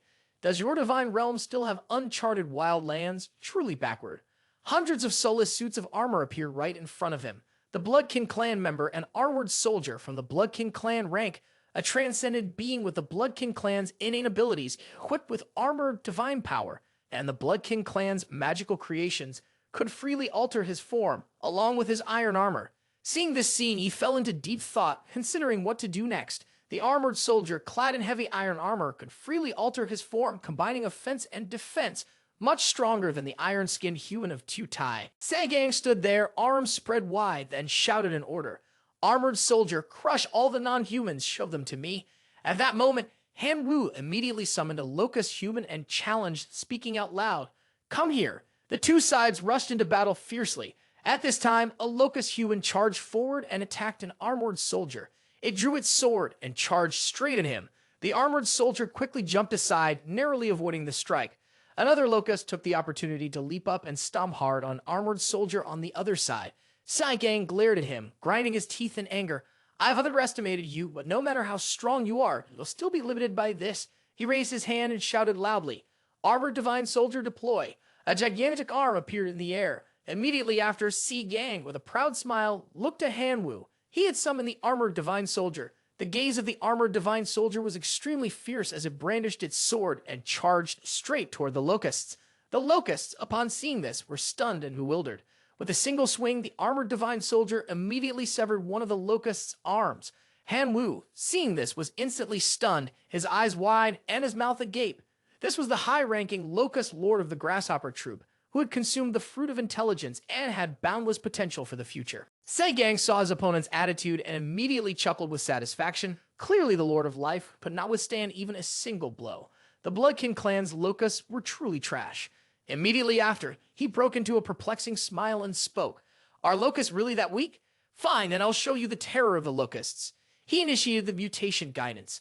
At that moment, the locusts immediately transformed into a different form. Gang, seeing this scene, exclaimed in confusion. What is this? Hanwoo pointed forward, giving the order for the massive locusts to launch a full-scale assault. Then he pointed ahead and shouted, Mutated locusts, strike forward.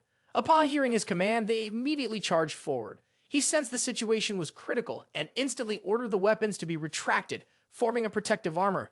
At that moment, the armored divine soldier retracted his sword and transformed it into a gigantic shield, with a massive sword dispersing and converging into the shield. Hanwoo, seeing this, let out a triumphant laugh. This is just the beginning of the counterattack. The real show is still to come. He spoke softly, and immediately, thanks to the origin of mutation, the mutated locusts turned into locust humans. The locust humans then wielded weapons and struck a powerful blow at the armored divine soldier, causing him to panic and shout loudly. How can the defense of the armored divine soldier be broken? At this moment, it was his turn to laugh smugly at him, saying loudly, Is the grasshopper still weak? Seeing Gang remain silent, Hanwoo continued, Not going to answer, then let me show you just how powerful I am.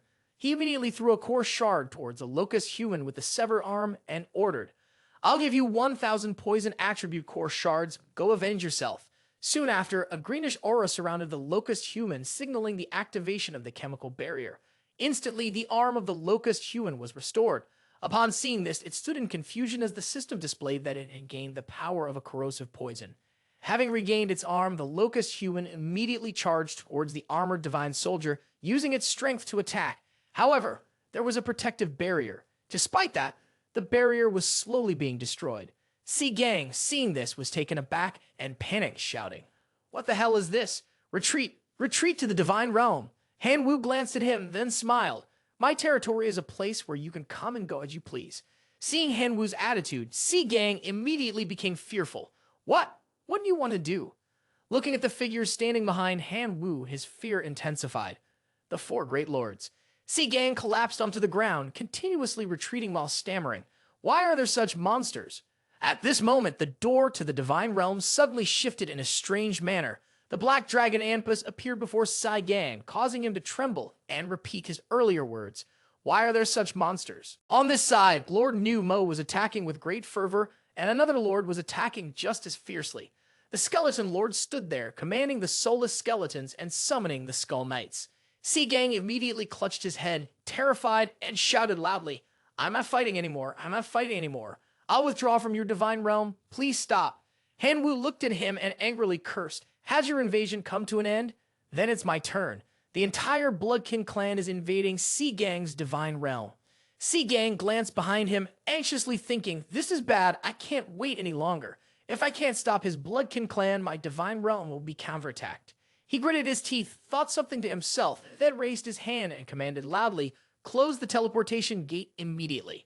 At that moment, the teleportation gate slowly began to close. Amid the chaos, some of Hanwoo's locusts had already entered Gang's divine realm without anyone noticing. The armored divine soldiers immediately began fleeing. He saw this and immediately breathed a sigh of relief, but then, to his shock, the large gate opened right before him, causing him to exclaim loudly, What? Han Wu slowly approached and explained, I have some basic level locusts. Although they're not strong, they can build a bridge connecting the divine realms. As long as they're here, you won't be able to disconnect the divine realm. You can just wait while I clean out your divine realm. Si Gang immediately knelt down, defeated, and said, I've lost. Take your Bloodkin clan and leave my divine realm. He stood there, trying to ward off the cold, looked at him, and then spoke. You were the one who actively violated my divine realm, and now that I'm taking it back, it's only fair. A brigade of intelligent people has already breached Si Gang's divine realm. Upon hearing this, he immediately turned around, glaring at him with anger as he shouted, Han Wu, I demand that you withdraw all Bloodkin clan from my divine realm. I'm already giving you face by asking this. Don't forget, my grandfather is standing outside. He's a true god. No matter how talented you are, do you really want to challenge a true god?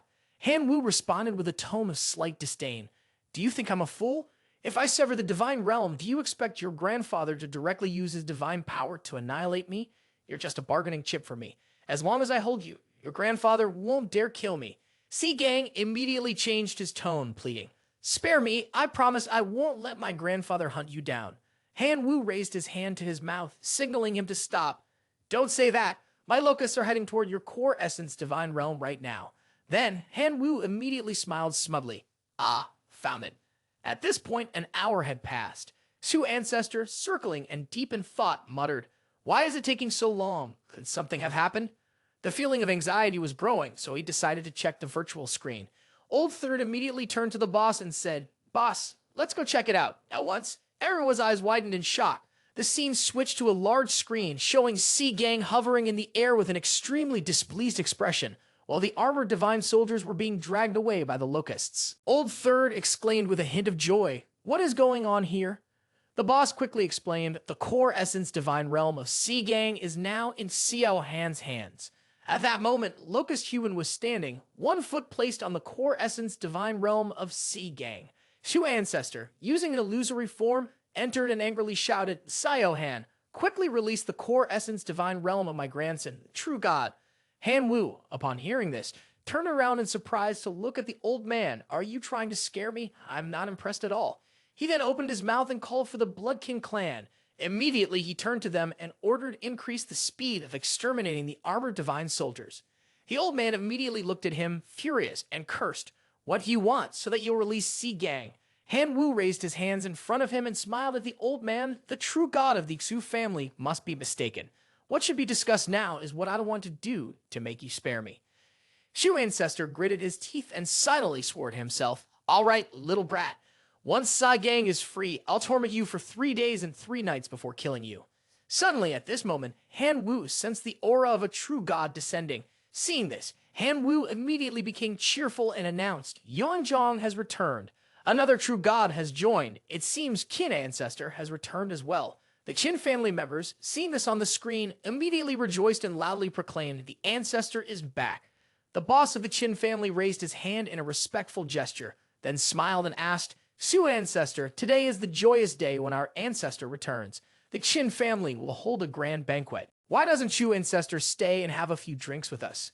Shu Ancestor felt somewhat unwilling, but still spoke up, no need to go. The scene shifted to the interior of the divine realm, where he angrily urged the young Han Wu, The true god you've been waiting for has arrived. Why aren't you quickly releasing my grandson's core essence divine realm? Hearing this, Han Wu laughed and replied, I'll wait until my friends are here before I let go. After all, who would have known someone would play such dirty tricks and use divine power to kill me while I was distracted? Yongzhong immediately appeared in front of him and assured, I've returned. No one can stand in front of me and touch you. Upon seeing him, Han Wu was surprised and thought, So you've returned? In that case, it seems like Han Wu was able to predict the situation outside, and the true god of the Qin family has also returned. Han Wu smiled at Su Ancestor and spoke, Tell the entire Bloodkin clan to leave the core essence divine realm. Let's retreat. Immediately after, he dissolved the divine realm. Si Gang, furious, stepped forward and spoke, Han Wu, I've missed you. Next time we meet, only one of us will be left. Hearing this, Han Wu chuckled, You better find a way to restore the scale of your iron armor army, or else you won't even be qualified to fight me. Shu Ancestor, seeing that Si Gang was still so arrogant despite the situation, snapped and slapped him in the face, shouting, Isn't it enough to embarrass yourself with that mouth? Go home. Qin ancestor, seeing him running away, angrily cursed, "You dare bully the descendants of the Qin family while I'm in trouble. Our Qin family will clearly define the boundary with your Xu family. The marriage between Shang'er and the Xu family will no longer be mentioned after this." At this moment, the members of the Qin family stood there, looking up at the Xu family's 3 elders running for their lives. Qin ancestor handed him an item and smiled. "Han Wu, this time we owe it to you for stepping forward. Thanks to the great official's intervention, this resource is a token of our gratitude." He looked in surprise at the object in his hand. It was a primordial stone, capable of assisting any life form in restoring its bloodline, reverting it to the ancestral original bloodline. He furrowed his brow, troubled by thoughts of his grasshopper. Would this allow it to revert to its most ferocious form in history? That would be terrifying. 3 days later, a voice rang out, "Junior Han Wu, we've come to give you some intelligence." The ATM group happily called out to Han Wu, "Over here, over here." He smiled and walked toward the 3 of them, asking, "Hey bro, Senior Haitian, Senior Yiling, what's the good stuff?" Hang Mang eagerly spoke to him. "The next class is about to start. Huang Sheng Jun will surely target you. This is the detailed intelligence manual about Huang Sheng Jun we prepared for you." Haitian also spoke, though reluctant to admit it. He's definitely the leader of our freshman group, so we all need to watch out for him. He glanced at the book, then recalled the goblins, and feeling uneasy spoke, "The Bloodkin clan's core is made up of those ordinary goblins. To lead them to the current level of achievement, he really is a super genius." Yuling smiled and praised, "Junior Han Wu, you've led the Bloodkin clan, which was once a mere grasshopper, to achieve such results now. Doesn't that mean you're far more capable than him? There's no need to fear him." Haitian, upon hearing this, nodded in agreement and spoke, "That's right. After all, he only has a few hundred Lord-level life forms, 3 King-level life forms, and 3 high-tier divine abilities. There's no reason to be afraid." He then became surprised and asked the 3 of them, "Isn't this something to be concerned about?" The 3 could only pretend not to hear or see, as if nothing had been said. The scene shifted to another spacious and cozy place, Han Wu's home. He was sitting cross-legged, focused on his cultivation, silently thinking, "Huang Sheng Jun will definitely target my 3 grasshopper lords for slaughter. I can't let anything happen to them." He recalled the super regeneration ability used when he created Xiao Kang, which had consumed a large amount of radiation crystal to make it possible. However, this could only protect the grasshopper lords. It didn't seem sufficient to withstand Huang Sheng Jun's attacks. Then he looked at the mushroom pot he had planted. The Heizei mushrooms, which had been effective when he defeated the Quartz King army, had performed excellently. If they could still cause additional area damage, it would be much safer. He opened the system search. After searching for a while, he immediately became overjoyed. He had found it. Soon after, when the iron was in his hands, the system notified him that the order had been successfully placed. At this moment, he gradually began to merge the item he had just purchased with the Heizei mushrooms, turning them into a single entity. The scene shifts to the hallway of the Imperial Capital Academy. Miss Lena happily pointed to the board and slowly began to speak to everyone. "Everyone, this lesson will assess your ability to resist invasion. The senior students from the first year will be the judges. They can only use the strength they had 1 year ago to confront you. Those who can protect the divine realm from their invasion will be rewarded. As for those who cannot resist the invasion, a dry and grueling journey through the hellish path awaits you, so be prepared. The senior students' invasion is about to begin." At this moment, a large beam of light appeared before Han Wu. He slowly stepped into the strange light where someone was already waiting. Huang Sheng Jun, with a smug smile, looked at him. "I told you, Han Wu, in this lesson, I'll show you what hell really is." Before Han Wu could react, he immediately shouted loudly, "Kill!" Han Wu was taken aback, his eyes wide in surprise as he assessed the situation. This was impressive. The setup was grand. He recognized the goblin creatures in front of him. This was a close-quarters combat unit. He then looked to another direction where the goblins were lined up in rows, smiling cruelly at him. This was the Xu family's physical combat unit. Next, Han Wu turned his attention to a group of red goblins with superlative life force forming a square formation, the Goblin Flame Blaze Squad. Following that, a group of aggressive green goblins with superlative life force formed another square formation, the Goblin Icebone Squad. 2 goblin leaders charged forward, sitting comfortably on 2 large wolves. He immediately assessed the life force of the Lord. Han Wu charged towards the goblins and shouted loudly, "If that's the case, my Locust army will also form up." At that moment, he stood there, spreading his arms to give orders. The Locust army arranged itself according to their units. Next came his Locust battalion, consisting of the regular Locust squads, heavenly demon insects, abyss worms, dark-dwelling worms, primal locusts, and finally, the Locust Lord. Huang Shengjun, seeing this scene, was somewhat bewildered, thinking to rise to this level, relying on the trash Quyen Clan. Indeed, he has some capability. I have to face him seriously. I can't afford to lose badly. He immediately turned around and ordered the Goblin Icebone formation and the Goblin Flame Blaze formation. As soon as he gave the signal to attack, thousands of explosive projectiles launched towards Hanwoo. The locusts were struck by these projectiles. Upon seeing this, Hanwoo worriedly thought, they're trying to suppress me with sheer momentum right from the start. It won't be that easy. He then issued commands to direct the battle. The Abyss Worms set up defenses, while the Heavenly Demon Insects and Cursed Spellworms flanked the first Goblin formation, with the assault squads attacking from the rear. At this moment, the Quyen Clan troops returned to their ranks as Hanwoo had instructed. The goblins in the front used crossbows to launch attacks at the locusts. Seeing that the situation was unfavorable, Huang Shengjun shouted his orders. First formation, melee units, fall back to defend. Hanwoo immediately smiled smugly, dreaming of the primitive grasshopper battle formation. At that moment, the swarm of grasshoppers targeted the group of goblins and launched an attack. Hanwoo ran forward and shouted an order. Heavenly Demon Insect, Cursed Spellworm, take advantage of the situation and bite to death. The goblin nest attacking from a distance. His face gradually turned ashen, and he glared fiercely at Huang Shengjun. Huff, do you think I'm at the same level as Hangman and Haitian? Well then, let me show you my power. Huang Shengjun pointed ahead and shouted loudly. Attack in a four-direction formation, transform the fire technique, focus the bombardment. As soon as he finished speaking, countless projectiles shot toward Hanwoo. Seeing cracks appear in his defense shield, Hanwoo was alarmed and thought, damn, the defense is about to be broken. Not stopping there, Shengjun continued to order the attack. A massive explosion erupted on the ground when he shouted. The four-direction formation continued to fire. The grasshoppers outside the shield were struck by Shengjun's projectiles. Shengjun spread his arms wide and smiled proudly. Now I'll show Hanwoo the price of insulting me earlier. The goblin chieftains joined the fray. As soon as he finished speaking, two goblin chieftains appeared, swinging their hands to strike at Hanwoo's grasshopper army as they followed his order. Eliminate the enemy's grasshopper chieftains. Hanwoo stood observing the situation, analyzing the battle plan. In the goblin formation, there were two chieftains holding strong positions, so his heroic grasshopper warriors would be unable to cause any damage. Isn't it inconvenient for us if we move them now? Thinking this, he ordered Locust Lord draw the elf lords away. Hearing Hanwoo's command, the Locust Lord quickly turned and flew off, with two elf lords chasing after him. Seeing the elf lords fall into the trap, Hanwoo seized the opportunity to rush forward and ordered the Locust army carrying the Black Death Mushroom spores infect the elf lords formation. The Black Death Mushroom silently issued a command from the sky, and countless spores from the Black Death Mushroom fell, sticking to the bodies of the elf lords. One of the elf lords had a black mushroom growing on his head.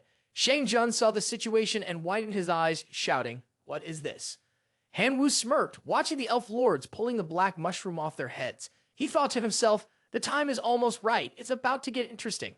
Less than a second later, a massive explosion erupted within the elf lord's formation. The elf lord panicked, shouting, "What kind of attack is this?" The elves stared in disbelief as the mist gradually cleared. Shengjun, seeing that the mist was dissipating and the elves were unharmed, burst into laughter. "Haha, you used this kind of magic? This little bit of attack? Were you trying to scratch an itch for my elves?" Hanwoo remained calm as he explained his technique to Shengjun. This is called the continuous rebirth cannon, and it will keep exploding continuously like this. Furthermore, the power will increase slightly with each explosion. How many times do you think your little goblins can withstand this? As soon as he finished speaking, another loud explosion rang out. One by one, the goblins fell to the ground, some clutching their arms and screaming in pain. Seeing that he had been tricked, the goblin angrily cursed at him, "You dog!" Then he raised his hand and released a stream of green energy towards the goblins, shouting, "Divine Wood." The energy he released enveloped the goblins to heal them. It was Fuxi healing restoration for the area. Hanwoo saw his own little goblins benefiting from it, and instead of being afraid, he laughed heartily. "Senior Huang Shengjun, so you're an ally after all?" Shengjun furrowed his brows. "Did you get scared and lose your mind? If you blow one up, I'll heal one and we'll see who's afraid." Before he could finish his sentence, another explosion occurred within the goblin formation. He stood frozen, staring at the corpses of the goblins scattered all over the place, the damage severe. He couldn't believe what was happening. Shengjun widened his eyes, his mouth agape. This could be real. Didn't you say the power would only increase a little each time? Hanwoo scratched his head and laughed. At first, yes, but with the advanced divine technique from Senior, It seems to have helped my ball develop further. Hearing this, he clenched his teeth in anger and asked, "What?" Seeing a goblin with a large black mushroom growing on its head glaring at him, Shang Jun was startled and exclaimed, "Oh, look there." Han Wu sat cross-legged on the ground, resting his chin on his hand, and winked as if trying to advise, "This isn't good. Based on the current level of development, the next explosion could wipe out Wang Sr.'s army." He frowned, sweating, thinking that this major class was originally meant for the backup students to show off their strength. If he failed here, would he ever be able to hold his head high again? Even if it meant using every trick in the book, he couldn't afford to lose. Thinking this, Shang Jun remained confident and said, "Little brother Han Wu, I can't deny that you're strong, but compared to me, you're still not there yet." Han Wu raised an eyebrow. "Oh, does this older brother have another trick up his sleeve?" Suddenly, an army of divine technique combat intent continued to emerge from the ground, enhancing the fighting will, improving physical movement capabilities, and reducing pain perception. Shang Jun raised 2 fingers in front of him, and a purple light radiated, murmuring divine war technique. The goblin's eyes flashed with sparks, baring its fangs and claws, destroying enemies and absorbing 25% of the damage dealt to heal its wounds. The remaining excess would shift into an amplification state, increasing the body's mobility in proportion. He continued to raise 2 fingers in front of him and shouted loudly, "Great Earth God Technique." As soon as the words left his mouth, a layer of light appeared around each of the goblins, forming a shield that absorbed damage to protect themselves, drawing power from the earth and constantly healing their wounds. Shang Jun sighed when he saw this, wiped his sweat, and said, "All right, now it's my turn." The poisonous mushrooms on the goblins' heads fell off by themselves. Han Wu stared, unable to believe it. His deadly move was just countered like that. A sword appeared in the hands of the goblins, and they raised it high, shouting, "May the goblin god bestow his blessings upon us, my fellow brethren. Let us wipe out these grasshoppers." With that, they all charged forward together, shouting, "Kill him," for the glory of the god on their side. Han Wu raised his hand forward, commanding the locusts to attack. The vast army of locusts fought desperately. Elsewhere, Lena was still intently watching the battle on the observation screen along with the teachers. She asked, "Do the teachers have any suggestions on how to score the reserve students?" The bald teacher spoke up in support of Qin Shang. The Thunder Breath Golden Crown that has nurtured the Life Lord is extremely valuable for training. He is qualified to enter the Empire Academy. In contrast to him, the glasses-wearing teacher shrugged and supported Tu Tai. Tu Tai's Iron Man is also impressive. I heard his older brother owns a rare Quyen Clan armored soldier. Perhaps we can convince Tu Tai and even recruit his brother into the Imperial Capital Academy. The teacher in the brown robe patted his hand and said, "The Quyen Clan of your student's son King Nan has ordinary combat strength, but possesses very high intelligence. I heard she also plans to pursue logistics. Truly a good seed." Miss Lena suddenly mentioned Han Wu. What do you all think of Han Wu? The group of teachers all focused on the screen, watching the battle between Huang Shang Jun and Han Wu. The teacher wearing glasses said, "This is a typical losing battle. I believe Han Wu's abilities are still insufficient." The bald teacher shook his head, disagreeing. "I don't think so. Huang Shang Jun is the top student of the first-year class. He was pushed to the limit, using all of his strength within the allowed rules, which is enough to prove Han Wu's ability." Lena crossed her arms, frowning as she reminded them, "Everyone, don't forget that Han Wu still has 5 strong Quyen Clan members who haven't fought yet. Just using the key Quyen Clan grasshopper can fight like this. Even though it ended in defeat, it was still glorious. Give her a good rank." As soon as she finished speaking, everyone nodded in agreement, voices rising in the room. "I agree, I support that. I agree too." On the battlefield, Huang Shang Jun angrily pointed at Han Wu and shouted, "Goblin army, kill the opponent's lord." Suddenly, thunder roared in the sky, signaling the end of the match. Both sides were puzzled, wondering, is it over? The announcement from Miss Lena made the two of them stunned. The assessment was over. Huang Shang Jun gritted his teeth in anger, cursing inwardly. "Damn it, just one step away. This time, I led hundreds of millions of goblins here, and now only 50 million are still alive. We lost a few heroic goblins. Even the Lord took some damage. All that kid's lords are all still intact.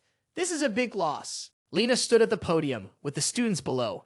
She smiled and announced, "Students who did not achieve satisfactory results in this assessment will be expelled from the school. Now I will announce the results of each of you one by one. As for those who have excelled, they will receive an opportunity to personally participate in the Outer Realm War." She tapped the board, and the students with outstanding results were Qin Shang, Tu Tai, Sun King Nian, Qian Lai Lai, and Yu Fang.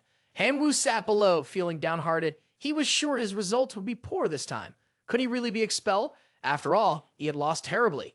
Tu Tai, sitting next to him with his hands in his pockets, looked up at the sky mockingly. Han Wu, is that all you're capable of? Qin Shang smiled and tried to comfort him. It's all right. Everyone has seen your abilities. After all, your opponent was Senior Huang Sheng Jun. Tu Tai crossed his arms, smiling smugly. Well, you lost, and that's it. What's there to talk about? Miss Lena's words made both him and Han Wu freeze in shock. Let's all congratulate the 6 students who received top marks. Hearing this, Tu Tai's face looked as though he had just been punched. He let out an unwilling grunt, then raised his hand and said, "Excuse me, miss, I have a question." Lena raised an eyebrow and asked, "What's your question, Tu Tai?" Tu Tai leaned over toward Han Wu and asked, "I want to know what the evaluation criteria for this subject are. Why is it that some people were defeated by seniors yet still received outstanding results?"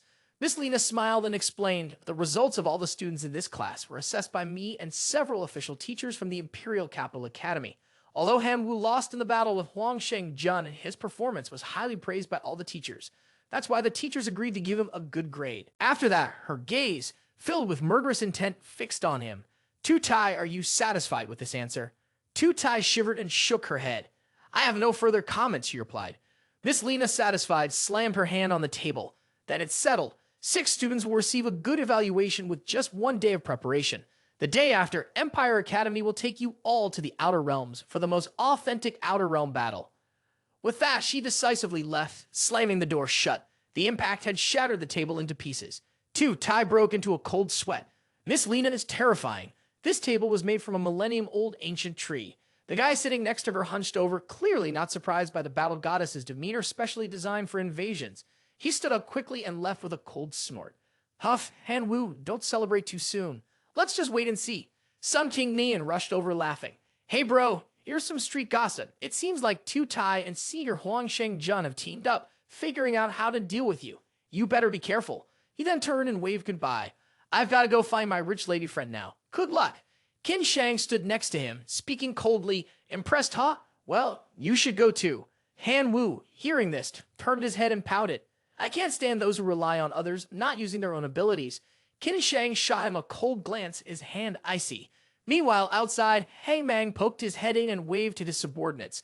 "Han Wu, take a break." In a temple, the sound of someone speaking echoed. Among the extraterrestrial civilizations that the Imperial Capital Academy was invading, there were 3 civilizations suitable for preparatory students to participate in.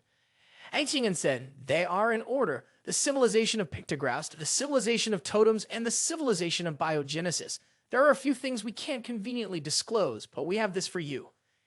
Yiling handed a silk pouch to Han Wu and instructed, "These 3 pouches contain information about the 3 civilizations, along with some supporting materials, but you can only open them after you enter the civilization." Han Wu took the 3 pouches, thinking to himself, to officially join the disciples of Master God Chu Hai, advancing to the perfect demigod stage is a prerequisite. In this extraterrestrial war trial, I must perform well and improve myself.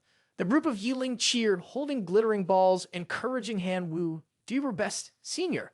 The next day, Lena handed 2 rings to Han Wu and Yiling, explaining, "These are the devices for logging into the divine realm. They will help preparatory students, even if they are only divine beings, to connect with the divine realm.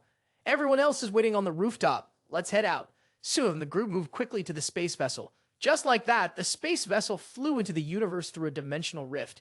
The space vessel continued its journey. Inside the cabin, Han Wu looked outside as the system suddenly announced the extraterrestrial war officially begins. The space vessel stopped at a desolate place. Han Wu stood on a rock, gazing into the distance. Then he took out the silk pouch and muttered, "Let's see what's inside the pouches my seniors prepared for me." Suddenly, the 2 brocade bags in Tiu's hands turned to dust, causing him to widen his eyes in disbelief and exclaim, "Has it disappeared? Is there only one left?" Han Wu, curious, pulled out the remaining red brocade bag and whispered, "Let me see what's inside." Opening it, he found a scroll of paper and several talismans. He took the paper out and read it. It said, "This dimension lies within the area governed by the civilization, which is the source of power in this dimension."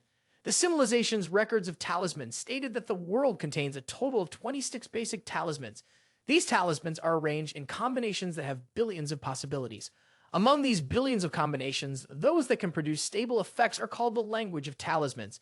The language of talismans, when powerful enough, can even have the might to change the heavens and the earth. After reading this explanation, Han Wu took out the talismans from the bag. According to the explanation, the inscriptions on the 10 tokens contain a type of energy called dimensional essence. It is an energy that can enhance the will of a dimension. The more dimensional essence one possesses, the higher the life form that is generated for battle in the outer realms. Dimensional essence is a consumable item used to communicate with the divine realm. The most common way to obtain dimensional essence is by hunting life forms in this dimension and extracting the dimensional essence from them. After thinking for a moment, he threw the talisman out.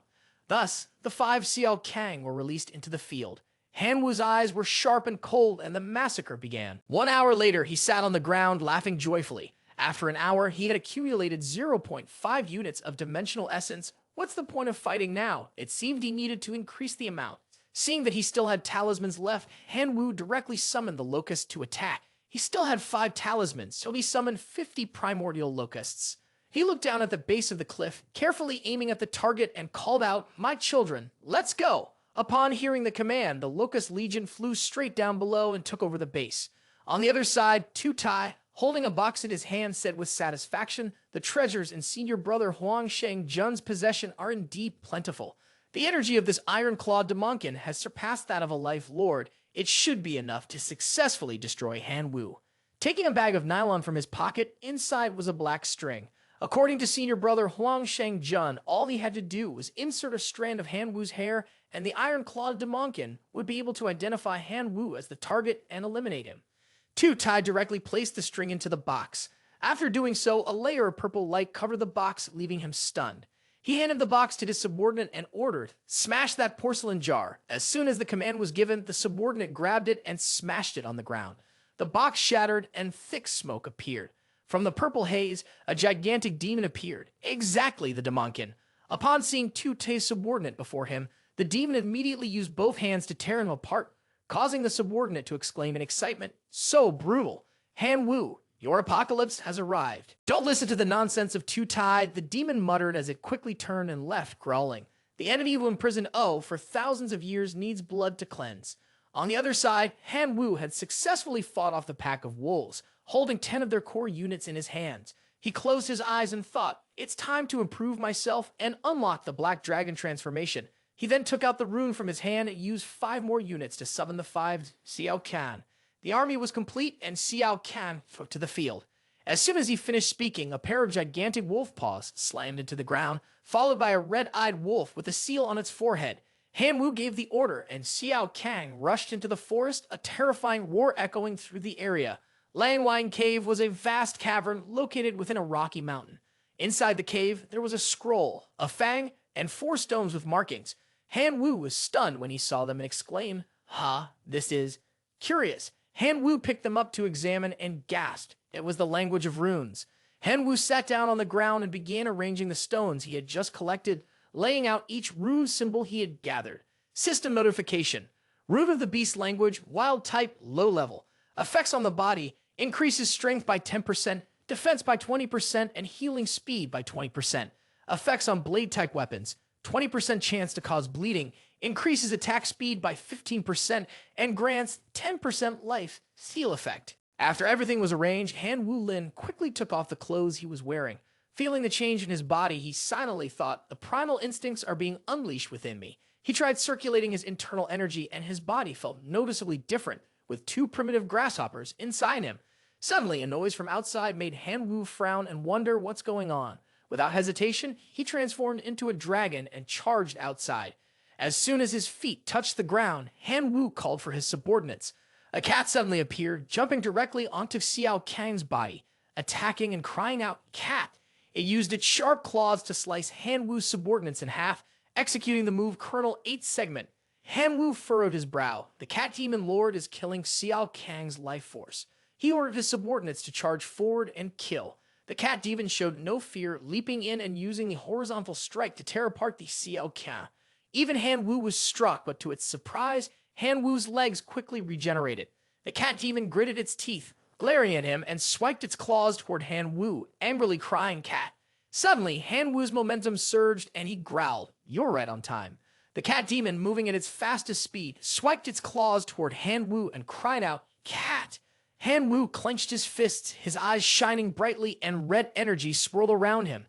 After using the black dragon technique before the cat's claws could even reach him, he landed a punch squarely on its face. Hanwoo's punch sent it flying far away, killing it instantly. The system announced the successful kill of the lifeform lord, and he received 2 units of dimensional essence. Hearing the system's notification, he smirked and said, "Good, now I can summon the bone tier. With enough power, I might even be able to level up to demigod in the outer realm." 3 days later, a grasshopper buzzed around Hanwoo's ear, notifying him of a fire crystal mine ahead. He gave orders to his army in front. They already set out with the cave as their target. With that, he quickly left. Arriving at the cave, a stream of purple energy flew out from inside. Hanwoo paused, thinking to himself, something's wrong. There's a human presence in the cave. Has someone discovered this place before? He then carefully observed and proceeded inside. Suddenly, a heat wave hit him unprepared, and he was struck by the thermal wave, exclaiming, "So hot!" While the wave was still dissipating, the fire liger appeared.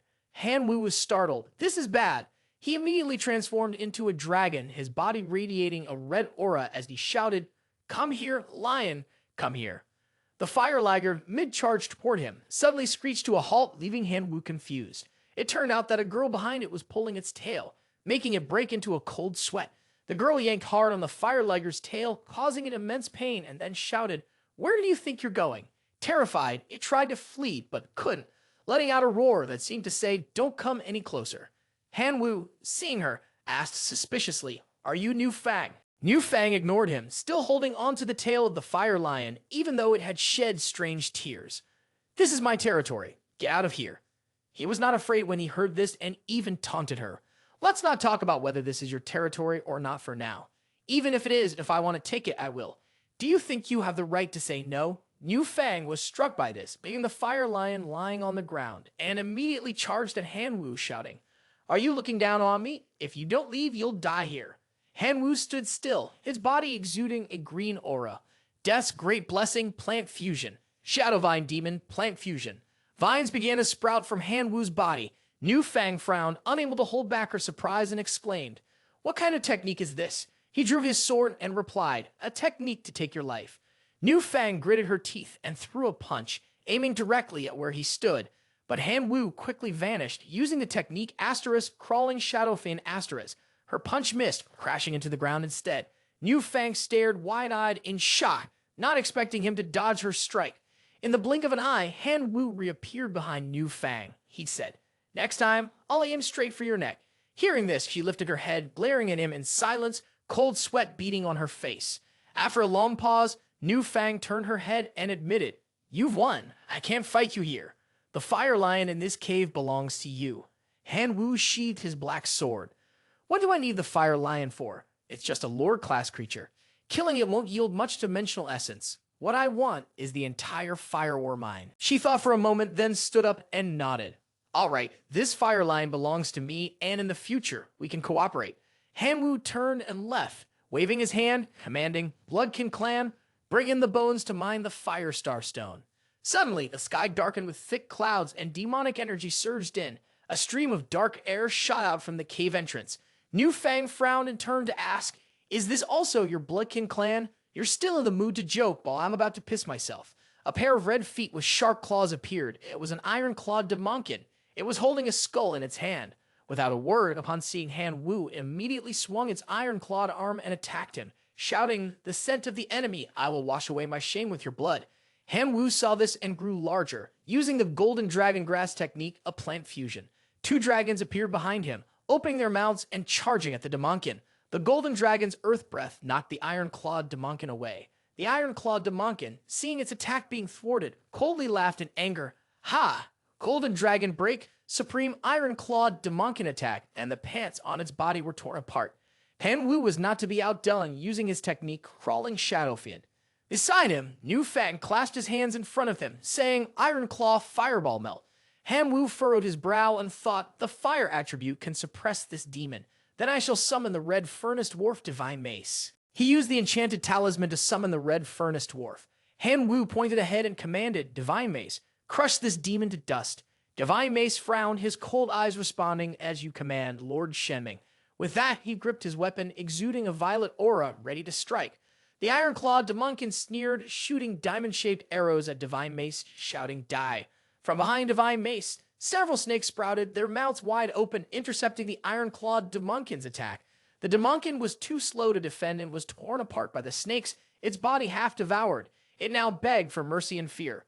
No, no, please stop.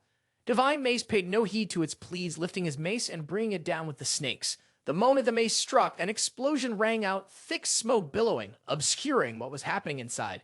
Han Wu stood outside, excitedly cheering. Don't leave it any way out, keep smashing it. Hearing Han Wu's encouragement, Divine Mace, thrilled, swung another blow forward. Han Wu covered his eyes, exclaiming, "Oh my god, that's brutal." The iron-clawed Demonkin lay flattened on the ground, watching as the mace slowly descended toward it. Han Wu gestured for him to stop, then stepped forward, shivering as he looked at the Demonkin's trembling soul beneath the ground. The grasshopper beside him remarked, "The Demonkin's soul is still intact." Han Wu nodded. "This one truly can't be killed. Keep it alive. Maybe one day it'll come back to take revenge on me." Han Wu looked at it with a cold gaze, then let Bonebender consume its soul with his strike. It hurriedly begged for mercy. "Anu admits defeat. I am willing to become your slave, only pleading that the great god may spare O's soul." He sat down on the ground and pointed at its body. His words, once spoken, made the iron-clawed Demonkin break out in a cold sweat. "I don't trust you, unless you sign a pact with me." It stammered, "Anu, I agree." Seeing it agree, Han Wu quickly opened the system interface. "Then let's draft the contract. Slave contract, signatory Han Wu." The iron-clawed Demonkin, New Fang beside him, looked on in awe. Truly impressive. He was more cunning than the most ruthless merchant. Han Wu pointed at the iron-clawed Demonkin, and a stream of blue light entered its body, completing the contract. Han Wu stared at it and asked, "By the way, what abilities do you have?" It fearfully responded without hesitation. "Master, Anu is a demon with rusted bloodline, able to transform into rust, and can also rust metal items and living beings." Han Wu turned to leave, speaking as he did. "Sounds promising, but there are plenty of players in Divine Realm who possess fire abilities. Fire completely counters Iron-Clawed Demonkin. Your weakness is all too clear." Seeing him about to leave, it hurriedly spoke up.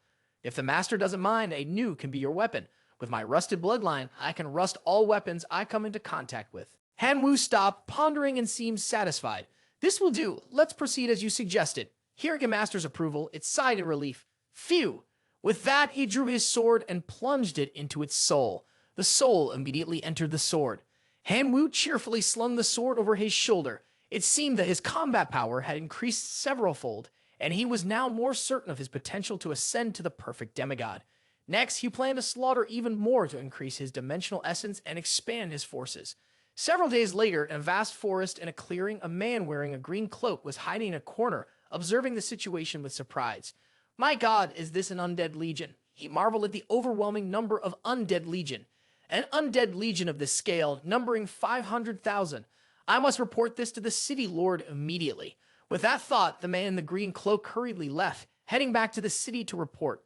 City lord of Langdong City, upon hearing the report from his subordinate, slammed his fist into his chair in anger and asked again, "What did you say? An undead legion of 500,000. The subordinate dared not lie, trembling and sweating, quickly kowtowing. "Yes, honored City Lord, the undead legion has appeared in a region about several dozen miles from us." Upon hearing his subordinate speak with such certainty, the City Lord of Langdong City fell into deep thought. His own city guards numbered less than 50,000. Even with a few mercenaries added in, he could only muster around 100,000 troops. If that 500,000 strong undead legion came to attack the city, it would undoubtedly be a disaster. He turned pale, furrowing his brows as he commanded, "Where is everyone?" Immediately sent a message requesting reinforcements from the surrounding cities. The subordinate quickly accepted the order and left. "At your command, honored City Lord." The next day, on the city wall, the subordinate arrived to report. "Honored City Lord, the reinforcements from the cities have arrived. There are 300,000 soldiers, including the guards and mercenaries. In addition, the church has sent 50,000 priests." The city lord stood on the city wall, joyfully shouting, "Excellent! The priests can restrain the undead. Surely, this time, they won't escape their doom. The guards, mercenaries, and the priests of the church, we are about to face a fight for survival. We swear to stop the undead legion at all costs." The undead beneath the army shouted in unison, "United we protect our homeland, and we will stop the enemy." He, clad in armor, mounted his horse, raising his hand proudly as he led the charge. The grand army set off to destroy the undead legion. Han Wu and Niu Fang were sitting beneath a tree when a grasshopper messenger arrived to report. "Report. A human army of 350,000 is approaching us. Upon hearing this, Han Wu appeared excited and shouted, "Aha! They want to clash with me." Niu Fang was startled and turned to ask, "What's going on?" He stood up, cracking his knuckles, smiling as he said, "My scout just reported that a human army wants to encircle and kill us, huh? Well then, how about we make things interesting and collect some more dimensional essence?" Niu Fang frowned and replied, "You want me to be your tool? Do you think I'm that foolish?" Han Wu ignored her and made his way alone towards the human army. He lay flat on the ground to observe. Hearing a rustling sound, he turned to see Niu Fang mimicking his actions. He was surprised. "Didn't you say you didn't want to interfere?" She raised an eyebrow. "If I feel like it, I'll go." "No reason. I'm just itching to move, not here to help you." Han Wu chuckled, ruffling Niu Fang's head like she was a pet, and said, "I like your fierce attitude."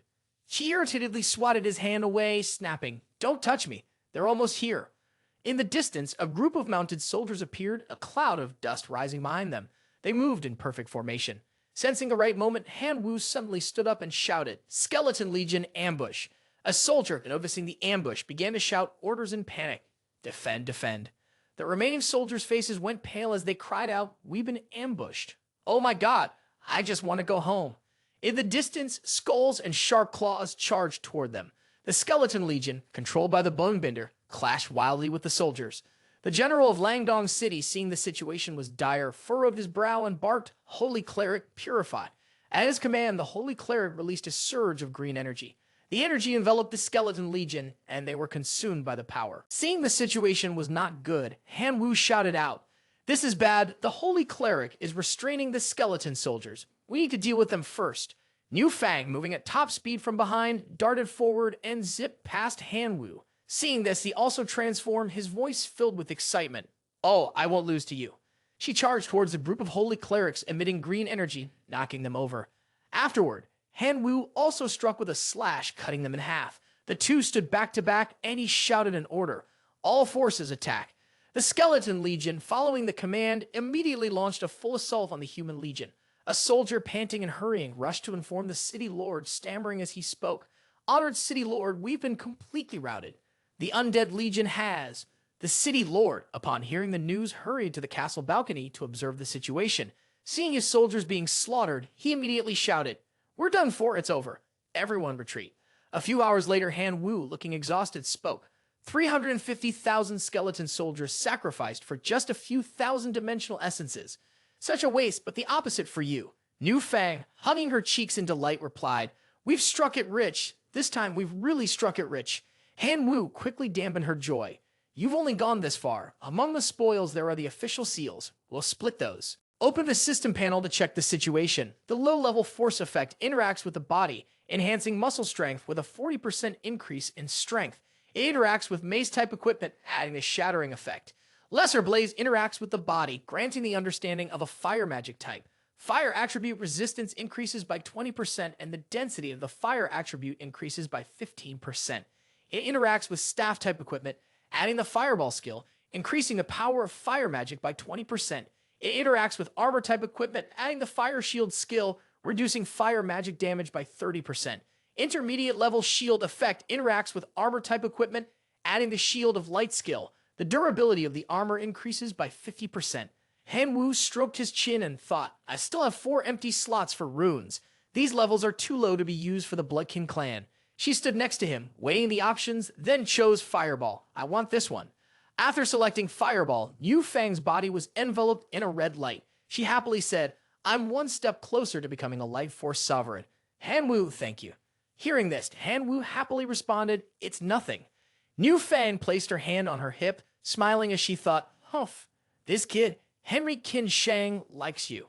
Inside a castle, an incredulous voice echoed, asking, "Are you saying this is true?" The king sat on the throne, gripping the armrest tightly, his face covered in sweat, and said, "Has the undead legion attacked Langdong City?" The soldier below him nodded firmly and replied, "The information is accurate. Moreover, not only Langdong City, but the 4 surrounding cities have also been wiped out. The number of the undead legion has reached nearly 10 million.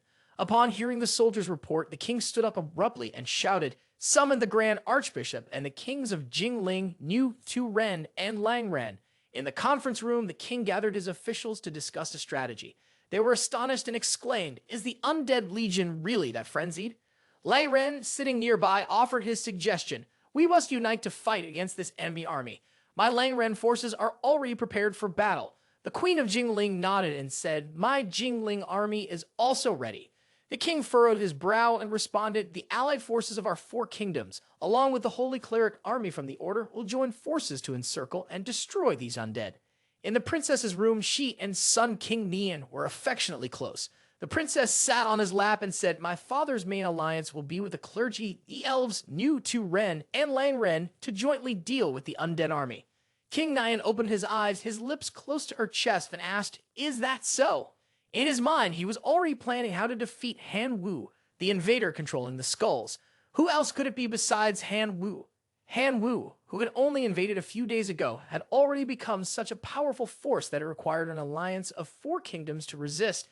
Truly, he was worthy of being the person I admire. King Nian stared ahead, his gaze lowered in deep thought. Having been by the princess's side for so long, I finally found a clue to advance to demigod. If the divine realm civilization, becoming a demigod simply requires fulfilling the divine attributes, but in the outer realms, one must also meet the demands of the current civilization. He had always wanted to ascend to demigod to defeat Han Wu. In this civilization of runes, to ascend to demigod, one must possess a special great rune spell. However, there is one thing that has always been difficult for him. Even the royal family has never truly acquired this spell, which shows just how challenging it is. King Nian thought to himself, "Han Wu, I'm planning to cooperate with you. I'll provide the clues and you will mobilize your forces to cooperate. This could very well lead to us obtaining the special rate rune spell. Therefore, nothing can happen to you. I need to find a way to keep you safe in the hands of the allied forces." Seeing him lost in thought, the princess, annoyed, said, "I'm talking to you. Why are you spacing out? Tomorrow, the Queen of Jingling will meet my father." The princess's words brought him back to reality. After regaining his composure, he flashed a charming smile. "The queen? She definitely can't compare to you." King Nian's hand restlessly roamed over the princess's waist, and he thought to himself, "This is great, just great. The queen, we're saved now. There's no woman I can't handle." He directly turned around and pinned the princess down. She pouted, "You're so naughty." The scene shifted to Han Wu, and the dragonfly messenger left him stunned. "Ha! The four kingdoms' divine envoys and a church are surrounding us." Niu Fang placed a hand on his shoulder and said, "What's there to be afraid of? You have so many skull troops." He didn't think that was the case and shook his head. "Even if I have many, it's useless. Their strength is too weak. Against a coalition that's undergone strict training, we're likely to be badly defeated." Han Wu rubbed his chin and sighed. "This is a big trouble." Origin of mutation appeared, grinning widely. "See? In crucial moments, it's still me who helps you. You solved the problems." Han Wu wasn't in the mood for small talk. "Do you have a solution or not?" Taking the opportunity, he tried to strike a deal, setting a condition. "I do have a solution, but you need to pay the reward first. 1 point of divine essence." Han Wu wanted to curse, but he hadn't even heard the solution yet, and was already demanding payment. What else did it know besides asking for divine essence from him? Thinking that, he spoke up, "You need to tell me your solution first. How would I know if it's worth a point of divine essence?" It laughed and replied, "Actually, I've heard of the civilization of rune magic." Knowing that a rune spell could greatly enhance mutation, Han Wu immediately asked, "What kind of rune spell? Tell me quickly." Hearing that the method sounded plausible, Han Wu reluctantly gave it 1 point of attribute. It happily accepted the offering, all while Han Wu was still fuming, and thanked him for his support. 1 point of divine essence. After receiving the message, it leaned close to Han Wu's ear and whispered. Upon hearing it, he crossed his arms over his chest and smiled. Interesting. Let's see then. In his heart, he thought to himself that this divine point wasn't entirely useless. Seeing Han Wu's expression changing constantly, Fuang became curious and asked, "Why does your expression keep changing like that? Have you figured out a solution?" His gaze darkened as he turned to smile. "Just wait and see." On the Human Legion's side, witnessing a group of Bone Legion, and in the sky, the Locust Legion, the leader gave the order, "Attack." Both the Locusts and the Skulls were on the same side, obeying Han Wu's command. With that, the Human Legion's soldiers thrust their swords straight into the Locusts. Seeing how easily they were defeated, they cheered joyfully. "Done. This is great." However, as the Locust body was severed, its blood splattered, and spores from the Hizai mushroom clung to the soldiers' bodies. The soldiers, upon seeing the blood splatter on them, then felt a dark aura emanating. Soon, a black mushroom began to grow on their bodies. Shocked, one soldier screamed, "What on earth is going on?" Curious, another soldier pulled the mushroom from his body, but as soon as he did, A red-black aura suddenly rose from his body, causing the soldier's face to turn pale with fear. The Bone Legion's red, bloodshot eyes were fixed on them. The soldiers, seeing this, grew terrified, their faces turning white. A moment later, the soldiers lay dead on the ground. Han Wu and Niu Fang approached, and he sighed. It really didn't take much effort. The spores from the Hizai mushroom are quite effective. Killing these people doesn't take any effort at all. Han Wu laughed happily. It was indeed worth it. All the thousands of divine power I had spent. The origin of mutation stood next to him smug. The spores of the Hizai mushroom could transform into a virus, combined with the spell script to stimulate the plague and prolong it. After using the spell script, the intermediate plague, he picked up a mushroom and muttered something in its tip, applying it to the body, and the effect turned it into a host for the plague. Every cell in the body's metabolism carried the plague virus. Once the matter was settled, Han Wu coldly ordered the battle to begin. Under his command, the Bone Legion immediately attacked the soldiers. Arrows flew relentlessly, and the soldiers, unable to resist, perished at Han Wu's hands. With the support of the plague spell script, Han Wu needed only 3 days to defeat the allied forces, successfully occupying 10 surrounding cities. Within the army of skulls, 5 special heroic spirits appeared. King gritted his teeth in anger. Do you have any ideas? If this keeps up, my kingdom will be destroyed. He proposed his idea. Now we have no choice but to call for a ceasefire and negotiate. Lang Ran sighed. Right now, we can only call for a ceasefire and negotiate. King hesitated, but negotiate with whom? We've been fighting the Bone Legion all this time, yet we haven't even met the leader of the Bone Legion.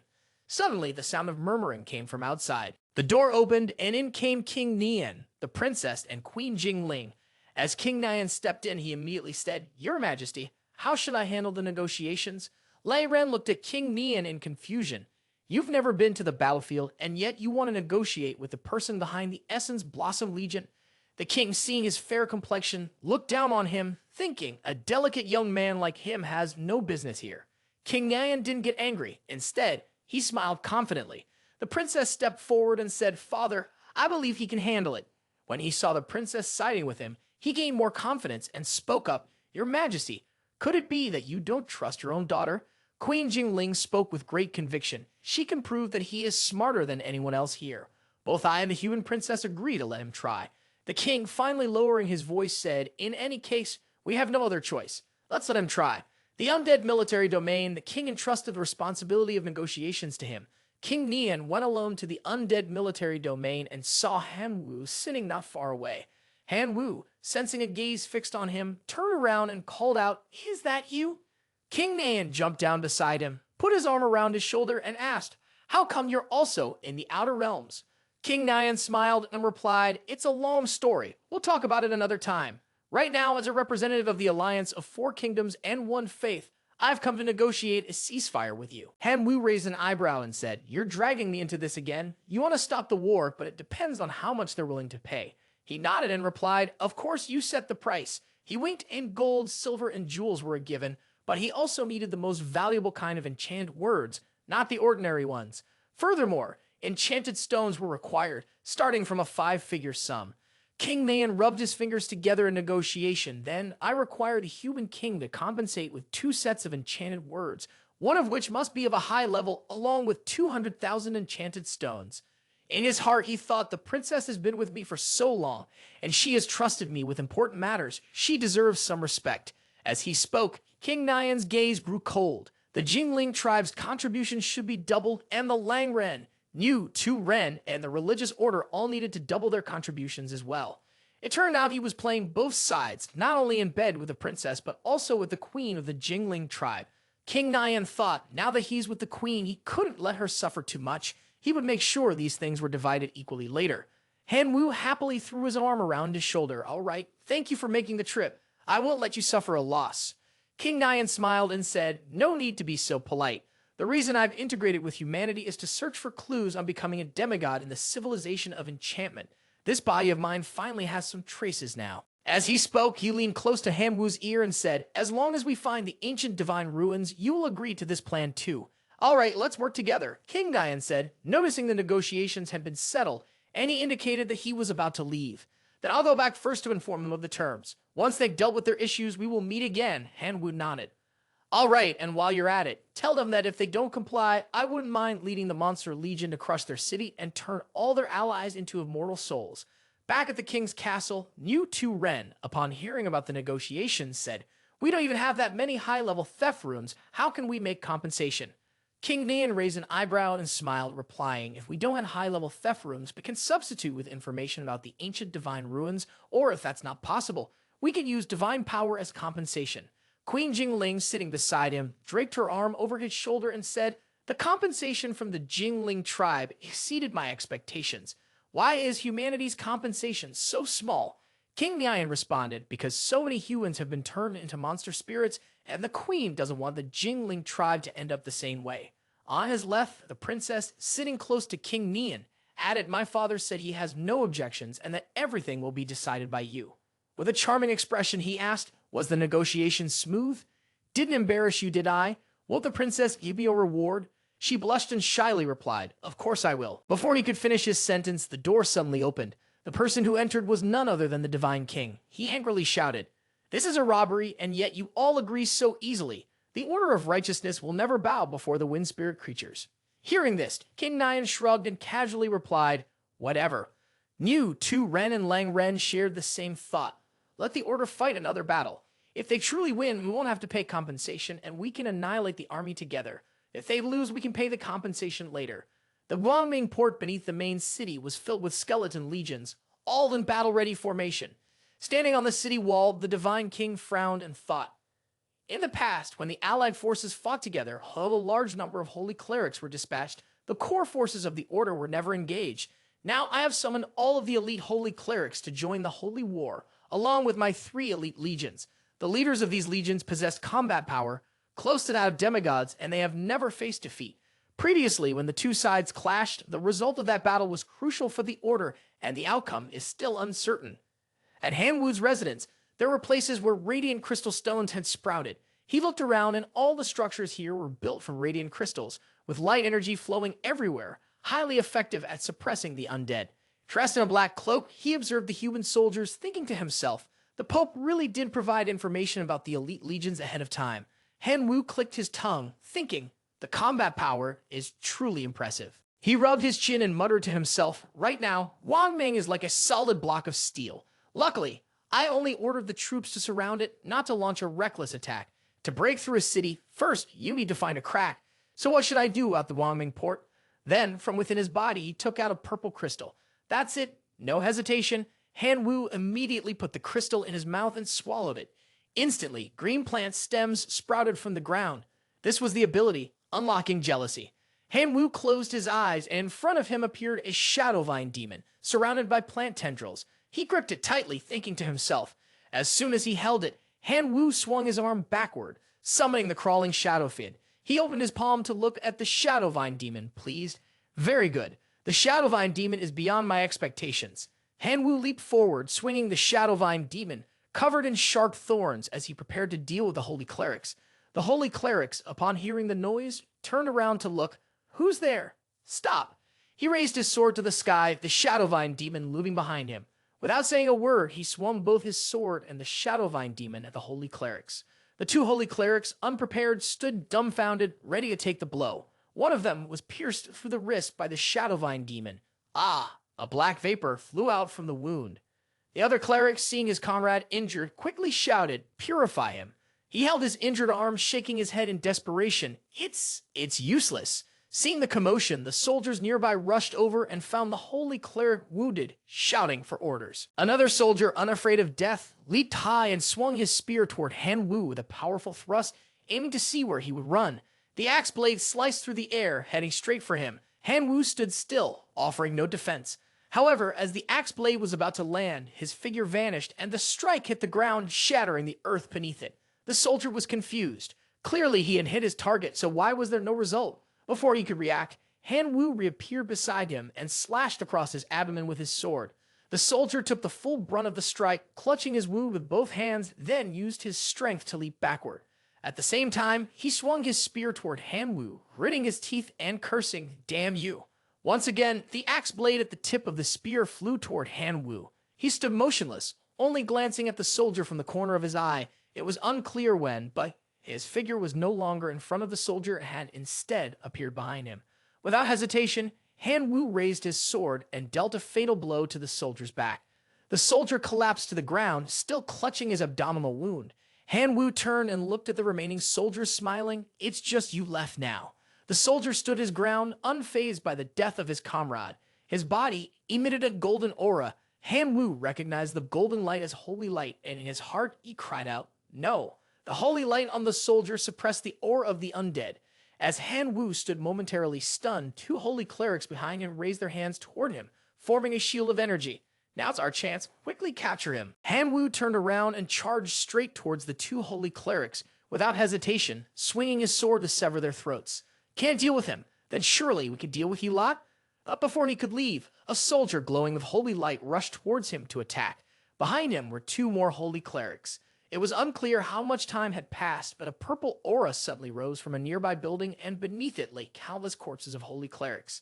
Han Wu stood contentedly atop the body of a shadow vine demon, thinking that it was time. He then ordered the Skeleton Legion to attack the city. The Skeleton Legion advanced. Upon receiving the command, it spread out, and the purple aura continued to emanate. A burst of green light shot through the skeletal warriors, burning them, and then one of them was consumed by the purple aura that infiltrated its body. The battle at Guangming Port resulted in the deaths of over 2 million holy clerics. The 3 elite legions suffered heavy losses, and the number of skeletal soldiers also plummeted.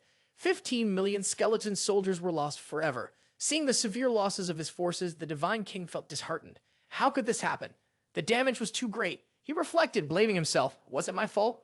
If I had agreed to compensate from the start, would the church have avoided such heavy losses? What should I do now? The Divine King opened his eyes, his brows tightly furrowed, sweat pouring down his face. Should he continue resisting, or should he surrender? A voice came from outside the door. Pope Lord, I can help you repel the skeleton army. The Divine King was startled and quickly turned around to ask, who is it? The person who entered was Tu Tai, a sworn enemy of Han Wu.